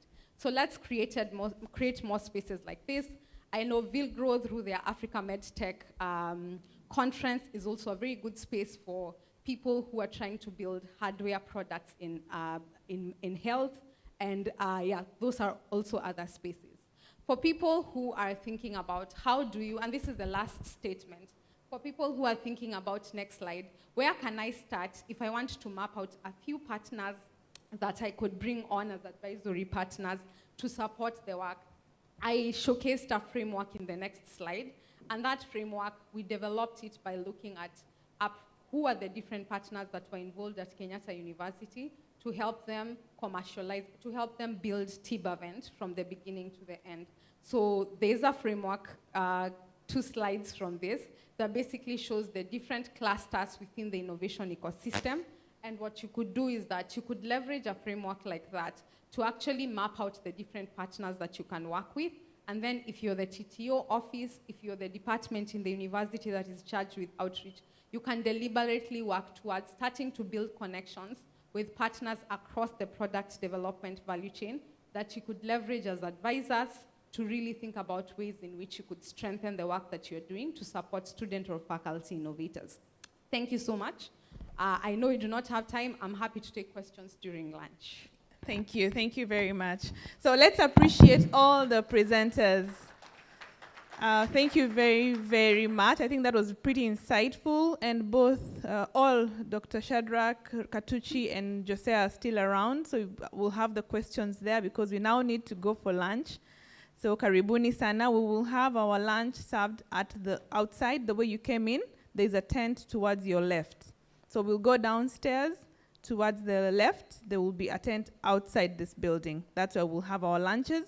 We'll pick a voucher from outside there. For those who still do not have, you'll pick a voucher from outside there, and then we go for lunch. And we unfortunately would request that we come back at 2:30 in readiness for the next session. But I hope that's sufficient time. We'll try. All right. So thank you very much. Karibuni sana. Let's go and enjoy a meal together.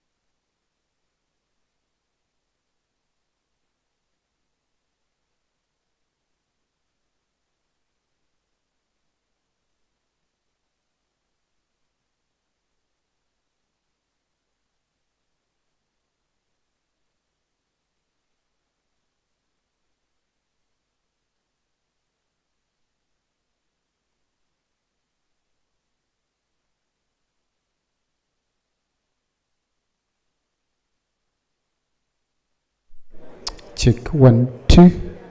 Check 1, check 2.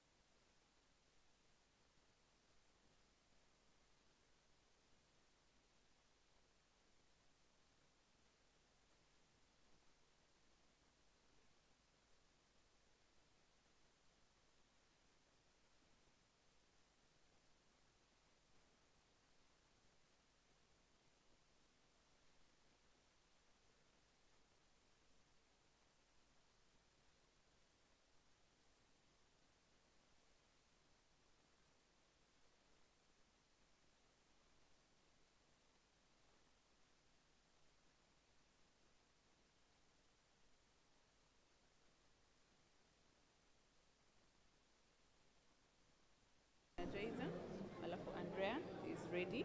After her. All right. Gameli, Cynthia.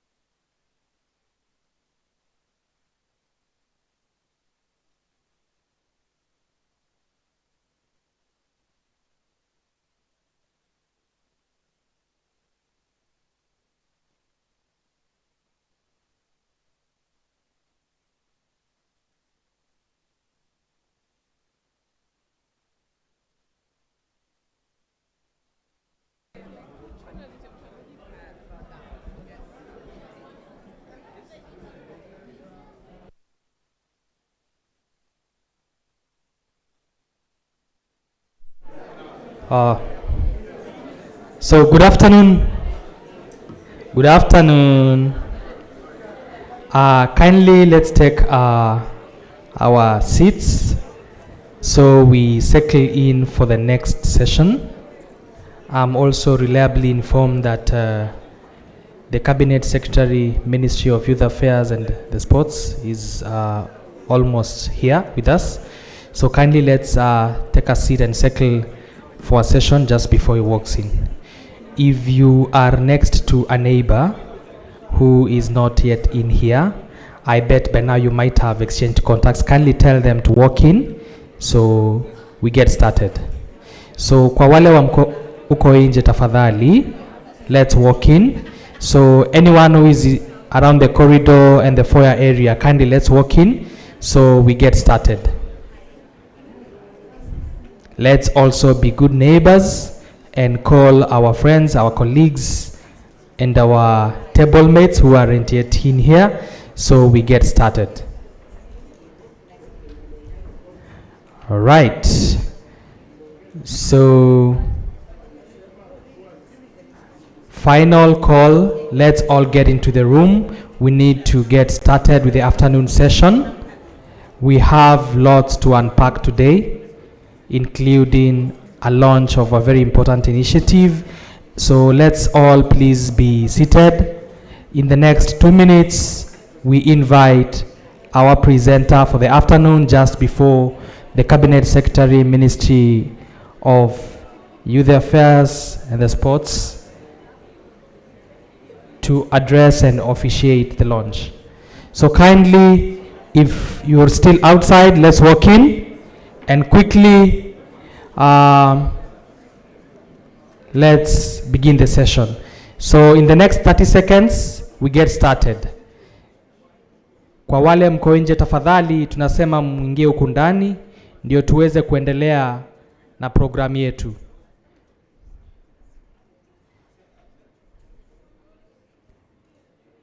All right. I think we now have less than 10 seconds left. So we depart at exactly 7 seconds from now. So kwa hivyo kama kuna mtu wako nje, please tafadhali waambie waingie huku ndani ndio tuendelee na agenda yetu ya leo. All right. And the countdown is over. So ladies and gentlemen, let's all be seated and at least get started with the afternoon session. So I welcome the presenter for our afternoon session, Dr. Andrea. So take the stage. Thank you.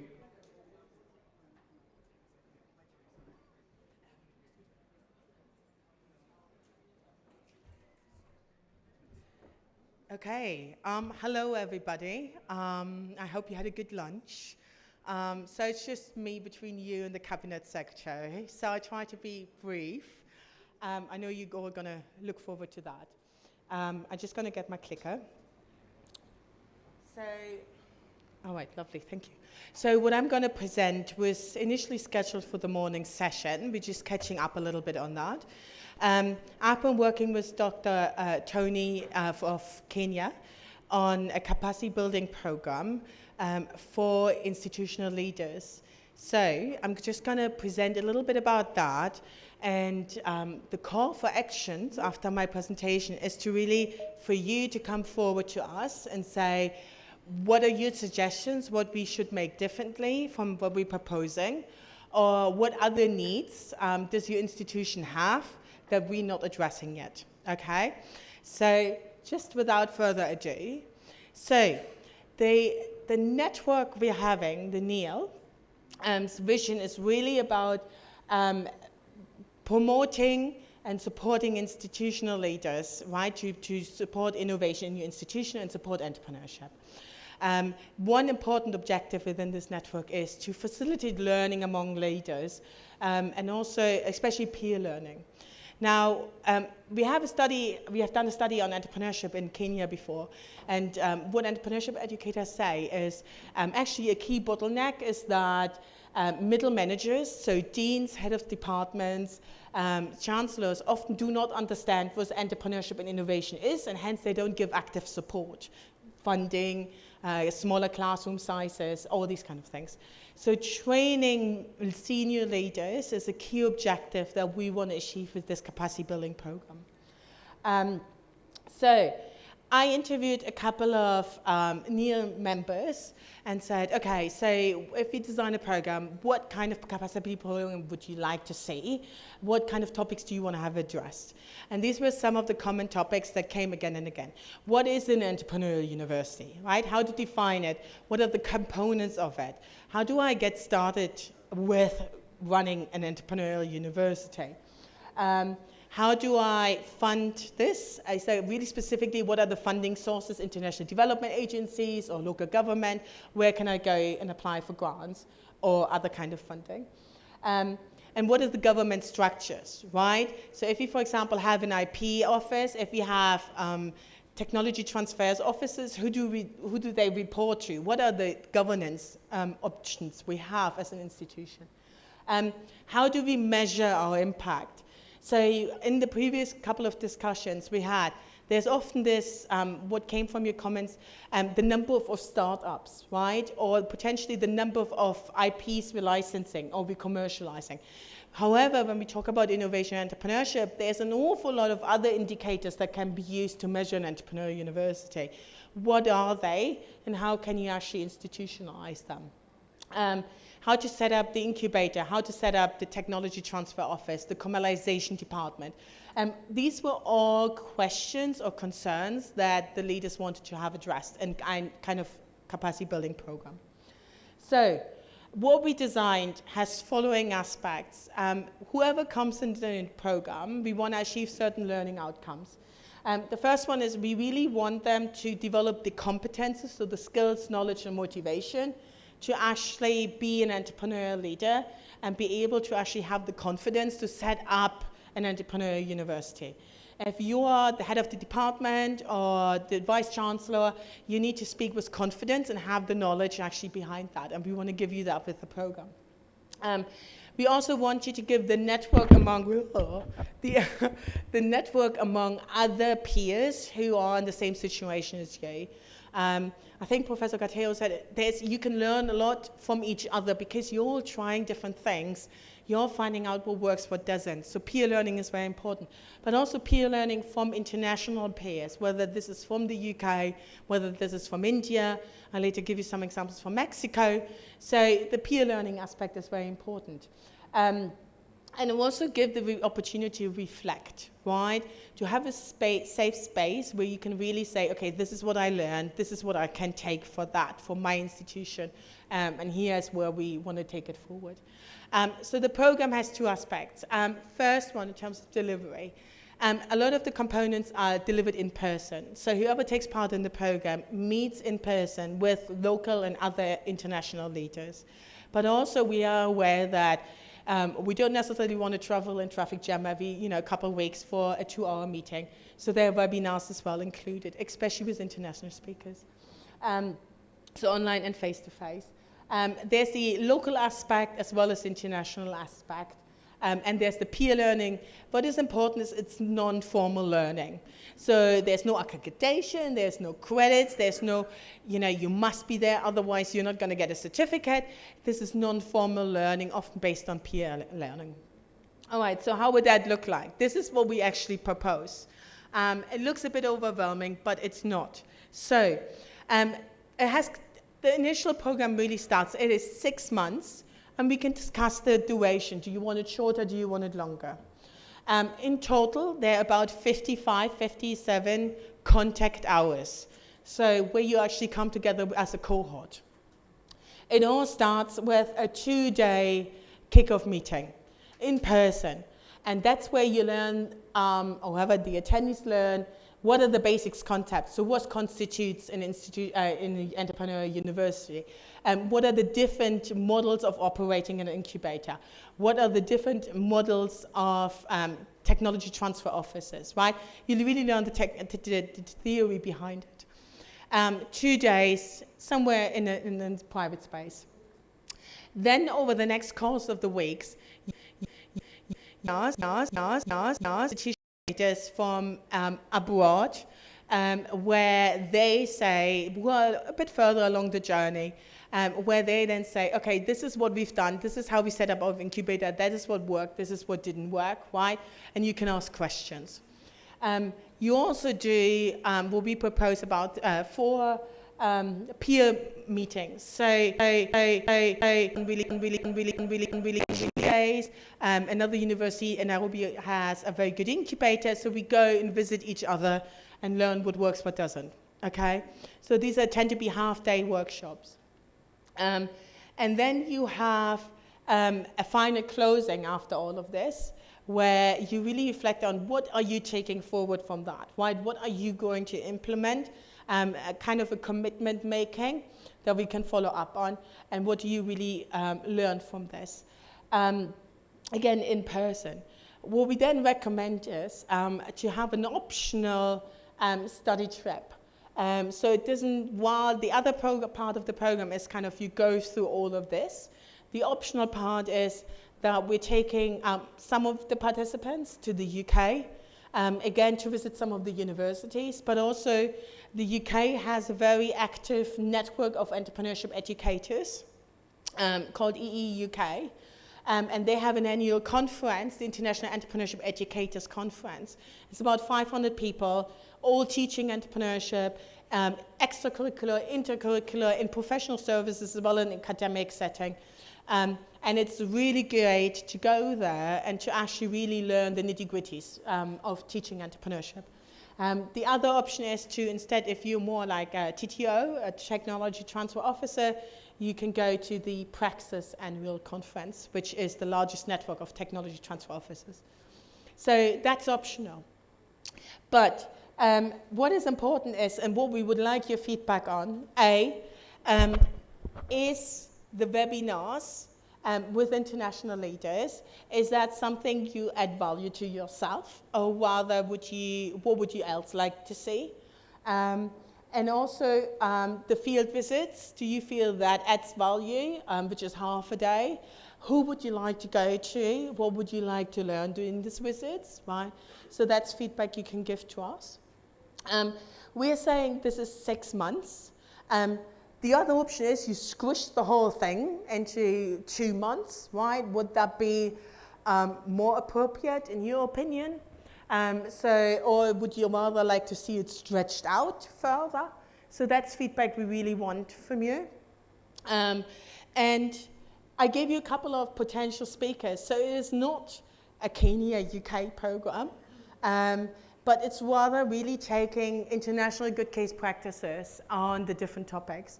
So I gave you, for example, a couple of potential speakers or universities to invite.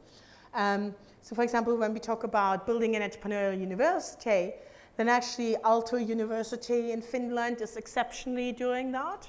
And we would have a speaker from there. Or Tec de Monterrey from Mexico. Every student has to go through entrepreneurship modules. Everything is project-based learning. There's no lectures.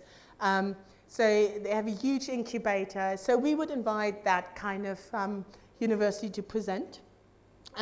Incubator, I gave you, for example, Oxford University. Again, it can be tailored. If a lot of the participants are from technical universities, we can invite someone who wants a technical incubator. So again, that's customizable. So that are just some of the suggestions for speakers to give you the idea that it's really a global program, right, with best case practices from around the world. Okay, in the next day or two, while we're here, you can come to either me or Maureen from Kenya or Tony itself and really give us feedback around, is that meeting your needs? Okay, what else would you like to see? How else would you like to structure it, right?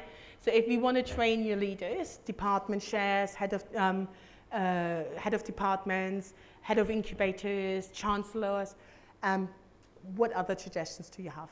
Okay, so come to us and give us that feedback. We would really appreciate that. Okay, thank you.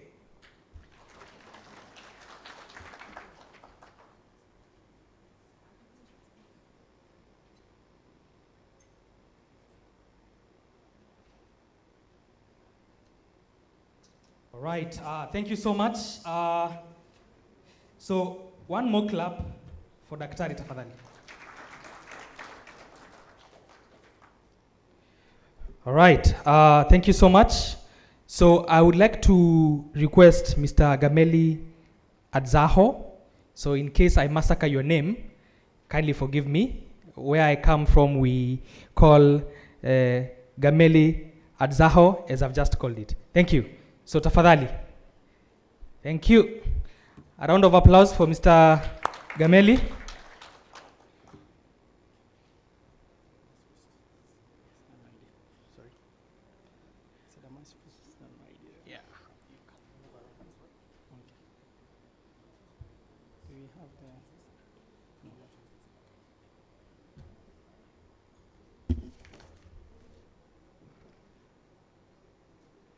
Good afternoon, everybody.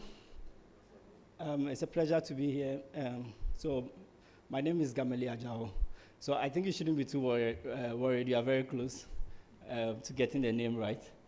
So I'm coming from Research and Innovation Systems for Africa. I'm making this presentation on behalf of our team lead. And the purpose of this presentation is to introduce the fund to you and how we are also contributing to supporting research and innovation in Africa, by extension contributing to research to commercialization.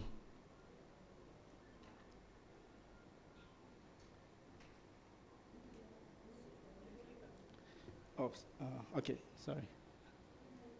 All right, so our program basically is all about, as I was saying, is all about research and innovation support.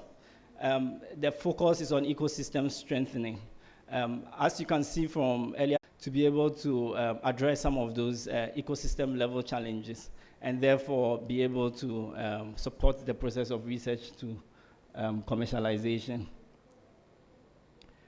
So far we have 26 active awards in our 6 participating countries. We don't only fund projects, we also have a consortium that provides technical support to the projects. So there's Chemonics, there's School of Oriental and African Studies, there's Resource for Development being members of this consortium. We also provide networking opportunities for our awardees. So this is just to give you a taster of the level of investment per country. There are also some projects that cut across different countries, so we put them under the regional category. So we have 3 main objectives. One is strengthening research, 2 is strengthening innovation, and 3 is trying to build synergies between research and innovation. So just to give you a breakdown of the project based on these 3 objectives. We also categorize the projects we support according to 4 main themes. And just to give you a breakdown of the different themes. So there are projects that are more focused on research. There are projects that are more focused on venture capital and acceleration. There are others that are more focused on building capacity.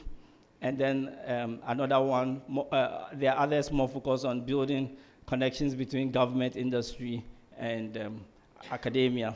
This is not to say that any project categorized in one particular group just fits into that, but just like in general to create pathways for exchange. So one of the things I observed when I walked in today is that many of the interventions that we support are also the ones that have been recommended by many speakers in today's forum. So there are lots of interventions that we are putting in place. For example, when it comes to providing easy access to finance, we have a project in Ghana, for example, that provides a program and a digital platform to make it easier for startups to be able to access funding for their projects. And this is something that's actually working as well. We've observed a number of changes, the most prominent one being the formation of new networks, but also strengthening of existing networks, which is bringing forth more collaboration across our different participating countries. We are seeing evidence of greater diversity and inclusion in research and innovation, and we are also seeing a number of partnerships being formed. So for example, Victoria Ventures collaborating very strongly with Kenya, for example, is an example of those partnerships as well. So going forward, would like to continue want to contribute towards sustainability plans for some of the most promising investments. We are also looking at how to continue more regional collaborations. We are also very much interested in understanding the dynamics as far as policy or practice, the changes that are happening and responding appropriately. And so in the spirit of fostering more regional collaborations, I would like to invite one of our partners from Jimma University in Ethiopia to tell us more about their plans as far as research commercialization in Jimma is concerned. So I'd like to welcome Adani. Thank you very much. Asante sana, asante sana.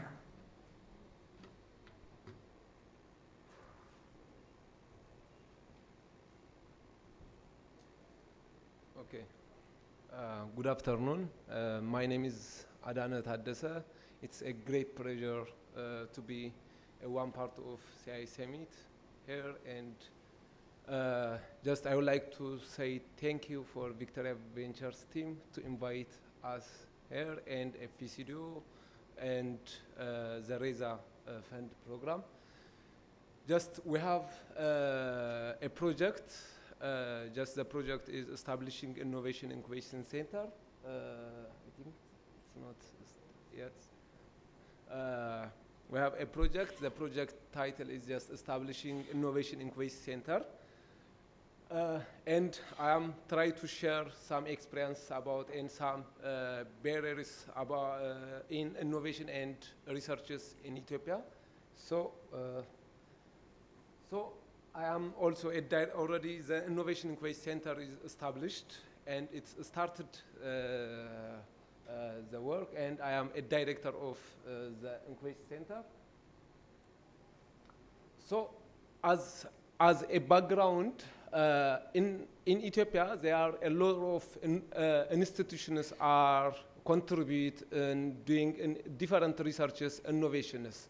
Like we have 54 public universities, 40 private universities. Also, we have above 1,300 TVTs, and we are above 4 research institutes.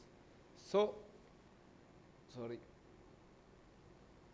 So when we come to Jimma University, it is established 1952, and we have 5 campuses in Jimma University. It's a big university. We have 5 campuses. Also, Jimma University is one research intensive university. Also, we have a fellow on community-based education, philosophy. Also, our motto is we are in the community. In Jimma University, can I get? Yeah, that's yeah.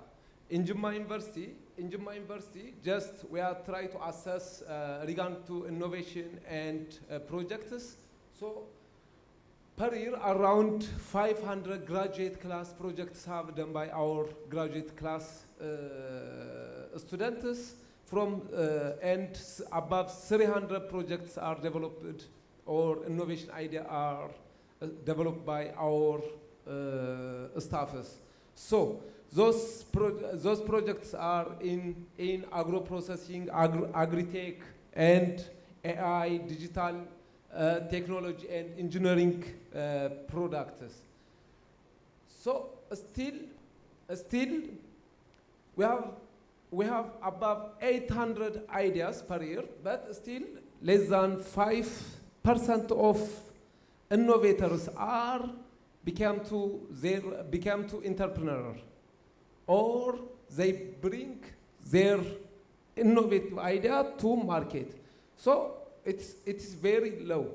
So there are different challenges. Those challenges are, the first and the main challenges is in Ethiopia there is no good ecosystem, or there is insufficient infrastructure and ecosystem for innovators and researchers, as well as a lack of our local investors, companies, and industries are not trust in local innovations. Government also the government bureaucracy relate to intellectual property and opening policy is difficult. The other challenges are just to get women innovators or women lead innovators in Ethiopia. It's difficult. The other one is, and the main issue regarding to our innovators are, at this time our innovators already starting to or becoming to a grantpreneur, which means they are more focused about finding different seed money, not on focused on doing their product or bring their product to a market. So this is the main challenges. So So the other part is hubs. Regarding to hub, more, the existing hubs are located in a capacity, a capital city of Ethiopia, like in Addis. They are more focused about on leadership programs. So, based on those challenges, we try to propose a project for RESA program, which is establishing Innovation Incubation Center at Jimma University. Already we are get green light from RESA.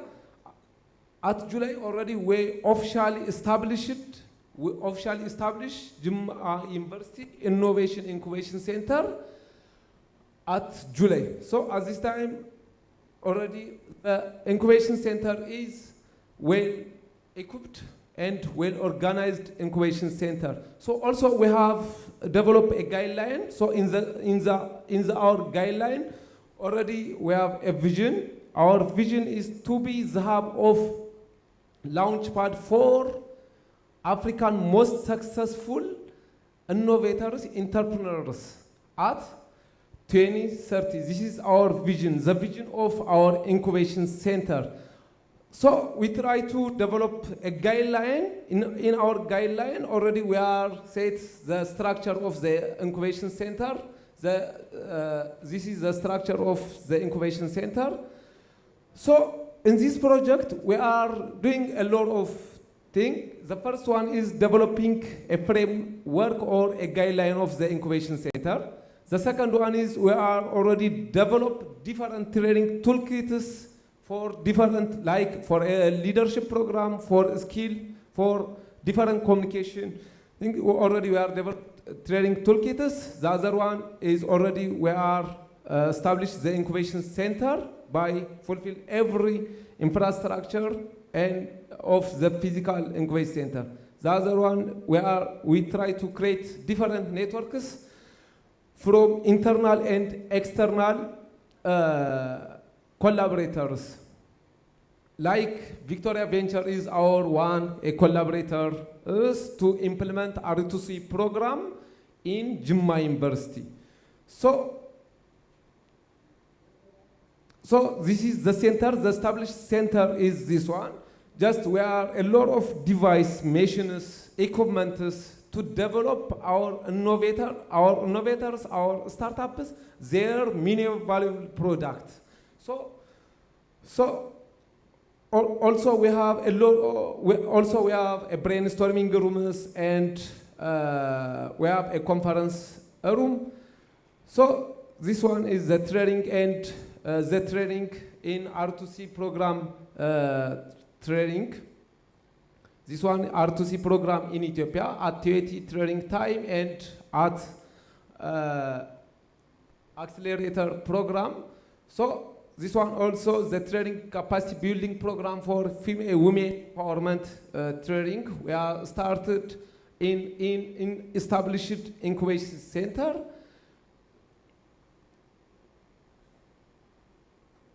Also, we are start different capacity. We are give different experience sharing, capacity building in the after establishment. We are started the work of the incubation center. Also, we try to create a network with different organization, governmental organization, non-governmental and external offices, like innovation of Minister of Innovation and Technology, Minister of Labor, and Mintech from South Africa, VV team of Victoria Ventures here. So we try to create a lot of collaborations. So finally, we try to set a program for a future in our incubation center. In our incubation center, already, as previously I mentioned, there is a challenges in Ethiopia to do or to develop an innovations. So we try to set a program here, just make a makerspace program, which is expand like expand a maker spaces or open a maker spaces in around or in different parts of Ethiopia. The other part is just empower her program, because And the main challenge in regard to this is getting a women lead innovation in Ethiopia is difficult. So before, we try to empower or we try to give different capacity building training for selected women, and Lama Finder platform and National Forum capacity building and incubate program is the planned program of our incubation center. So again and again, thank you for EPCDO, thank you for Raise Up, and thank you for Victoria Ventures team. Thank you.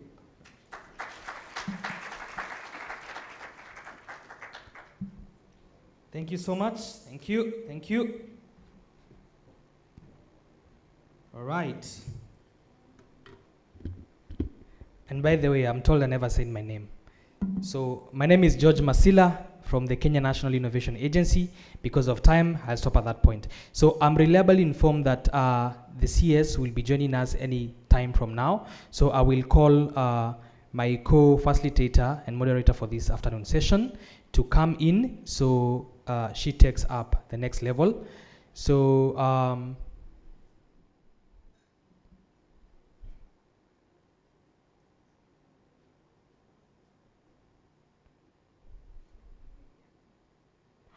oh, okay, sorry. All right, so we still have some minutes. Good. So I'm now going to call Ms. Cynthia Orango from Research and Innovation Grants, who is a Research and Innovations Grants Coordinator at ICIPE. So Cynthia, thank you, and karibu sana. Sure.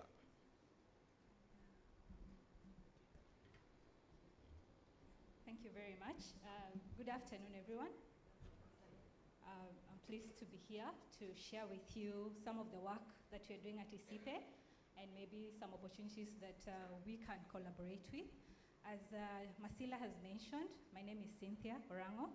At ICIPE, I work for a program called Regional Scholarship and Innovations Fund. And there, my work is simple: provide funding to research innovators and support them to make sure that they achieve their results.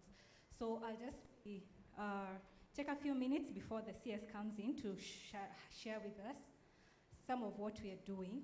I think the discussions we've had here in the morning really have showcased that for innovation to thrive, there are some key elements that are needed. One of them is funding. I think funding issue has been coming up quite often, but also we need a strong R&D culture. We also need to have enabling policies within our institutions. But above all, without a skilled workforce, it would not be easy to be able to promote innovation. And so what we are doing at ICIPE and some of the innovation programs that we are trying to build in and address each of these elements, provide funding, work on skilled workforce, and supporting our institutions to be able to create that enabling environment. I know most of you know ICIPE for insect research, and you hear ICIPE, you think insect research, but we do much more than that. We have innovation-driven programs that we run at ICIPE. I'll just mention a couple, but I'll focus on the one which I work with closely. We have a capacity building program at ICIPE which supports PhD scholarships and MSc scholarships. But also we have BioInnovate Africa, which supports entrepreneurial scientists. But more above it is the PASET Regional Scholarship and Innovations Fund, which we call the PASET RSIF, which I will just take a few minutes. I see Bonasias has joined us.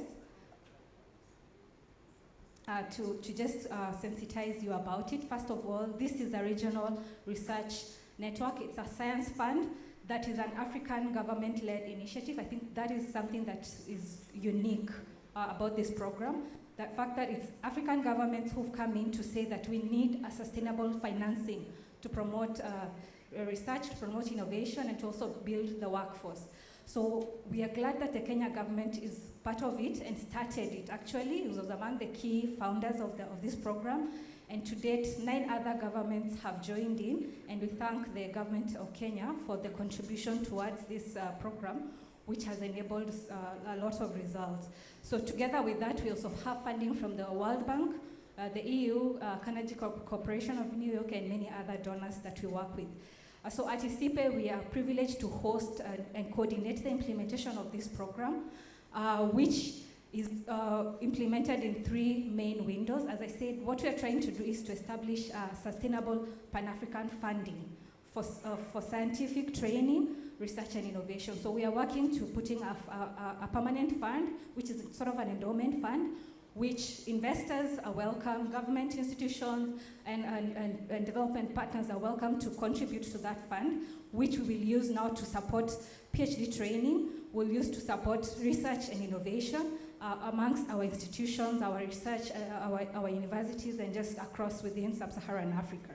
And so the governments have selected thematic areas which what are driving us at the moment, and these you can see are key areas which are necessary for our economic growth. ICT is some emerging area, and specifically we work on IoT, AI. Climate change is also an area that we work with. Food security, renewable energy, and mining and mineral resources, building a workforce on that. So how we work with this through the PhD scholarships, which are awarded full scholarship, where we also give an opportunity for sandwich training for those who are enrolled in this. But we also give grants to the universities and the researchers that we work with to be able to do high quality research, to support postdoctoral scholars once they've graduated, to be able to enhance retention within Africa. So when they come back from training, they're able to get something to help them to establish independent research careers. But when it comes to innovation, we have categories of grants where we award to our African host universities to now establish some of the systems that we've been talking about here in the morning, put together tech transfer offices, put together policies, and all those kind of things. So there's a category of grants for that, and also grants for now research commercialization. I think we learned in the morning there's a gap there in terms of funding for commercialization. So we have pockets of funding for that as well. So I'll just highlight some of what we are doing. Currently we have about 261 scholars whom we are supporting. We are very big on supporting women in science, so 37% of them are female from different nationalities. We already have started seeing some of them graduating and going back to the African institutions now to take up the roles of mentoring other young. And then we have a number of research innovation projects, 58 of them. High quality research is going on. You can see from the quality of publications that we are having.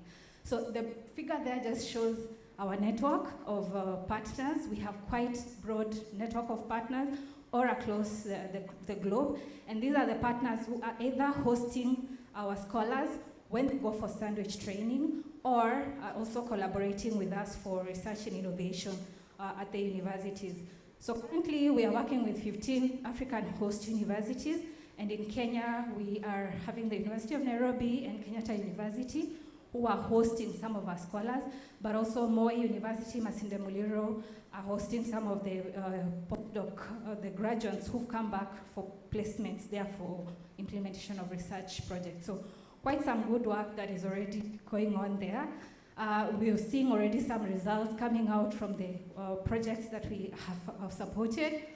A couple of universities have used their grants to establish policies, to put together tech transfer offices, and to create that culture of innovation and entrepreneurship within the institutions.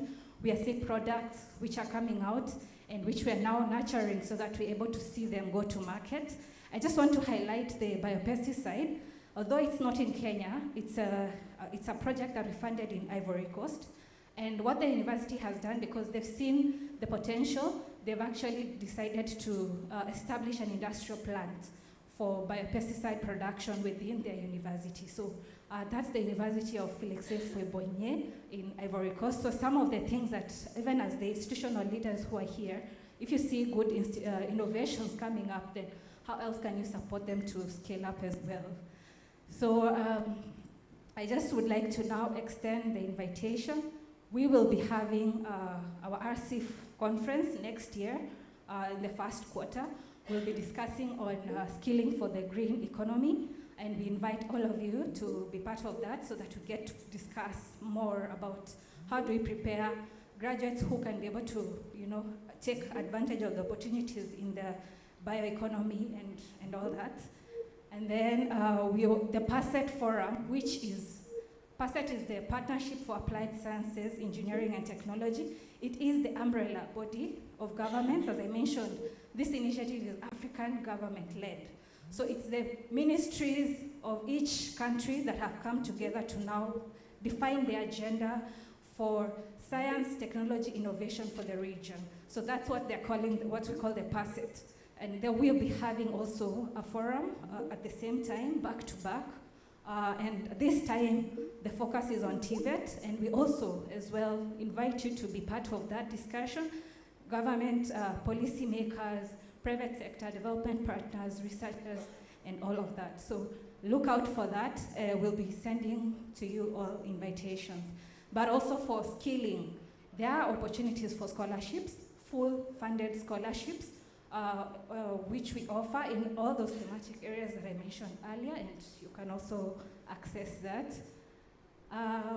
Lastly, for innovators, at ICIPE, through the BioInnovate Africa program, we are establishing a hub, a BioVenture hub, which will now provide business mentorship physically and virtually. And so we invite all the researchers, innovators, institutions who would also like mentorship on how to maybe strengthen their frameworks for business support at their institutions to also partner with us and collaborate in that area. So I just want to thank you all for your attention and invite you all for that collaboration as we continue to build the national ecosystem. Thank you very much.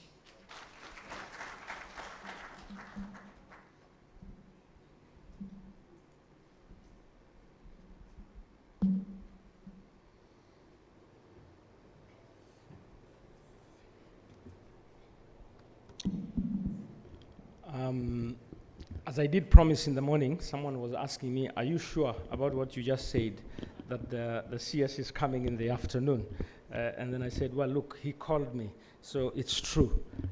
So as I did promise, our chief guest has arrived, the Cabinet Secretary for Youth and Sports, Honorable Ababu Namwamba, and we have now an opportunity to execute the official opening of this summit. I had an opportunity to speak to the CS yesterday evening. You know, I could tell how much he really wanted to come, and then the rain caught up, and you know, traffic catches up. But then he said, at all costs, I'm going to come. And he actually came at exactly the time that he said he will arrive. So we really appreciate the commitment to support this agenda. CS, the Innovation Agency, organizes this as one of the various forums that we organize on an annual basis, because our mandate is really to develop the national system. So we're not quite positioned as an accelerator that takes ideas and tries to develop them, though we do, but we also have the mega agenda of developing a national system. That means we catalyze. That means we get the right people to engage and create the necessary networks among them. So one of this forum that we organize is a Commercialization and Entrepreneur Institution Leaders Summit. So the focus is leaders, and they could be vice chancellors, and we have a number in the room, and senior researchers. And we engage on very many aspects that relate to how do we make our institutions better placed to support innovation and catalyze commercialization. And we are convinced with the board that the universities are going to be at the heart of the national innovation system, because that way we sort the pipeline. And so thanks very much for joining us, and our PSs as well for being with us since morning, and everyone else also for making a significant contribution. So with those few remarks, it's now my humble opportunity to invite the chair of the board to take over the program. Thanks.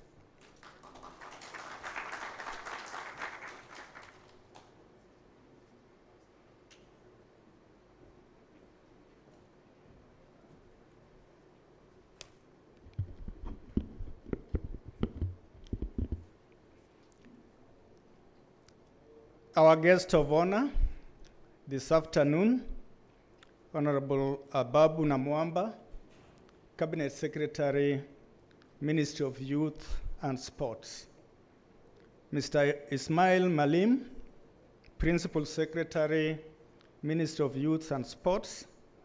Dr. Beatrice Muganda, Principal Secretary, Higher Education and Research, Ministry of Education, Vice Chancellor of our beloved universities, Director Generals of our research organizations, keynote speakers, invited guests, senior government officials present, ladies and gentlemen.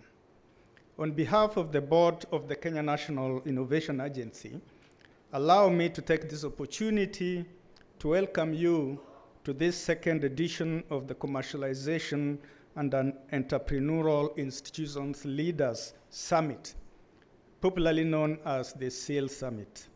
We want to take this opportunity to sincerely thank you for having created time to attend this summit, despite your pressing needs. This is the first CEIL Summit that took place in 2022, but there are also new ones. Since the last meeting of the CEIL Summit, the Kenya National Innovation Agency has registered several achievements, most of which were articulated this morning through the CEO. But allow me to just mention a few. We have managed to finalize and launch the guidelines on commercialization of R&D outputs from universities and research organizations. We have also launched the guidelines on management and coordination of innovation hubs. We have successfully piloted the development of commercialization master plan in our 5 institutions, and we recently finalized the development of our second strategic plan, 2023-2027. And this is what I would want to focus on briefly. Ladies and gentlemen, the second strategic plan expresses our aspiration and dream as the second board of Kenya for the next 4 years. The strategic plans built strongly on the foundation that was laid by the first strategic plan through the efforts of the first board of Kenya that was chaired by Professor Maranga. In line of Kenya's mandate as provided in the Science, Technology and Innovation Act 2013, the vision of the new strategy of the Kenya National Innovation Agency is to become an enabler of socio-economic development of our country through innovation, while the mission is to develop and manage a dynamic national innovation system that catalyzes the creation of jobs and wealth to the people of Kenya. To contribute to this vision and mission, the agency's second strategic plan will be anchored on 5 strategic themes, namely commercialization system, startup ecosystem, institutional capacity development, policy and regulatory framework, and the promotion and awareness creation of innovation. Commercialization and startup ecosystem, as was mentioned this morning, ladies and gentlemen, are the main thrust of our strategic direction, while the other 3 serves as the foundation of these 2 major thrusts. My remarks will focus on commercialization and startup ecosystem and what we plan to do as a board and also as the secretariat. Under commercialization system, we believe that the realization of a full potential of science, technology, and innovation in Kenya will depend on appropriate development, identification, acquisition, transfer, diffusion, and application of emerging and relevant technologies locally developed by our universities, research organizations, the TVETs, and the private sector. The culture of translating research into innovation, as we observed this morning, for commercialization and socioeconomic benefits is still low in Kenya, but steadily growing. We have prioritized commercialization to accelerate that growth. Developing commercialization system will therefore include strengthening the national commercialization policies, creating and supporting institutional capacities of our research institutions and universities to commercialize, and building individual innovators and researchers' capacity to pursue commercialization. Therefore, in the next 4 years, would pursue the following.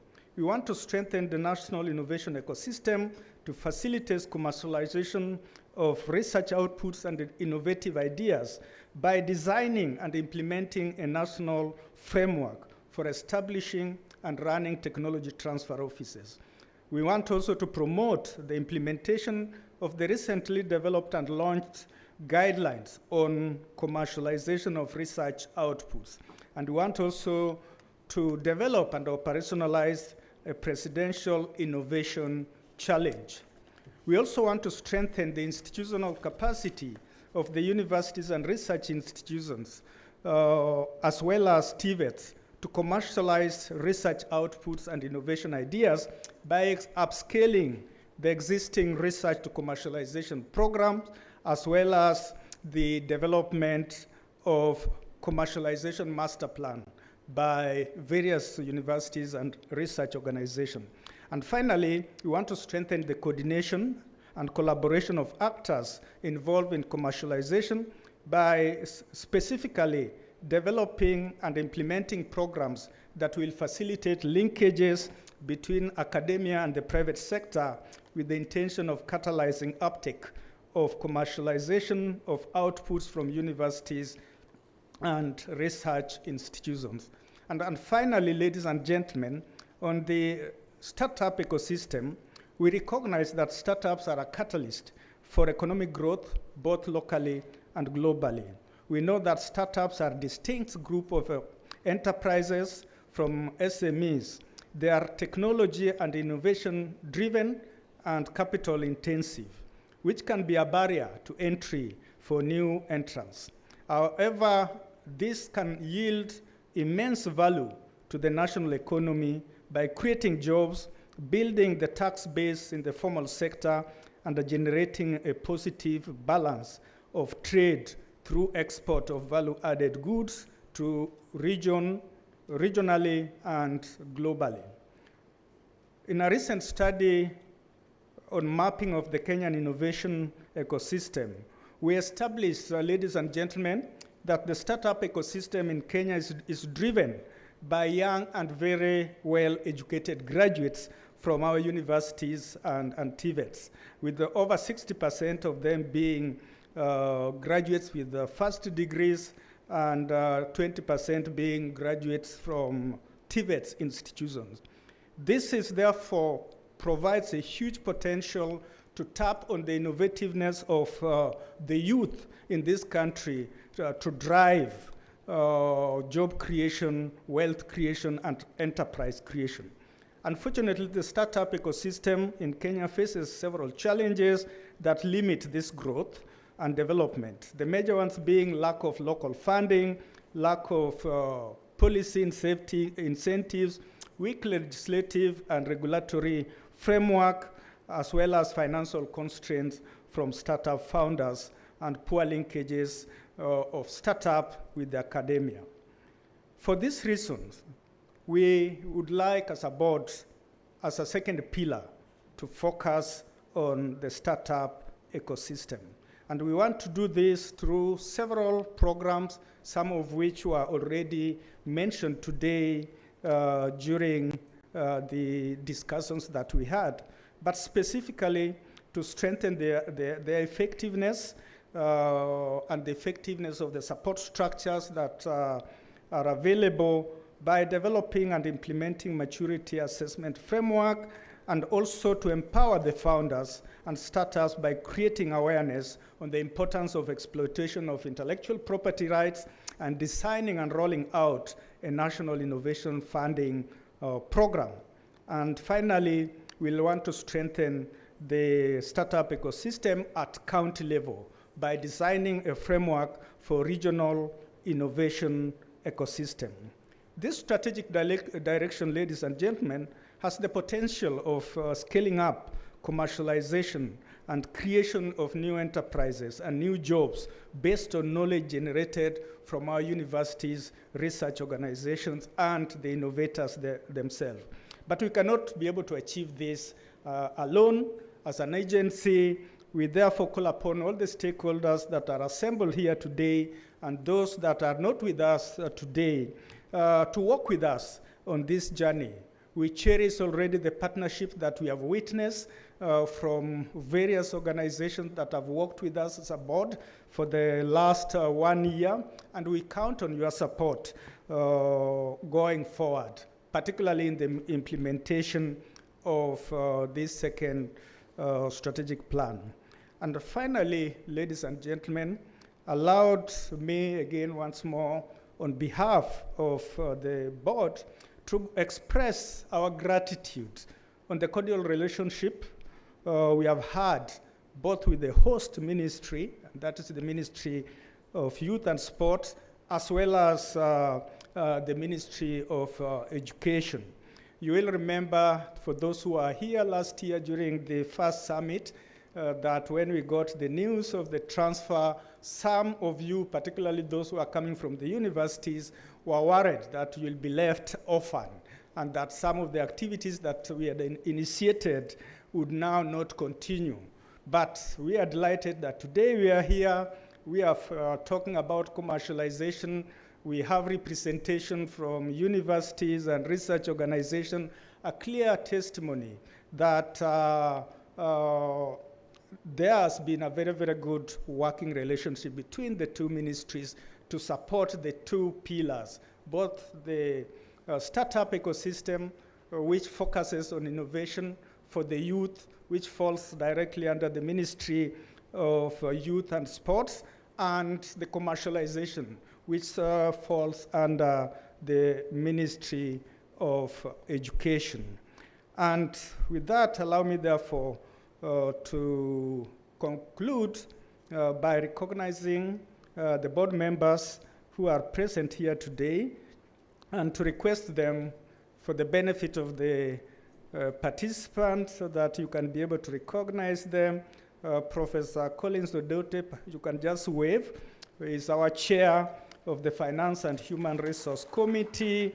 Dr. Robert Karanja, again wave, is our chair of the Technical Committee. Ms. Sheena Rai Kundalia, again, she was here in the morning. I don't know if she's still around. She is our chair of the Resource Mobilization Committee, and Professor Dixon Andala, who has also been here, CEO of NRF, a member of the board. And with that, I thank you very much, and allow me with this then to now again, with the permission of the guest of honor, to invite some, the first is really to invite Professor Kiama, who is the chair of the Kenya Network of Entrepreneurial Institutions Leaders, to come and give few remarks. Thank you.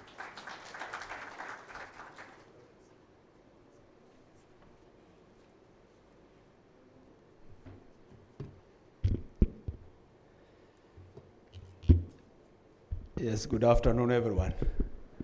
I noticed that the room is full. That means that we are all very enthusiastic about the idea being discussed here. I want to acknowledge all those who have come, and in particular, the Cabinet Secretary for Youth and Sports, who is here with us, where the Kenya National Innovation Agency is located. That is Honorable Ababu Namwamba, who is here with us. We can clap for him for coming. And obviously the PS for Youth Affairs, Ismail Malim, and the PS Education, University Education and Research, Dr. Beatrice Inyangara, and then all the others, including the chair who has spoken, Tom Uganda, the chair of the University Vice Chancellors, Professor Mogendi is also here, and the council members for the Kenya Network Entrepreneurial Institution Leaders. They are here, they can start where they are, those who are in the room. The council members for NIL, yeah. Yes, I see Professor Gatelu there, on that side. From Liala, I see Professor Muchili from Kimathi University. And where is Professor Airo? He was also here, yeah. I saw him earlier in the morning. Also the Tony Mwasa, the CEO of this, of Kenya. I welcome you all to this CEIL meeting, which gave rise to the network that I chair, the Kenya National Entrepreneurial Leaders Network, which I chair. This is very, very important for me as a person, what we are doing here. And moving forward, yes. The STI Act, the Science Technology Innovation Act, was a very innovative act, and it is the one that provided all these bodies, including Kenya. And if you look at section 32, subsection 2, it says concerning the NRIF, and I see the CEO is here also, yeah, Professor Oganda, that the fund shall consist of a sum of money amounting to 2% of the country's gross domestic product, provided by the Treasury every financial year. Shall, in the affirmative. But it is one of those, I think Article 10 of the Constitution provides that one of our values is respect for rule of law, isn't it? So when you go to cabinet, just remind them that this CEIL Summit, just try to remind that it is important to respect the rule of law. And particularly on this matter that brought us to Mombasa, on the issue of supporting NLF so that it is able to finance these activities. You know, I don't think there is any country I know of that has developed without investing in innovation ecosystem. Yeah, I don't know of any. I trained in Switzerland. It's a very small country of about 7 million people. And it's one of the richest. So you find they have the chocolate, they have the best watches, they have all kinds of things, and the medicines that they produce and sell all over the world. But in this country, we have not invested money where it matters. Obviously, we invest in the roads, in bridges, huge amount of money, in billions. It's a good thing, connecting one community and another community. But I think if we also were serious and invested equally in research, we will get very, very far as a country. We are confronted by different challenges as a country. The issue of the youth badge. And this was mentioned even here yesterday. So many young people coming about. We are releasing many from colleges and the secondary schools. If we do not ourselves, if we have bad governance, and therefore we don't provide for them for jobs, and those can only arise through the innovations that we create by opening new spaces. If we don't do that, Honorable CS, then we're about to encounter huge insecurity ahead as a country. Yeah. How? Because they'll think that your comfort is as a result of denying them their comfort. And they'll think, therefore, you should not be where you are because they don't have even food to eat. Yeah. So we must take this matter seriously, the issue of innovation, because we can be saying we'll create more jobs, but where are they going to create? If we are not going to bring new ideas that we can sell in the local market and in the global arena where we sell our product. That's how countries have developed. The issue of the youth badge is a serious matter that we will call all of us. And that's why the university vice chancellors are here to discuss this matter. The issue of climate change is a reality with us. And we must innovate to how to adapt to it because it's here with us. What do we do? How do we deal with the issue of water? How do we deal with the issue of infrastructure that is more resilient when we have floods and all these things? What do we do? Yeah. The issue of food security, what do we do with it here? In the view of the climate change, and you need new crops that will be able to grow in the new environment.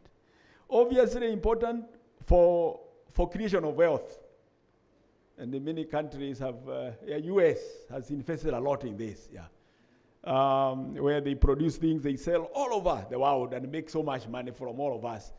They come give us money and they collect all the dollars back, So we to create a wealth so that everybody is happier and everybody has something, we must innovate.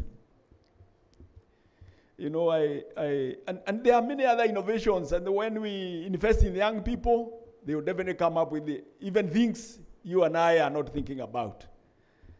I don't think issues of mobile phone and the issues of the bulb, maybe it was just to make some people at that point happier. They know when you have a bulb, you can work longer, but it wasn't looking like a big problem people knew how to do. When I was growing up in the countryside, there was a man who used to pass messages to us across the valley. And what he would do is just take a piece of calabash and just shout very loudly at around past 10 at night. When everybody is settled, they have had their dinner, and then he would just say, tomorrow, and shouting in Kikuyu, tomorrow, he repeats until our mother will tell us, can you go out and listen? He is giving another message today. But today, with the mobile phone, we are able to reach everybody wherever they are. So the issue of innovation is not something for just some people and not for others. It is for all of us. And therefore, this meeting, convening here, CS is very, very important. And because it will make our life much better, and we will be happier people if we invest deliberately in research. And I say the first thing is just to go to the act. So NEL was established as a resolution of a summit like this in 2022. And it has achieved a number of things, mobilized resources to put in place a secretariat. Out of the few programs we have successfully launched the Institutional Commercialization Support Program, which some people shared on some of the things they have done earlier today. We continue to be involved in commercialization of entrepreneurship institution leader summit like this one where we are. And also there is we now have the second cohort of the research commercialization program, which will be announced shortly, among other things. So this is something that we are starting as universities and offering leadership, not for now as an event, but in the long haul. Hopefully that we will play that advocate role and also leadership role in the country in this issue of innovation, and we'll be able to work collaboratively with government, including your ministry and Ministry of Education, Ministry of Education, to ensure that we solve these problems that confront us. With that, asante sana and God bless you.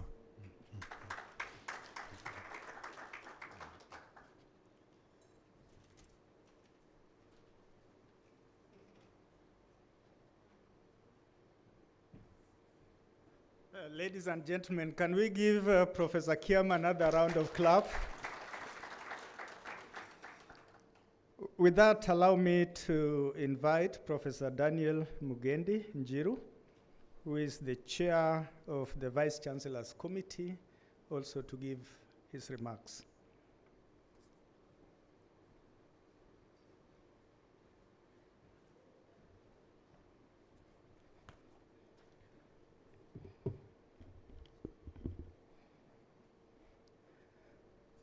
Our guest of honor, CS Youth Affairs, Honorable Abam Namwamba, PS, State Department of Youth Affairs, Mr. Ismail,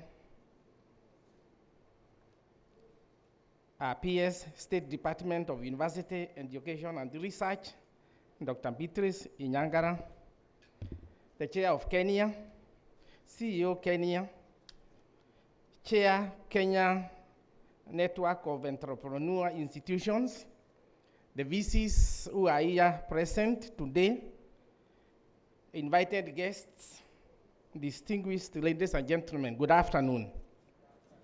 I stand in front of you on behalf of the Vice Chancellors of the public universities this afternoon. And I want to say on behalf of the public universities and the constituent colleges, we are very happy to be here and to be participating in this summit. Indeed, matters, commercialization, startups, innovations are things that are very key in all our universities and the minds of each and every VC who is sitting here this afternoon, and even for those who are not here. And we want to really thank Kenya for making this happen and for helping us to start thinking about the matters and the issues that we are discussing here today and tomorrow.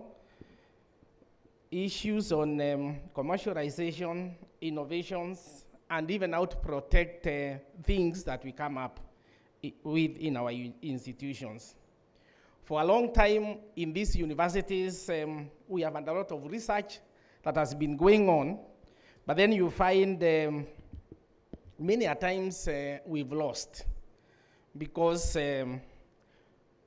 often when we have students doing research in our universities, the aim and the concentration is just to get that thesis, that master's or PhD thesis, and graduate and proceed and get on with life.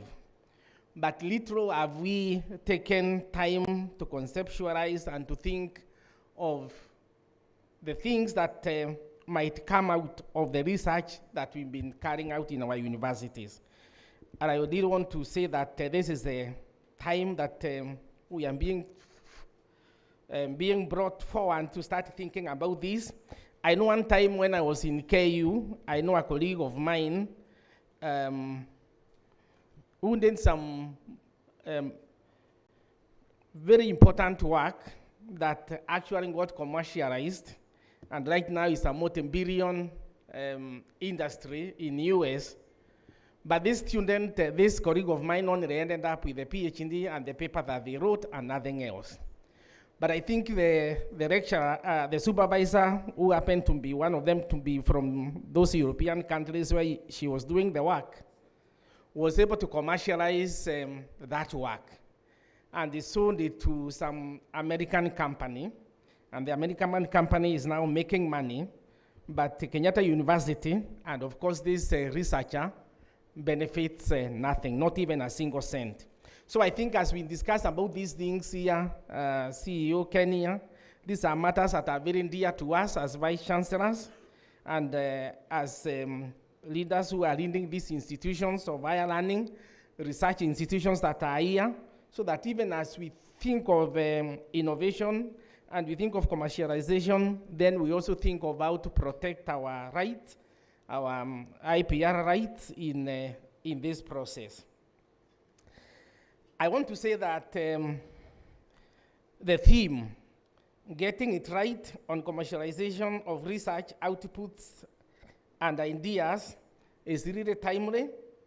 And we as vice chancellors would want to know how to do this right. Yeah, how do we build appropriate internal systems? How do we evaluate these efforts? How do we facilitate and how do we effectively link with the industries to be able to do this? Indeed, as I've seen, this summit, we're only talking of a second summit, is something that is becoming part of us, and it's something that we always look forward to, because it's really becoming central in our collective and annual evaluation of the way we do our things, and the progress, also to help us assess the progress that we have made so far. I like the enthusiasm and the energy that is in our CEO of the Kenya Innovation Agency, and the way he's working with us in the universities. And I can tell you, looking at what we are going very far. And I want to continue encouraging him and the board of Kenya to continue doing what you are doing. It is something that is going to benefit this country to a great extent. I would say maybe it came a bit late. We needed to have done this a few years back, but we will say this is the right time. So, Chair, I want to hug you on and tell you we are doing the right thing. Continue, please, pushing us on that direction. And I really want to welcome all my colleagues, especially the VCs who are here. Let's participate. This is our space. Thank you very much. God bless you.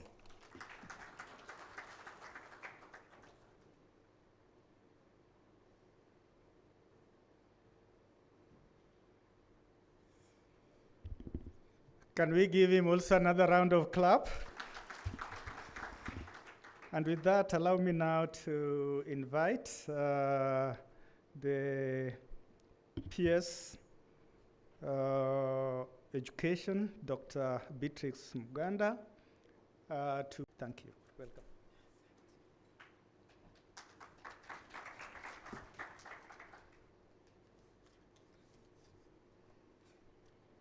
Honorable Ababu Namwamba, our Cabinet Secretary, Ministry of Youth Affairs and Sports, my colleague PS, Ishmael Maalim, in the Ministry of Youth Affairs and Sports, Chair of the Kenya National Innovation Agency, Professor Tom Ogada, board members of Kenya, the Chief Executive Officer, the very robust Kenya CEO, Dr. Tony Omansa, the Chair, Kenya Network of Entrepreneurial Institutional Leaders, Professor Kiama Gitahi, the Chair of our VCs, Professor Daniel Mugendi, all Vice Chancellors present here today, CEOs and Director Generals of research institutions, senior government officials present, researchers and scholars, distinguished guests, ladies and gentlemen. Good afternoon. Are you happy to be here today? Do you feel the research vibes? Awesome. It's truly my honor to stand before you today at the 2023 Commercialization and Entrepreneurial Leadership Summit. I extend my heartfelt gratitude to all of you for joining us in this significant gathering, which seeks to explore and elevate the art and science of getting it right in the commercialization of research outputs and ideas. As we embark on this remarkable journey over the next 2 days, let me emphasize the significance of our collective mission here at the Commercialization and Entrepreneurial Leadership Summit. Our overarching theme underscores the pivotal role of research, innovation, and entrepreneurship in shaping the future landscape of higher education and research in Kenya and across the African continent. Allow me to share with you some vital insights and takeaways from around the globe that illuminate our path going forward. Distinguished ladies and gentlemen, the future of higher education is anchored on entrepreneurial thinking.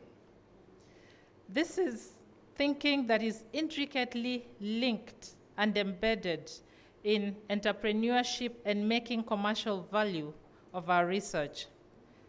This will go a long way beyond just diversifying funding sources for our institutions, but also in reorienting the focus of our educational program and their impact on society. We draw inspiration from leading universities worldwide, such as Stanford and Massachusetts Institute of Technology. To this end, the State Department for Higher Education and Research believes that Your collective wisdom and experiences will serve as the bedrock upon which we can build a dynamic, entrepreneurial, higher education ecosystem. But just drawing on the examples that I mentioned from the North, partnerships are very significant. And it had been mentioned earlier today that to attract global partners, you must have something to offer. And when I look at us, I think we have something that is truly different. Our African knowledge systems, our authentic African epistemology. How can we use this to attract partners and draw on the global knowledge systems to extend our knowledge and our resources in a way that works for us as Africans to improve our lives and to enable us catalyze advancements towards our Vision 2030. To do this, we need to work with the resources at hand. And of course, the first and most important is everybody gathered in this room, our human resource. So incentivizing faculty excellence is a strategic imperative. Faculty members are the lifeblood of our academic institutions.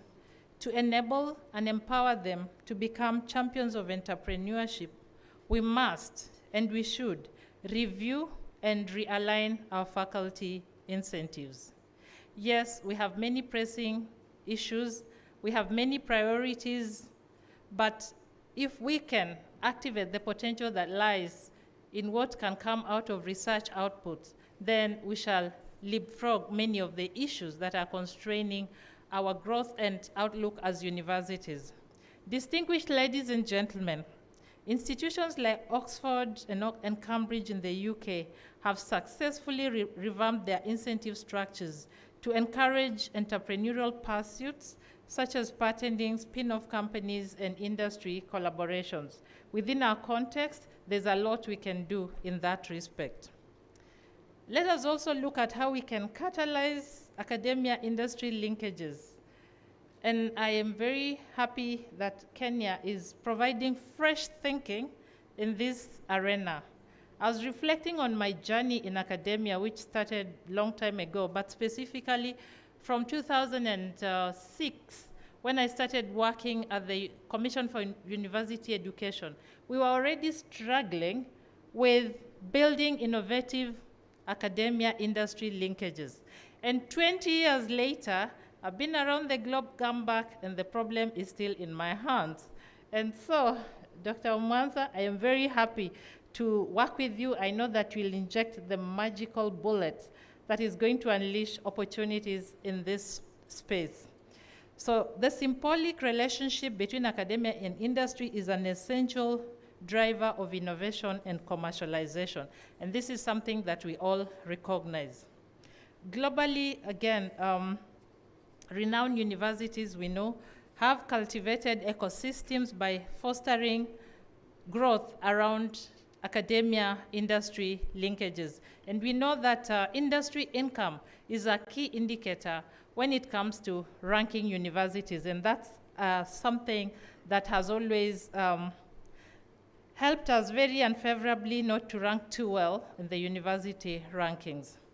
And so as we move forward, cultivating these partnerships is not just about focusing on knowledge transfer, but also about co-creation of solutions that address real-world challenges.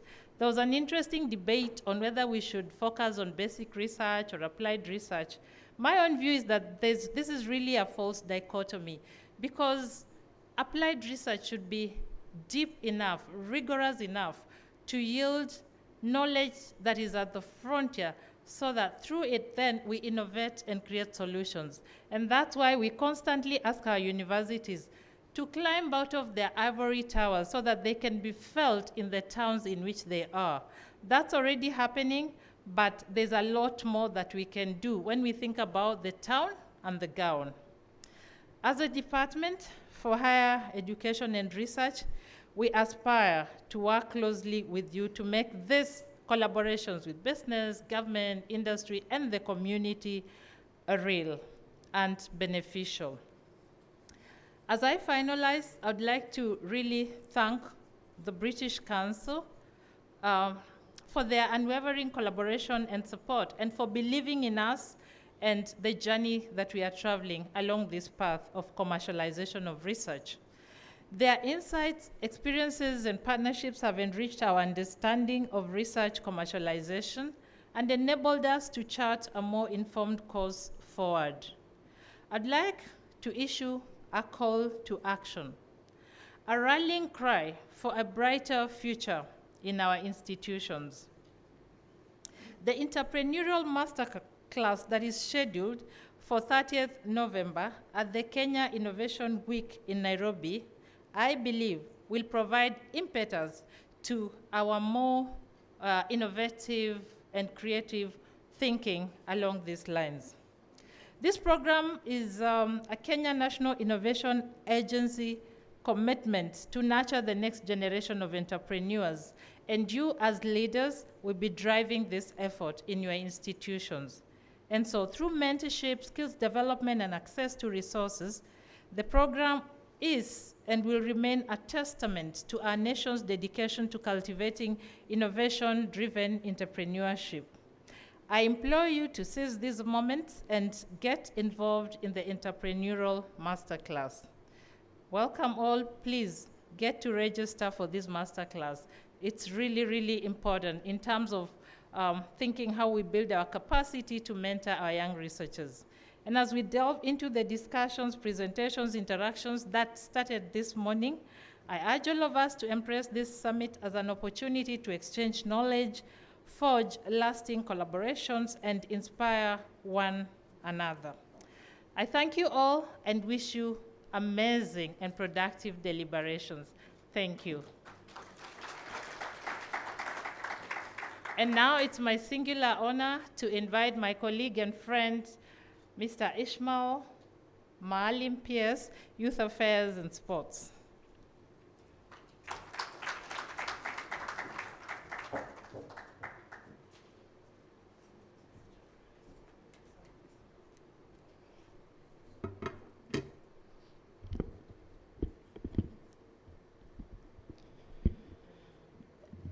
Our Cabinet Secretary for Ministry of Youth Affairs and Sports, Honorable Ababu Namwamba, my colleague, PS Beatrice Nyangala, Chair, Board of Kenya National Innovation Agency, and the members of your board,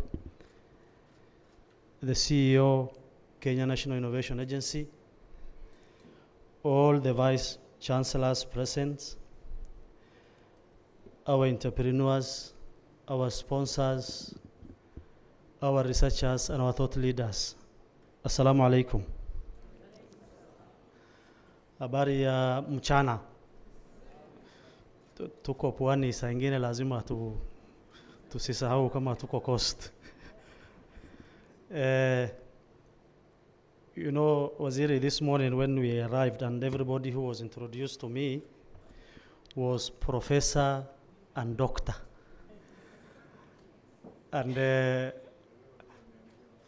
I know 90% of the people in this room, if I'm right, are either professors or doctors, including my sister Beatrice. And I was worried, and I had to do something. I don't know, Waziri, if you are not a doctor or professor by now, you also need to think about something. I told myself, yes, I may not be a doctor or professor, but I'm aspiring doctorate student, aspiring. So that will at least bring me closer to being a doctor. Allow me to welcome all of you to this great summit organized by our Kenya National Innovation Center. The Kenya National Innovation Center is domiciled in our ministry under the State Department for Youth Affairs, and therefore it's in order for me to welcome you to this summit, all of us, to discuss way forward for our great nation in terms of commercialization of research ideas. You know, now all of you being doctors and professors, talking to your student gives your student a very tough task. I could easily say I agree with professors and doctors and invite the CS to come and give us his remarks, but now that I am here, let me just say one or two things before I invite Honorable CS to give us his remarks. First of all, you will all agree with me that commercialization of research and innovation ideas is a significant and crucial issue for any economy to thrive. Where without it, we will offer. Professor Kiyama said, this is the only way to address and solve the youth unemployment in the country. This is the biggest contributor. And if we don't get it right, that problem will live with us and we'll find no solution. Therefore, I'm glad all the professors and doctors and thought leaders of this country are in this forum today. And my hope and belief is that by the end of this summit, we will have a way forward. In Kenya,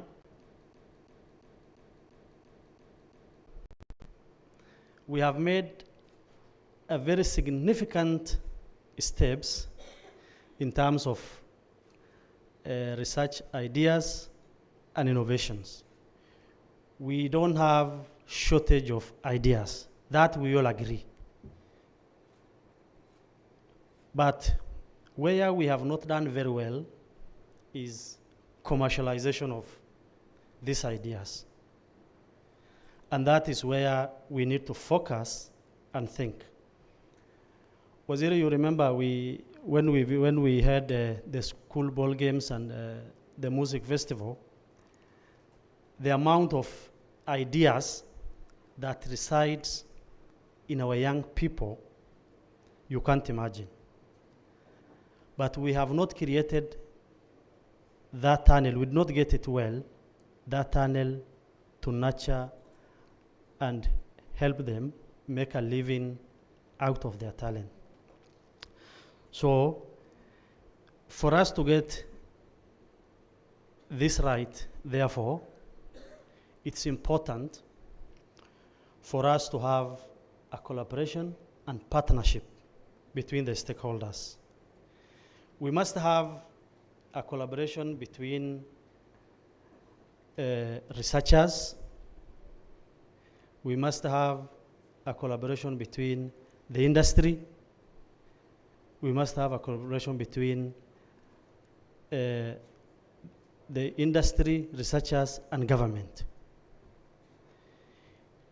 If we don't work together and put all our ideas and our efforts under one roof and read from the same script, then we will live the way we are. Some of us will be in that small corner doing the little thing that they know best. Others will be somewhere doing the same thing repeatedly every time.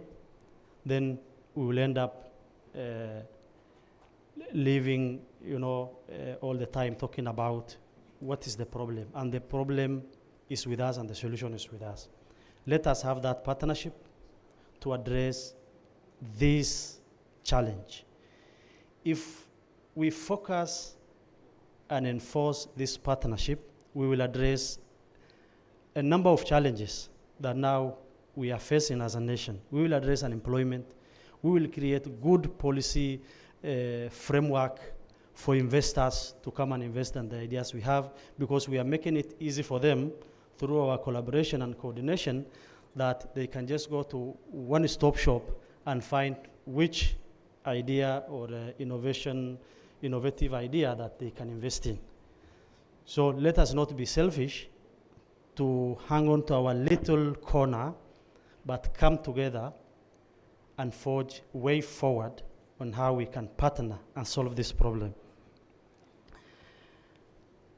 Number two, I know it was also mentioned in the morning through our panel here, we need to invest in infrastructure. We need to invest in processes that support commercialization of these ideas. And this will help us to get the commercialization programs of all our institutions in the right order. We must have a mechanism through which our researchers and innovators get access to funding. We must provide mechanism where we provide for our researchers and our young innovators access to incubators and accelerators.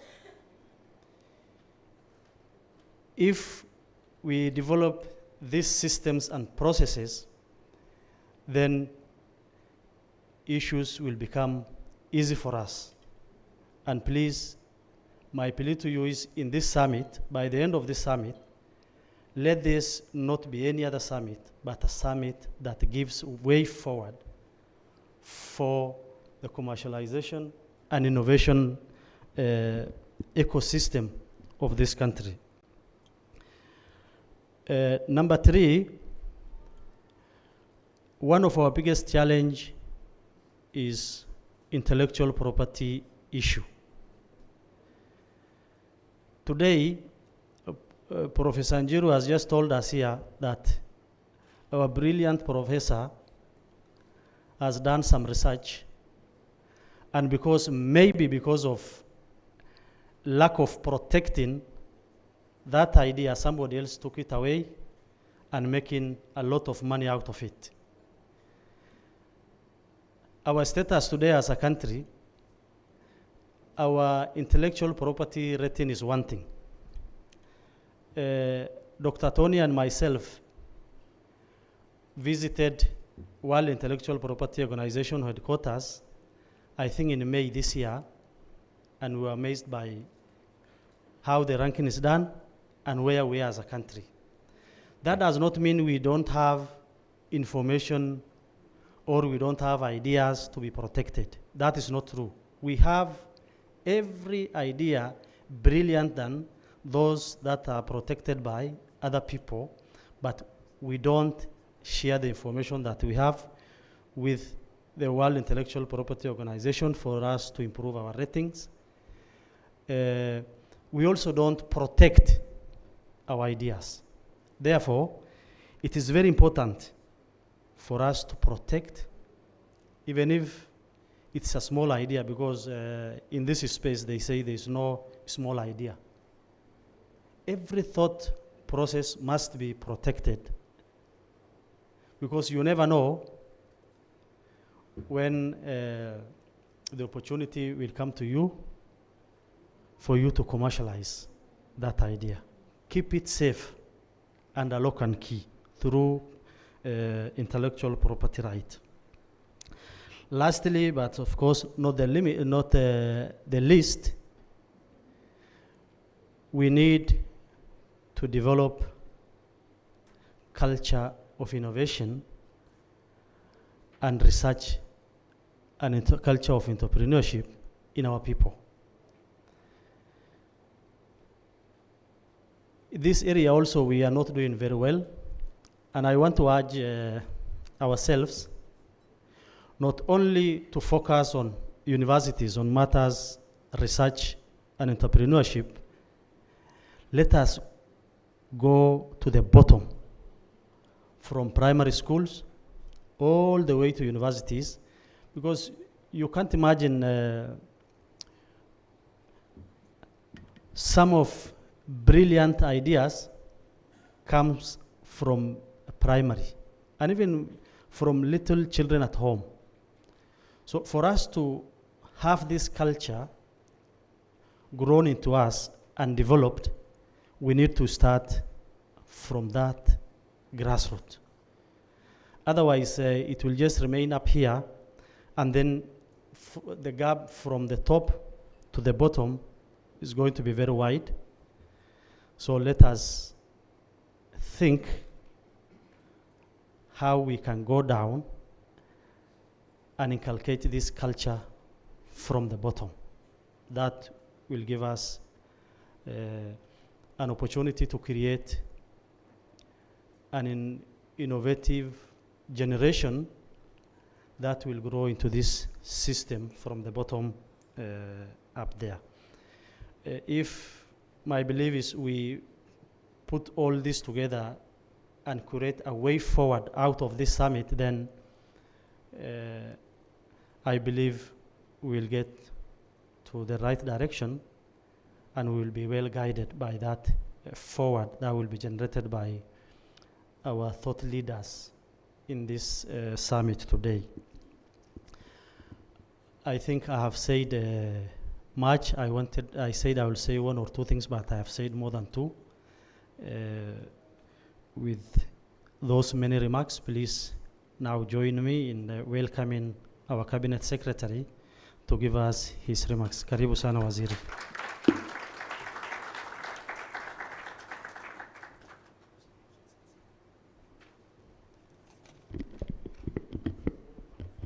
Asante sana PS.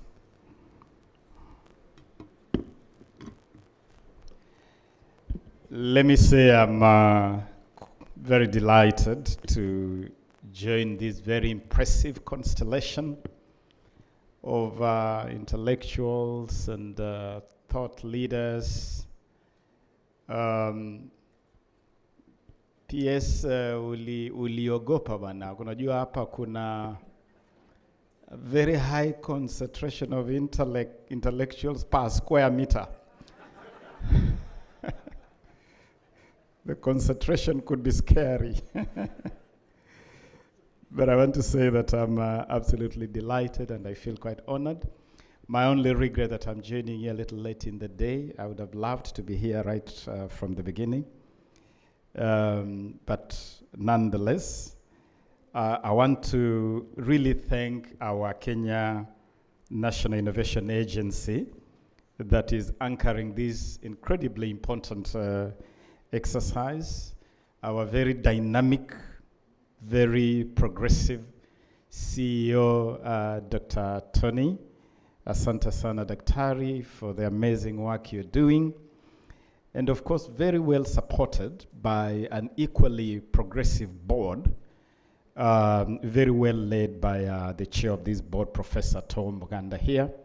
Amazing work, Professor, that you're doing on this board. And also to acknowledge the board members who are with us right here. Dr. Dixon, Asante sana Daktari, for the work you're doing in the service of this board. Dr. Robert Karanja, and my brother and classmate at the University of Nairobi School of Law, Professor Collins Odote. So you see, I can claim a little piece of some professorial association from Professor Odote. I acknowledge this leadership of Kenya because they are doing an absolutely amazing job.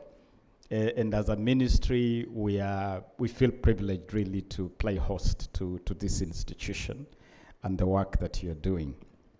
I also want to acknowledge my colleagues from government, of course, my colleague, my brother, Principal Secretary responsible for the State Department of Youth Affairs, Ismail Malim. But Ismail, you should have told them, while they may scare you with the degrees, you may scare them with your military credentials. Ismail here is a military man, and so he also brings something special to the table. And of course, my dear sister, Beatrice, the Principal Secretary responsible for higher education. Let me also acknowledge in a very special way the leaders of our institutions for higher learning. I have counted a total of 21 universities and 4 TVETs. That really is impressive. And I want to acknowledge all the leaders, the delegations from these institutions, and particularly the 8 vice chancellors who are in this room with us. The Vice Chancellor of the University of Nairobi, my alma mater, Daystar University, Riara, Dedan Kimathi, Jaramogi Oginga Odinga University, Open University of Kenya, the University of Embu, and Egerton University. All of you Vice Chancellors, I acknowledge you, and I pay my respect to yourselves. This is a very impressive gathering of top minds. I also want to acknowledge Professor Stephen Kiama Gitai, who chairs the Kenya Network of Entrepreneurial Institutions Leaders. And really having that framework, a network that brings all of us together, makes it very easy for us to join dots and to progress the resolutions that we arrive at in a forum such as this. And of course, Professor Mugendi, who chairs the, are you the Vice Chancellor or Vice Chancellors, Professor Mugendi? Do you call you the Vice Chancellor or Vice Chancellors? No, I'm kidding. You're the chair of the Vice Chancellors. I acknowledge you too. And of course, partners, I am aware that there is a very impressive team of partners that are working with Kenya to... Now, good people, I stand here before you this afternoon, not just as the Cabinet Secretary for Youth Affairs and Sports, but also as a fervent believer in Kenya's limitless potential. As we race towards realizing the Kenya Kwanza vision for this country, our government's manifesto, we are reminded that our nation's most valuable resource is its people. It is our people that bear the promise for our country. The abundant talent, the boundless creativity coursing through our veins, that is really our greatest resource. Transforming these talents, this creativity into tangible prosperity is not a mere aspiration. It is a cornerstone of our Kenya Kwanza initiative and aspirations for this country. We acknowledge the extraordinary potential inherent in our youth, their artistic flair, their athleticism, and their innovative spirit. To unlock this potential, we require more than just dreams. We need robust national strategies and policies, as well as institutional frameworks that cultivate talent from the grassroots. And that is why I'm quite honored to address this esteemed gathering this afternoon at the Commercialization and Entrepreneurial Institutions Leaders CEIL Summit, where we gather here to brainstorm, to bounce balls off the wall on the theme, getting it right on commercialization of research outputs and ideas. This gathering is a testament of our unwavering commitment to fostering innovation and unlocking the immense potential within our great nation. The pursuit of monetizing talent has transcended the realm of mere aspirations. It has become a definite priority under the banner of our Kenya Kwanza administration. Our determination to unleash the vast reservoir of talent inherent in our youth, artists, inventors, and innovators is resolute. We firmly believe that these exceptional individuals hold the key to a future characterized by prosperity and innovation for our beloved nation, Kenya. Ladies and gentlemen, in our collective endeavor to realize this vision, we recognize the paramount importance of establishing institutional frameworks designed to support and facilitate the monetization of talent at the grassroots level, guided by the principles of build, empower, transform, and achieve. Our bottom-up economic transformation agenda, or simply better, BETA, we are acutely aware that building momentum as a nation towards commercialization of innovation is the linchpin of our mission. It is this context that the CEIL Summit assumes not just relevance, but critical significance. At my ministry, we call it Talanta Hela. You intellectuals, thought leaders, you call it commercialization. It is one and the same thing. It is all about monetization. You're calling it commercialization. I'm calling it Talanta Hela. It is all about turning our creativity, our innovation into livelihoods. That's the long and short of it.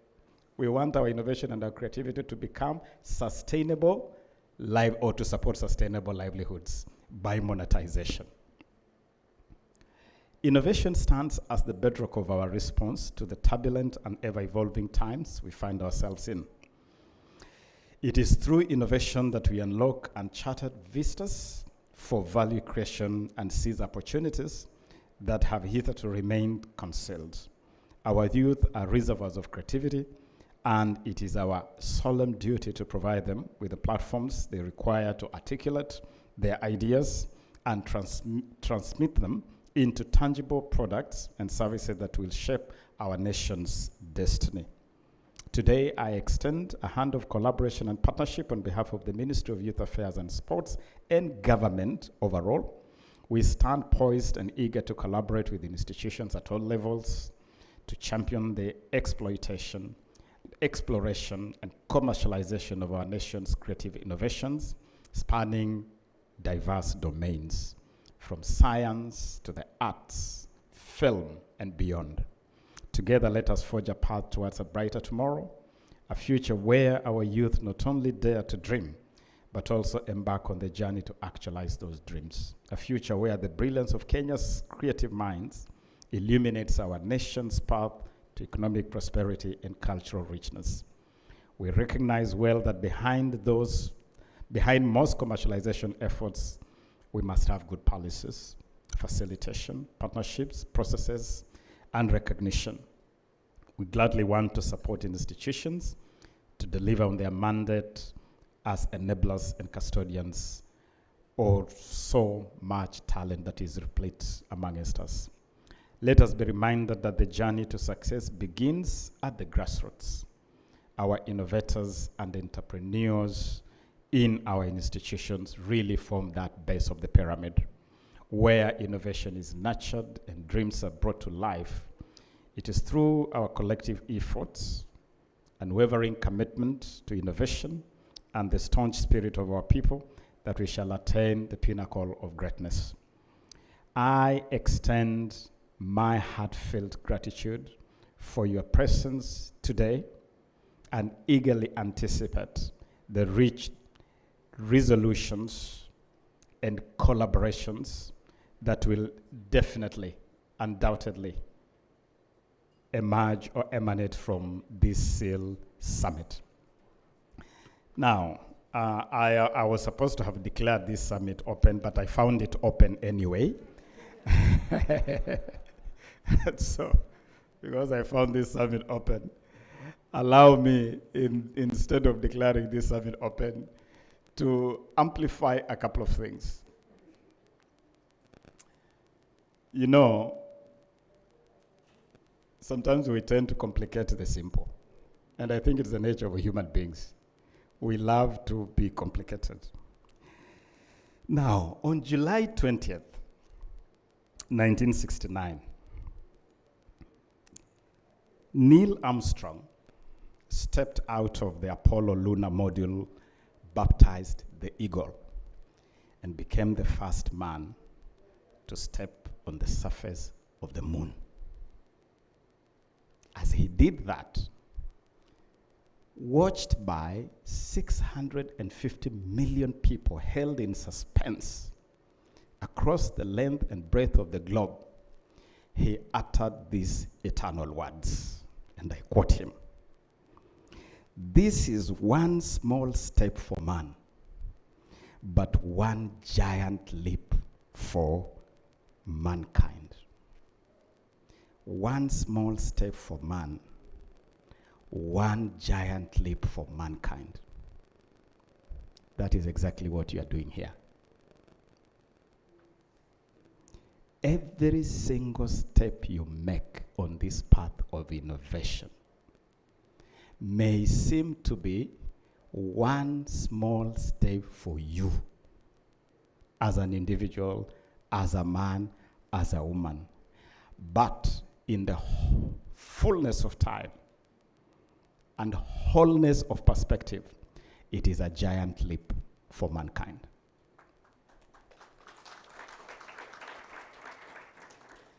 And that is why, in this administration,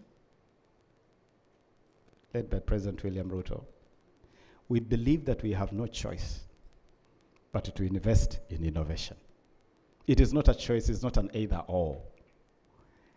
It is an imperative. We must invest in innovation. There's no other way.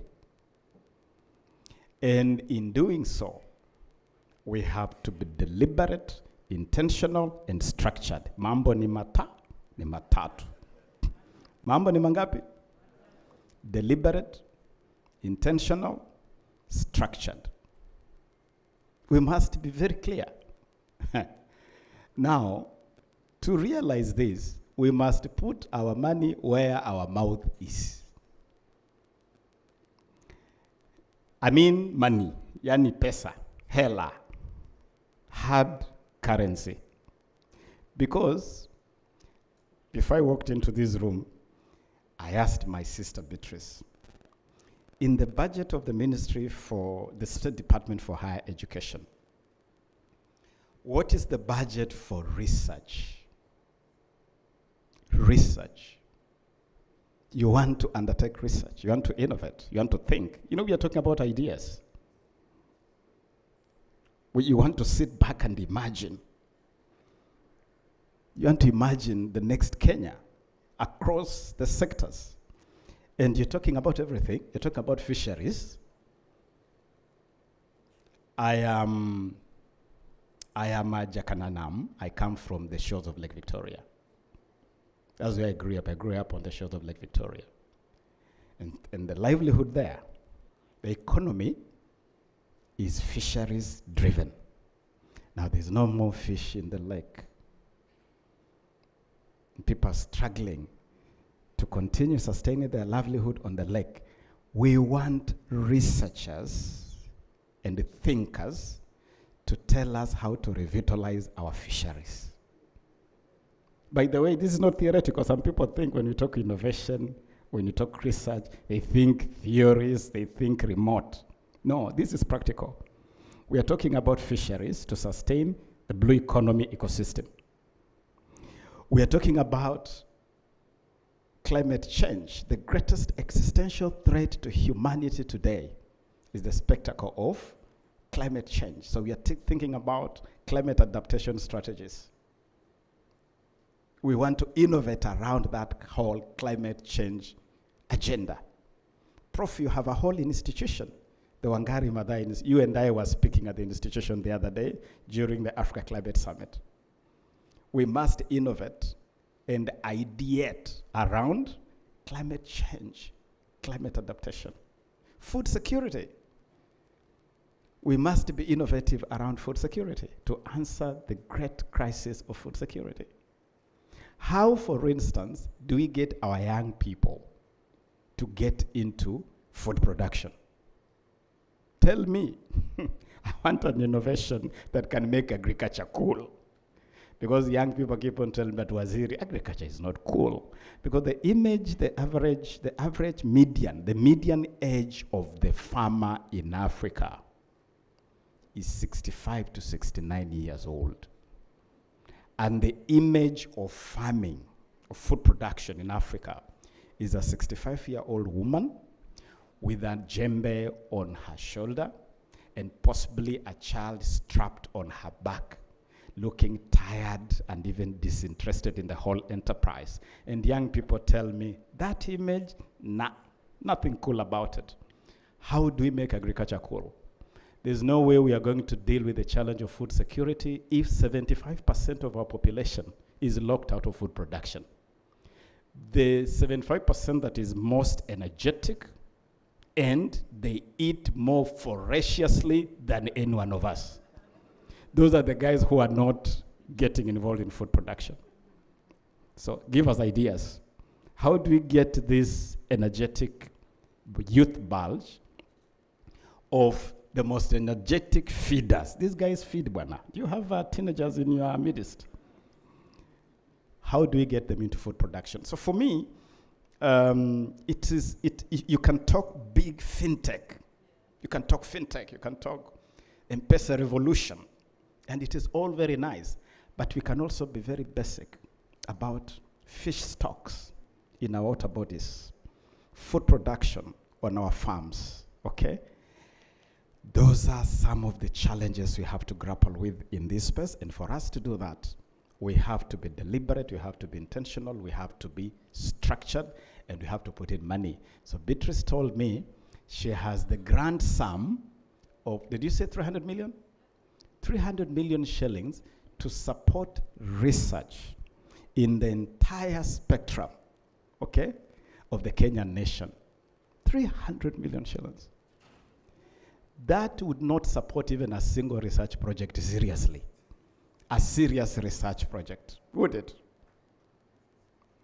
12 years ago, when I served as Minister for Youth Affairs in the Kibaki administration, Kibaki sent me to Korea, to an institution called Korean Advanced Institute of Science and Technology, KAIST. So I went to KAIST on the instructions of my boss, the president. And I was taken around KAIST and I made certain observations. Observation number one was the volume of resources at the disposal of this single institution. The budget levels, okay? And the scale of thinking. You couldn't see the ceiling of their thinking, of their dreaming. You couldn't see the ceiling, okay? The volume of resources. Number two, how wired this institution was to industry. I saw a plug for Samsung, a plug for Hyundai, a plug for Daewoo. Basically, the who is who in the Korean corporate world. You saw a plug at KAIST. Okay? So, KAIST feeds Hyundai. KAIST feeds Samsung. I was able to see, that is about 12 years ago, Samsung products of the future. Samsung products of the, and they were calling them products of the future. Today we have this phone, this handset, okay? You call it the Flip, eh? I saw this product 12 years ago at KAIST as a product of the future. Today, in your homesteads, you have the curved screen TV. The curved screen TV. I saw it at KAIST as a product of the future. I was in China 2 weeks ago, and I was counting green cars on the road. Cars that are now electric. They call them the EV something, electric vehicle something. And I got these statistics from my Chinese counterpart who was hosting me, and he told me we are now at 40% of electric cars on Chinese roads. China is now the biggest producer of electric cars. 12 years ago at KAIST, I rode in an electric bus. Actually, I was taken around the KAIST campus on an electric bus, and I was told, this bus is the motor vehicle of the future. So I saw a future-looking institution that was already mapping where South Korea should be and where the world was headed.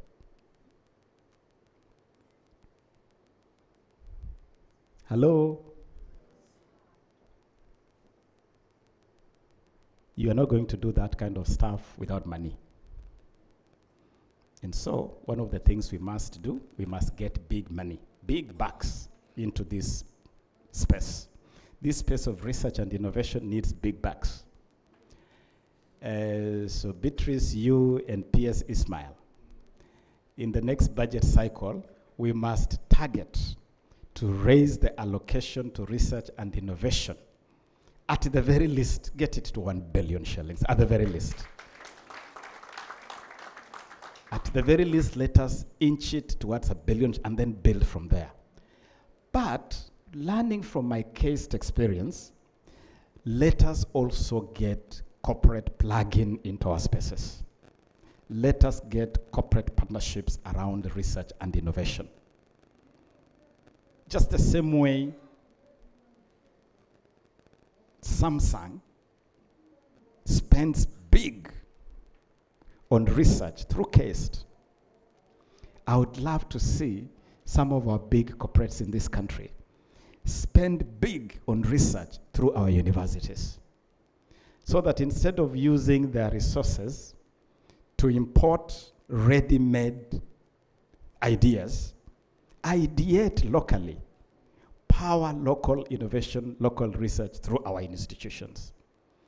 And for us to do that, good people, we must govern our institutions better. There are no two ways about it. We must run our universities better. We must run our institutions as truly commercial, business-oriented enterprises. Governance is key. And so that is my challenge to us, that as government, we are a very good government, by the way. This Kenya Kwanza government ni serikali poa sana. We are a government that is sensitive. Sisi ni serikali ambayo tuko na idea poa, okay?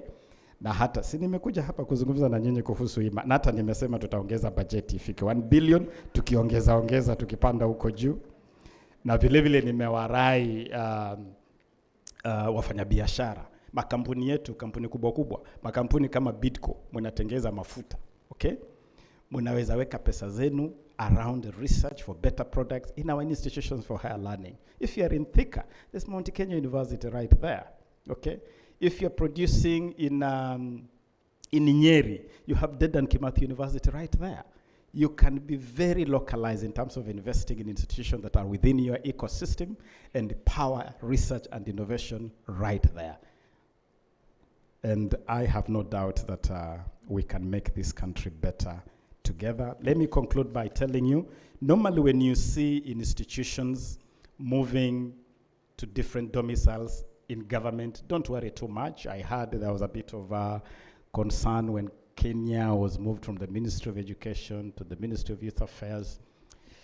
This government is driven by what we call whole of government approach to service delivery. It is one seamless government.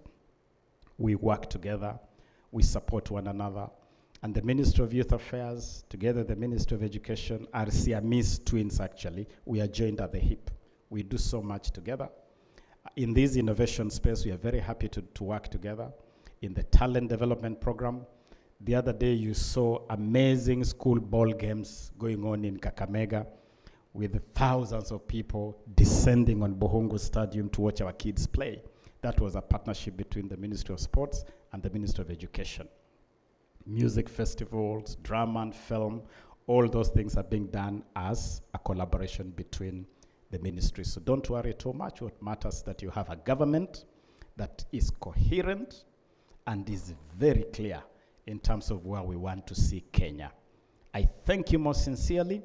I want to encourage us to build momentum towards the historic Kenya National Innovation Week Commonwealth Edition at the end of November 27 and 28. It is an amazing opportunity for us to showcase our innovation and creativity. And this time, the whole of the Commonwealth will be an audience for you. I was at the Commonwealth Youth Ministers Conference in London 3 weeks ago. And I was given a whole 1 hour to pitch around this particular innovation moment in Nairobi. And there is excitement within the Commonwealth, all the 56 member states of the Commonwealth, from Canada to Samoa, from the UK to Lesotho, they are all eager to come to Nairobi to be part of this innovation moment.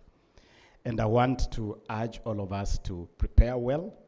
We're going to have very high-level guests led by Patricia Scotland, the Secretary General of the Commonwealth herself, and other high-level guests. Our own president will be playing host together with us. And so let us mobilize good support. Corporate partners who are part of this, let me encourage you to also provide support to this Commonwealth edition of the Innovation Week. It will also be a good opportunity for us to unveil winners of this Presidential Innovation Award, which we ignited in Eldoret way back in August. And let us keep reminding, Tony, I believe we haven't closed the call. The call is still open until the end of October. And so let me use this opportunity again to encourage our innovators. Let us bring those brilliant ideas forth. That thing is www.something.something. You'll remind us of the address so that we can keep logging in and reminding our people who are interested in this to come forth and be part of this. And then at the end of the year, we'll be hosting another incredible event for young people, the Youth Connect Africa Summit, which is bringing to Nairobi 20,000 young people from across the length and breadth of Africa, from the Cape to Cairo, from Lamu to Lagos. And the theme of this summit is Youth Innovating a Borderless African Renaissance. Again, it is an innovation-driven platform for African youth to imagine an Africa that is not limited by the borders imagined by our friends in Berlin in 1884-86, imagining an Africa where we can trade, where goods, services, and people can circulate around our continent without a limitation. Another great opportunity to also showcase the creativity of our young people. And I would be very happy again for us to build partnership and momentum around that summit. And finally, this December, we celebrate Kenya at 60. And again, the theme informing Kenya at 60 celebration is innovation. The innovation and creativity of our people. So it is really a good year to pitch, okay, and to mobilize momentum around innovation and to mobilize resources. And on that mission, you have a friend in this ministry, you have a partner in government. Asanteni sana.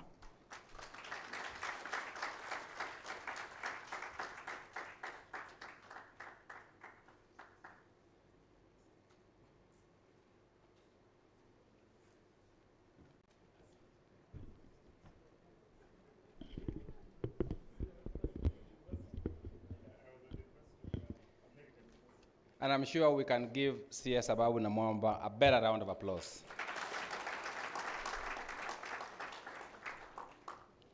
So, Vice Chancellor, if you agree, we can invite the CS to come and do a PhD at the Faculty of Law. And because you know, excellent.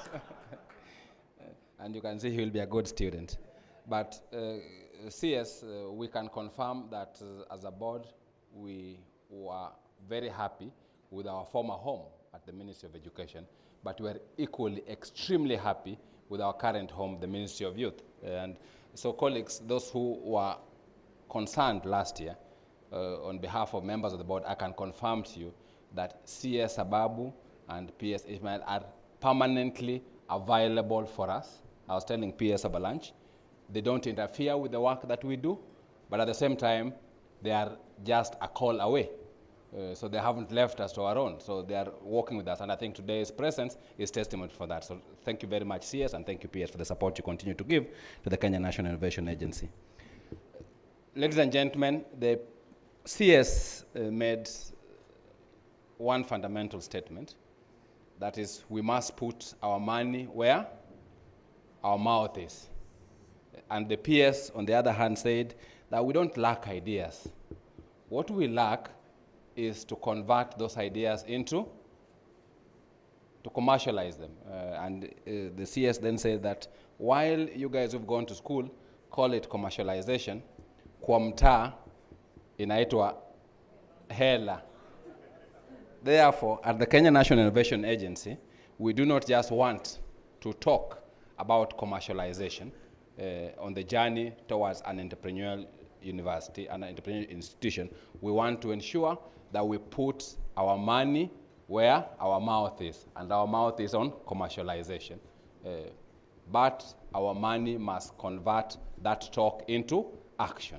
And that is why last year, as we had the CEIL Summit, we also started a journey of partnering with universities, partnering with research institutions, so that we can be sure that the talk that we have at this annual summit is converted into action in their institutions. And so that a year or 2 years down the road, we can be asking ourselves, yes, we can be asking ourselves, ni chapa ngapi tumepata kwa idea zetu ambazo tuko nazo chungu nzima vile PS amesema. So that is why today we will be celebrating an interesting idea. We will be celebrating the journey we have walked with 5 institutions, which is a journey of identifying their commercialization pain points, as we discussed in the morning, but not ending at the pain points, but ending into a plan of action to ensure those pain points are addressed and to ensure that eventually those many ideas can then turn into money every year. And then after that, they have developed a master plan that over the next 3 for some universities and 5 for others, this is where we would like to go. And we'll be calling them here to sign that commitment of the journey they would like to go to. And therefore, then every year, when we come here, we'll not be celebrating only ideas. We'll be celebrating progress ya chapa. So that we can tell ourselves we were at 2 million shillings. As government is moving, and thank you, CS, for telling my good friend PS Beatrice and PS Ishmael that let's increase from 300 million to 1 billion. So as government is moving from 300 million to 1 billion, the commercialization agenda at the universities also will be moving in every institution from X to Y. So I would like to do 2 things. First is to have the institutions that are going to be signing their roadmap and their master plan on the commercialization journey to come up to publicly sign as a show of commitment what they would like to do. It is not a template. It is specific to every institution. So institution X will want to reach destination Y, institution Z will want to reach destination A, but eventually the idea is that all of them will be working on a path of translating their research ideas into commercial money outputs. To help us do so, I would like to invite, number 1, the person who has the draft documents. That's, Tony, I've heard you being called many things. Versatile, innovative, robust.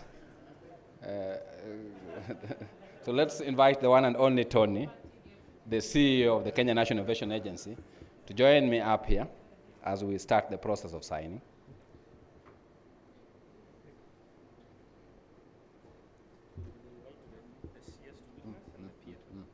But I want it to be ready.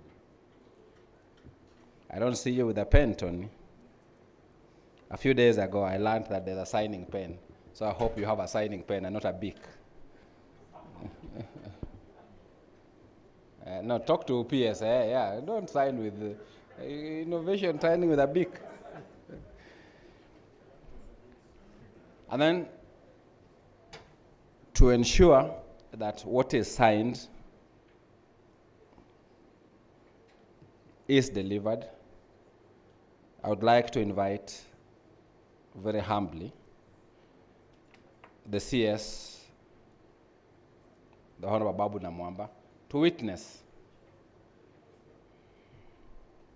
And because the CS does not have money, I will invite the money keepers, who will also be delivering 1 billion towards that journey, the PS for youth, the Honorable Ishmael, and the PS for higher education, the Honorable Beatrice Inyangala. So therefore, colleagues, there is no excuse as to why this cannot work. I think as the governor of Nairobi says, lazima iwak. So lazima iwak. Last year, we had 5 institutions that as the Kenya National Innovation Agency we worked with. Some of them have their vice chancellors here, and for those, the vice chancellor will sign, and the CEO of Kenya National Innovation Agency will countersign. Others have sent representatives. We acknowledge, and the signing will take place on the behalf of the Kenya National Innovation Agency, but you know, if you purport that you are a vice chancellor and sign, there will be trouble. So we'll not put you in that trouble. We will give you the document signed by Tony and have the vice chancellor sign, and then it can be given back, a copy with yourself and a copy with ourselves for our record. So please join me in welcoming the first vice chancellor who is here, the newly appointed vice chancellor for JUST, Jaramogi University of Science and Technology, Professor Emily Achieng, and the last time I remember, Akuno. So Professor Emily Achieng Akuno, formerly of the Technical University of Kenya, now the Vice Chancellor of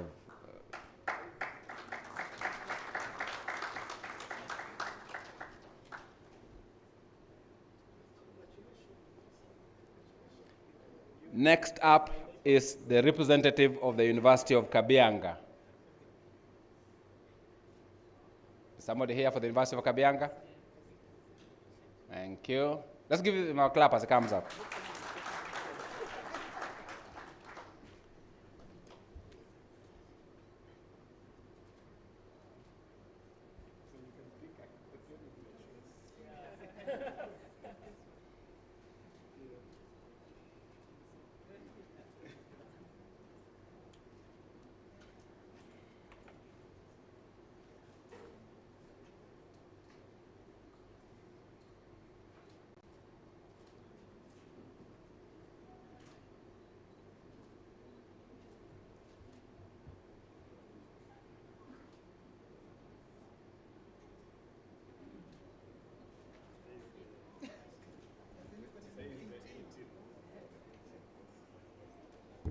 Yes, it is the 18th of October.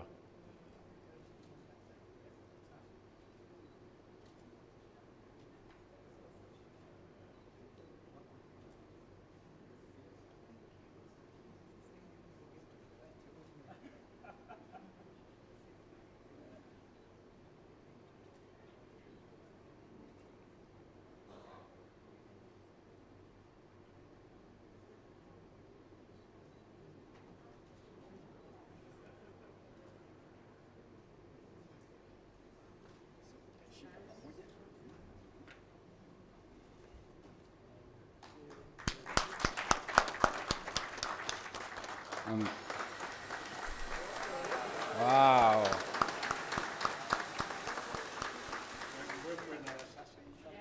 Thank you very much, Vice Chancellor of JUST.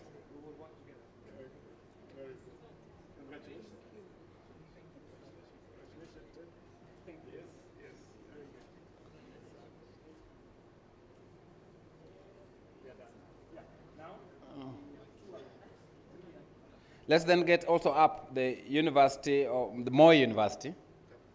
No, Kabianga is up here. Moi, please come next. So we just make, is somebody from Moi University here?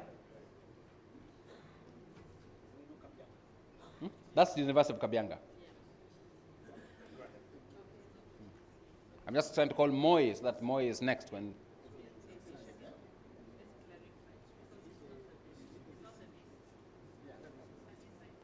No.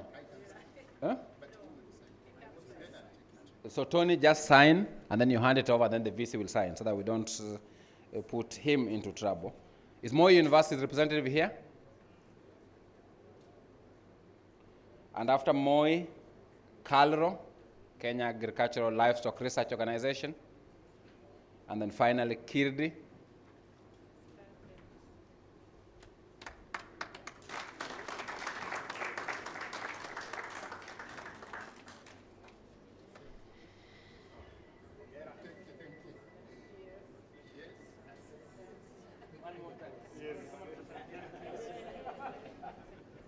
So that's Moi University. Please let's give them a clap.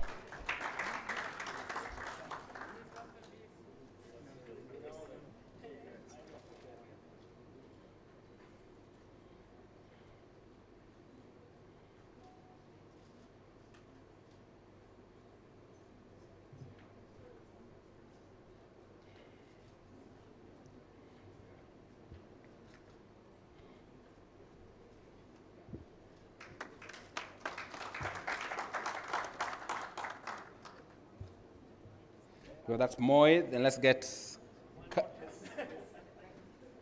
KALRO up. Who's from KALRO? Nobody. KIRDI?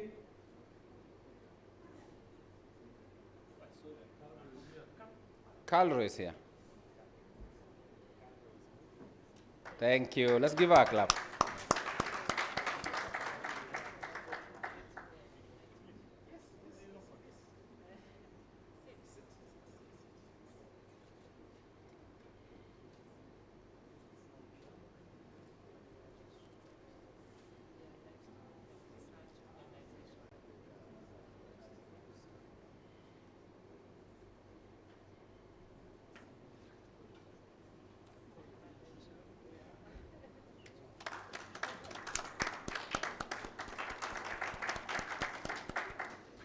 Finally, for that round, KIRDI.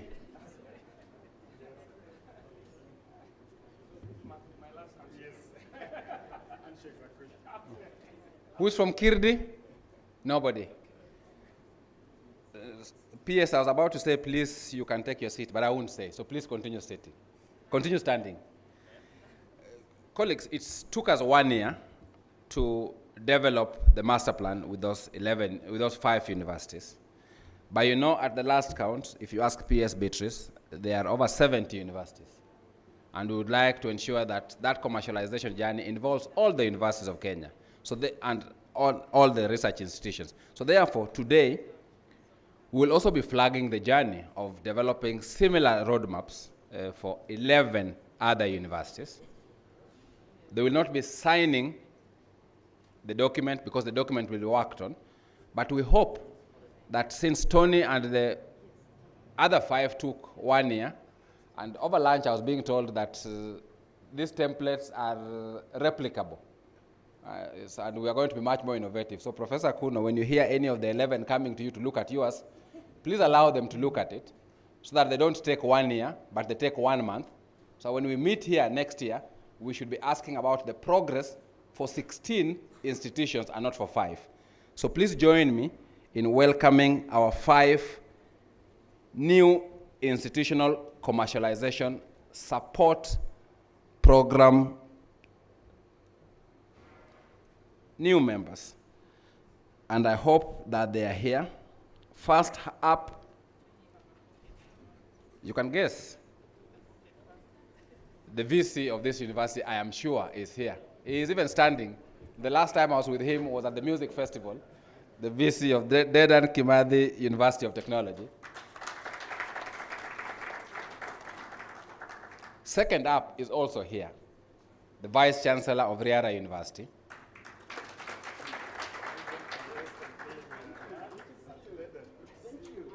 Even third up is here, the Vice Chancellor of Egerton University. The fourth institution that we have the pleasure of joining this program is Meru University of Science and Technology.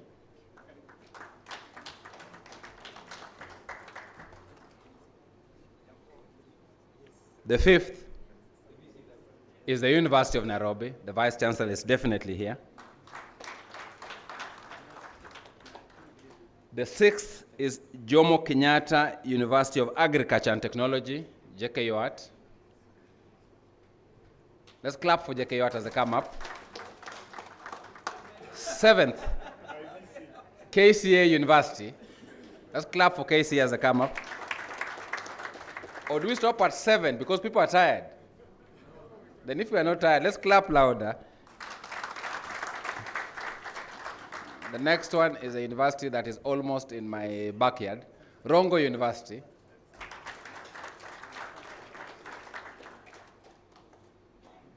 The 9th university is Daystar University. I will skip the 10th and go to 11th and come to the 10th last. The 11th is Southeastern Kenya University, also called Seuku University. And I think the 10th university, the CS was calling him the Vice Chancellor of Vice Chancellors. So let's invite the Vice Chancellor of Vice Chancellors, the Vice Chancellor of the University of Embu.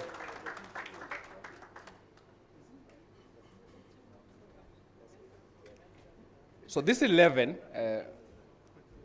institutions join the second phase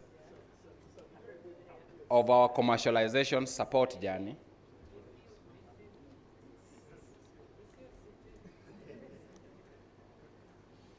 So the Kenya National Innovation Agency will work with the 11 to be able to identify their current status, to be able to develop the roadmap of commercialization, and thereafter to be able to, just like the other 11, work with them so that collectively we can be able to ensure that the ideas that we've been generating over many years is translated into money, which is what commercialization is about. So I hope that I saw some things going up. So I hope they can go up for these 11 people, and as we clap for them. Or it was only for those other. Oh, and please let's clap until the people in charge of this thing puts it up. So the team at the... Kama ifanya tutatoka hapa. Oh yeah, you see, it works.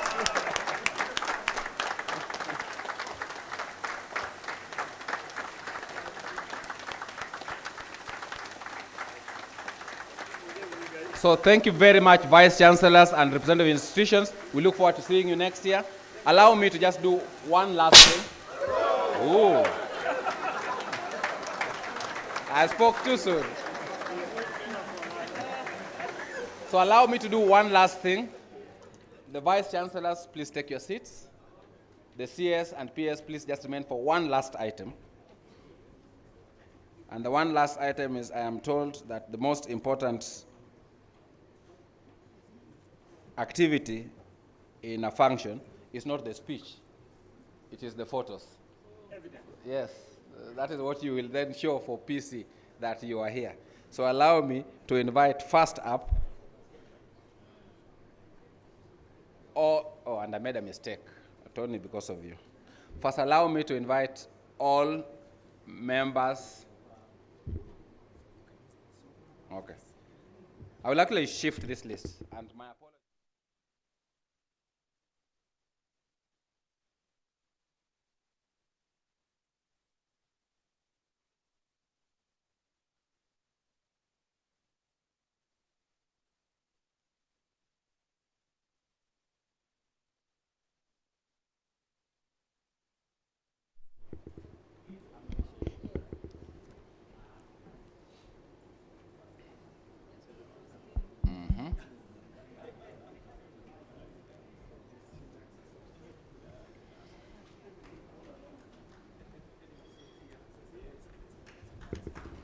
So you.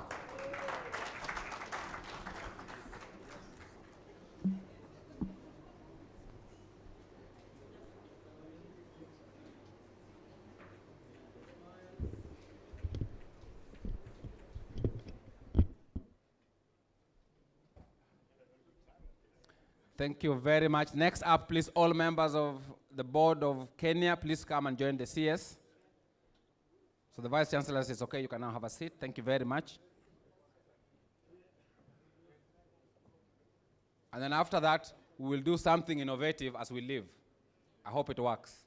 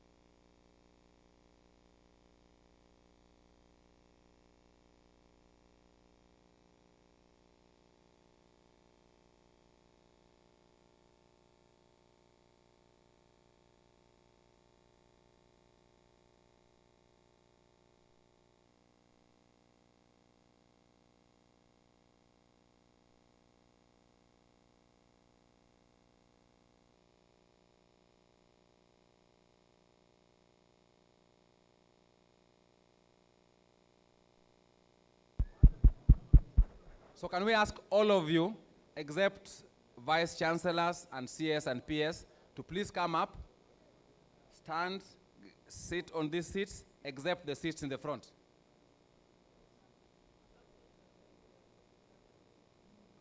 We'll take as many as we can fit. So just leave the seats in the front empty, but the rest of the seats, and just ensure as you are sitting, we are not having men only. So if you are a man, the next person next to you should be a lady. You too, that's the only rule. And don't sit on the ones in the front. So long as the neighbor next to you is of opposite gender. The rest of us, let's stand.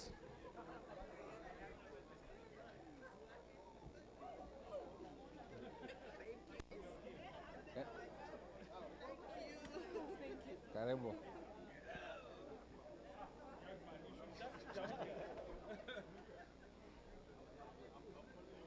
Let's see whether we can all fit. I'm sure we can.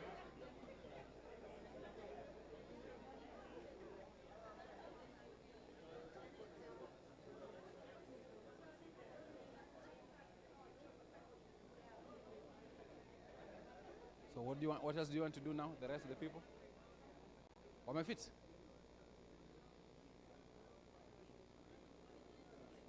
Yeah, and some will stand up at the side there.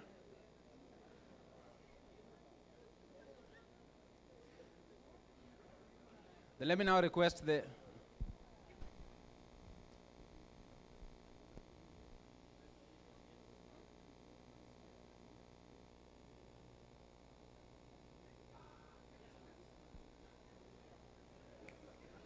excellent idea. What you do, move this, then some people can sit here on this thing.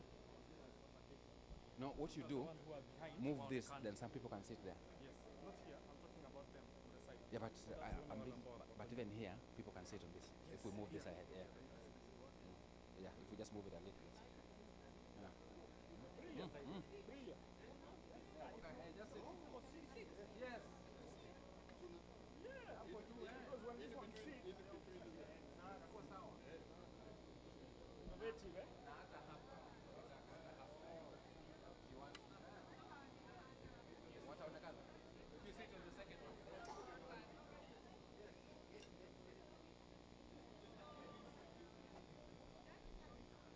Now let me invite the Cabinet Secretary and the PS, the two PSS and Vice Chancellors to please sit here, and board members of Kenya to sit in the front. And Tony, if space remains. Yeah, there, PS, SCS.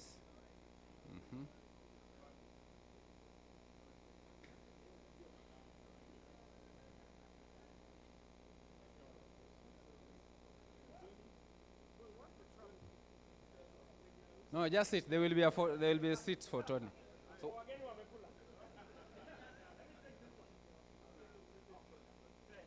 are we all there? Yeah, then I can now sit here.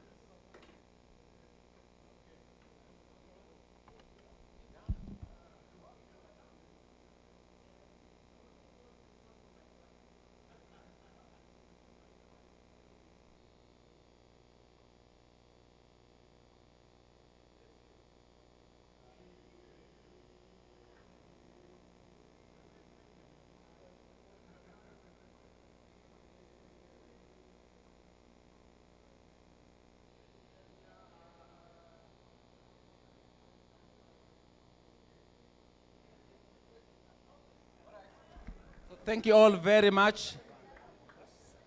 And colleagues, that marks the end of today's session. Please have yourself a cup of tea, a glass of juice, and see you tomorrow very early in the morning for the penultimate day of the second CEIL Summit. Asanteni sana.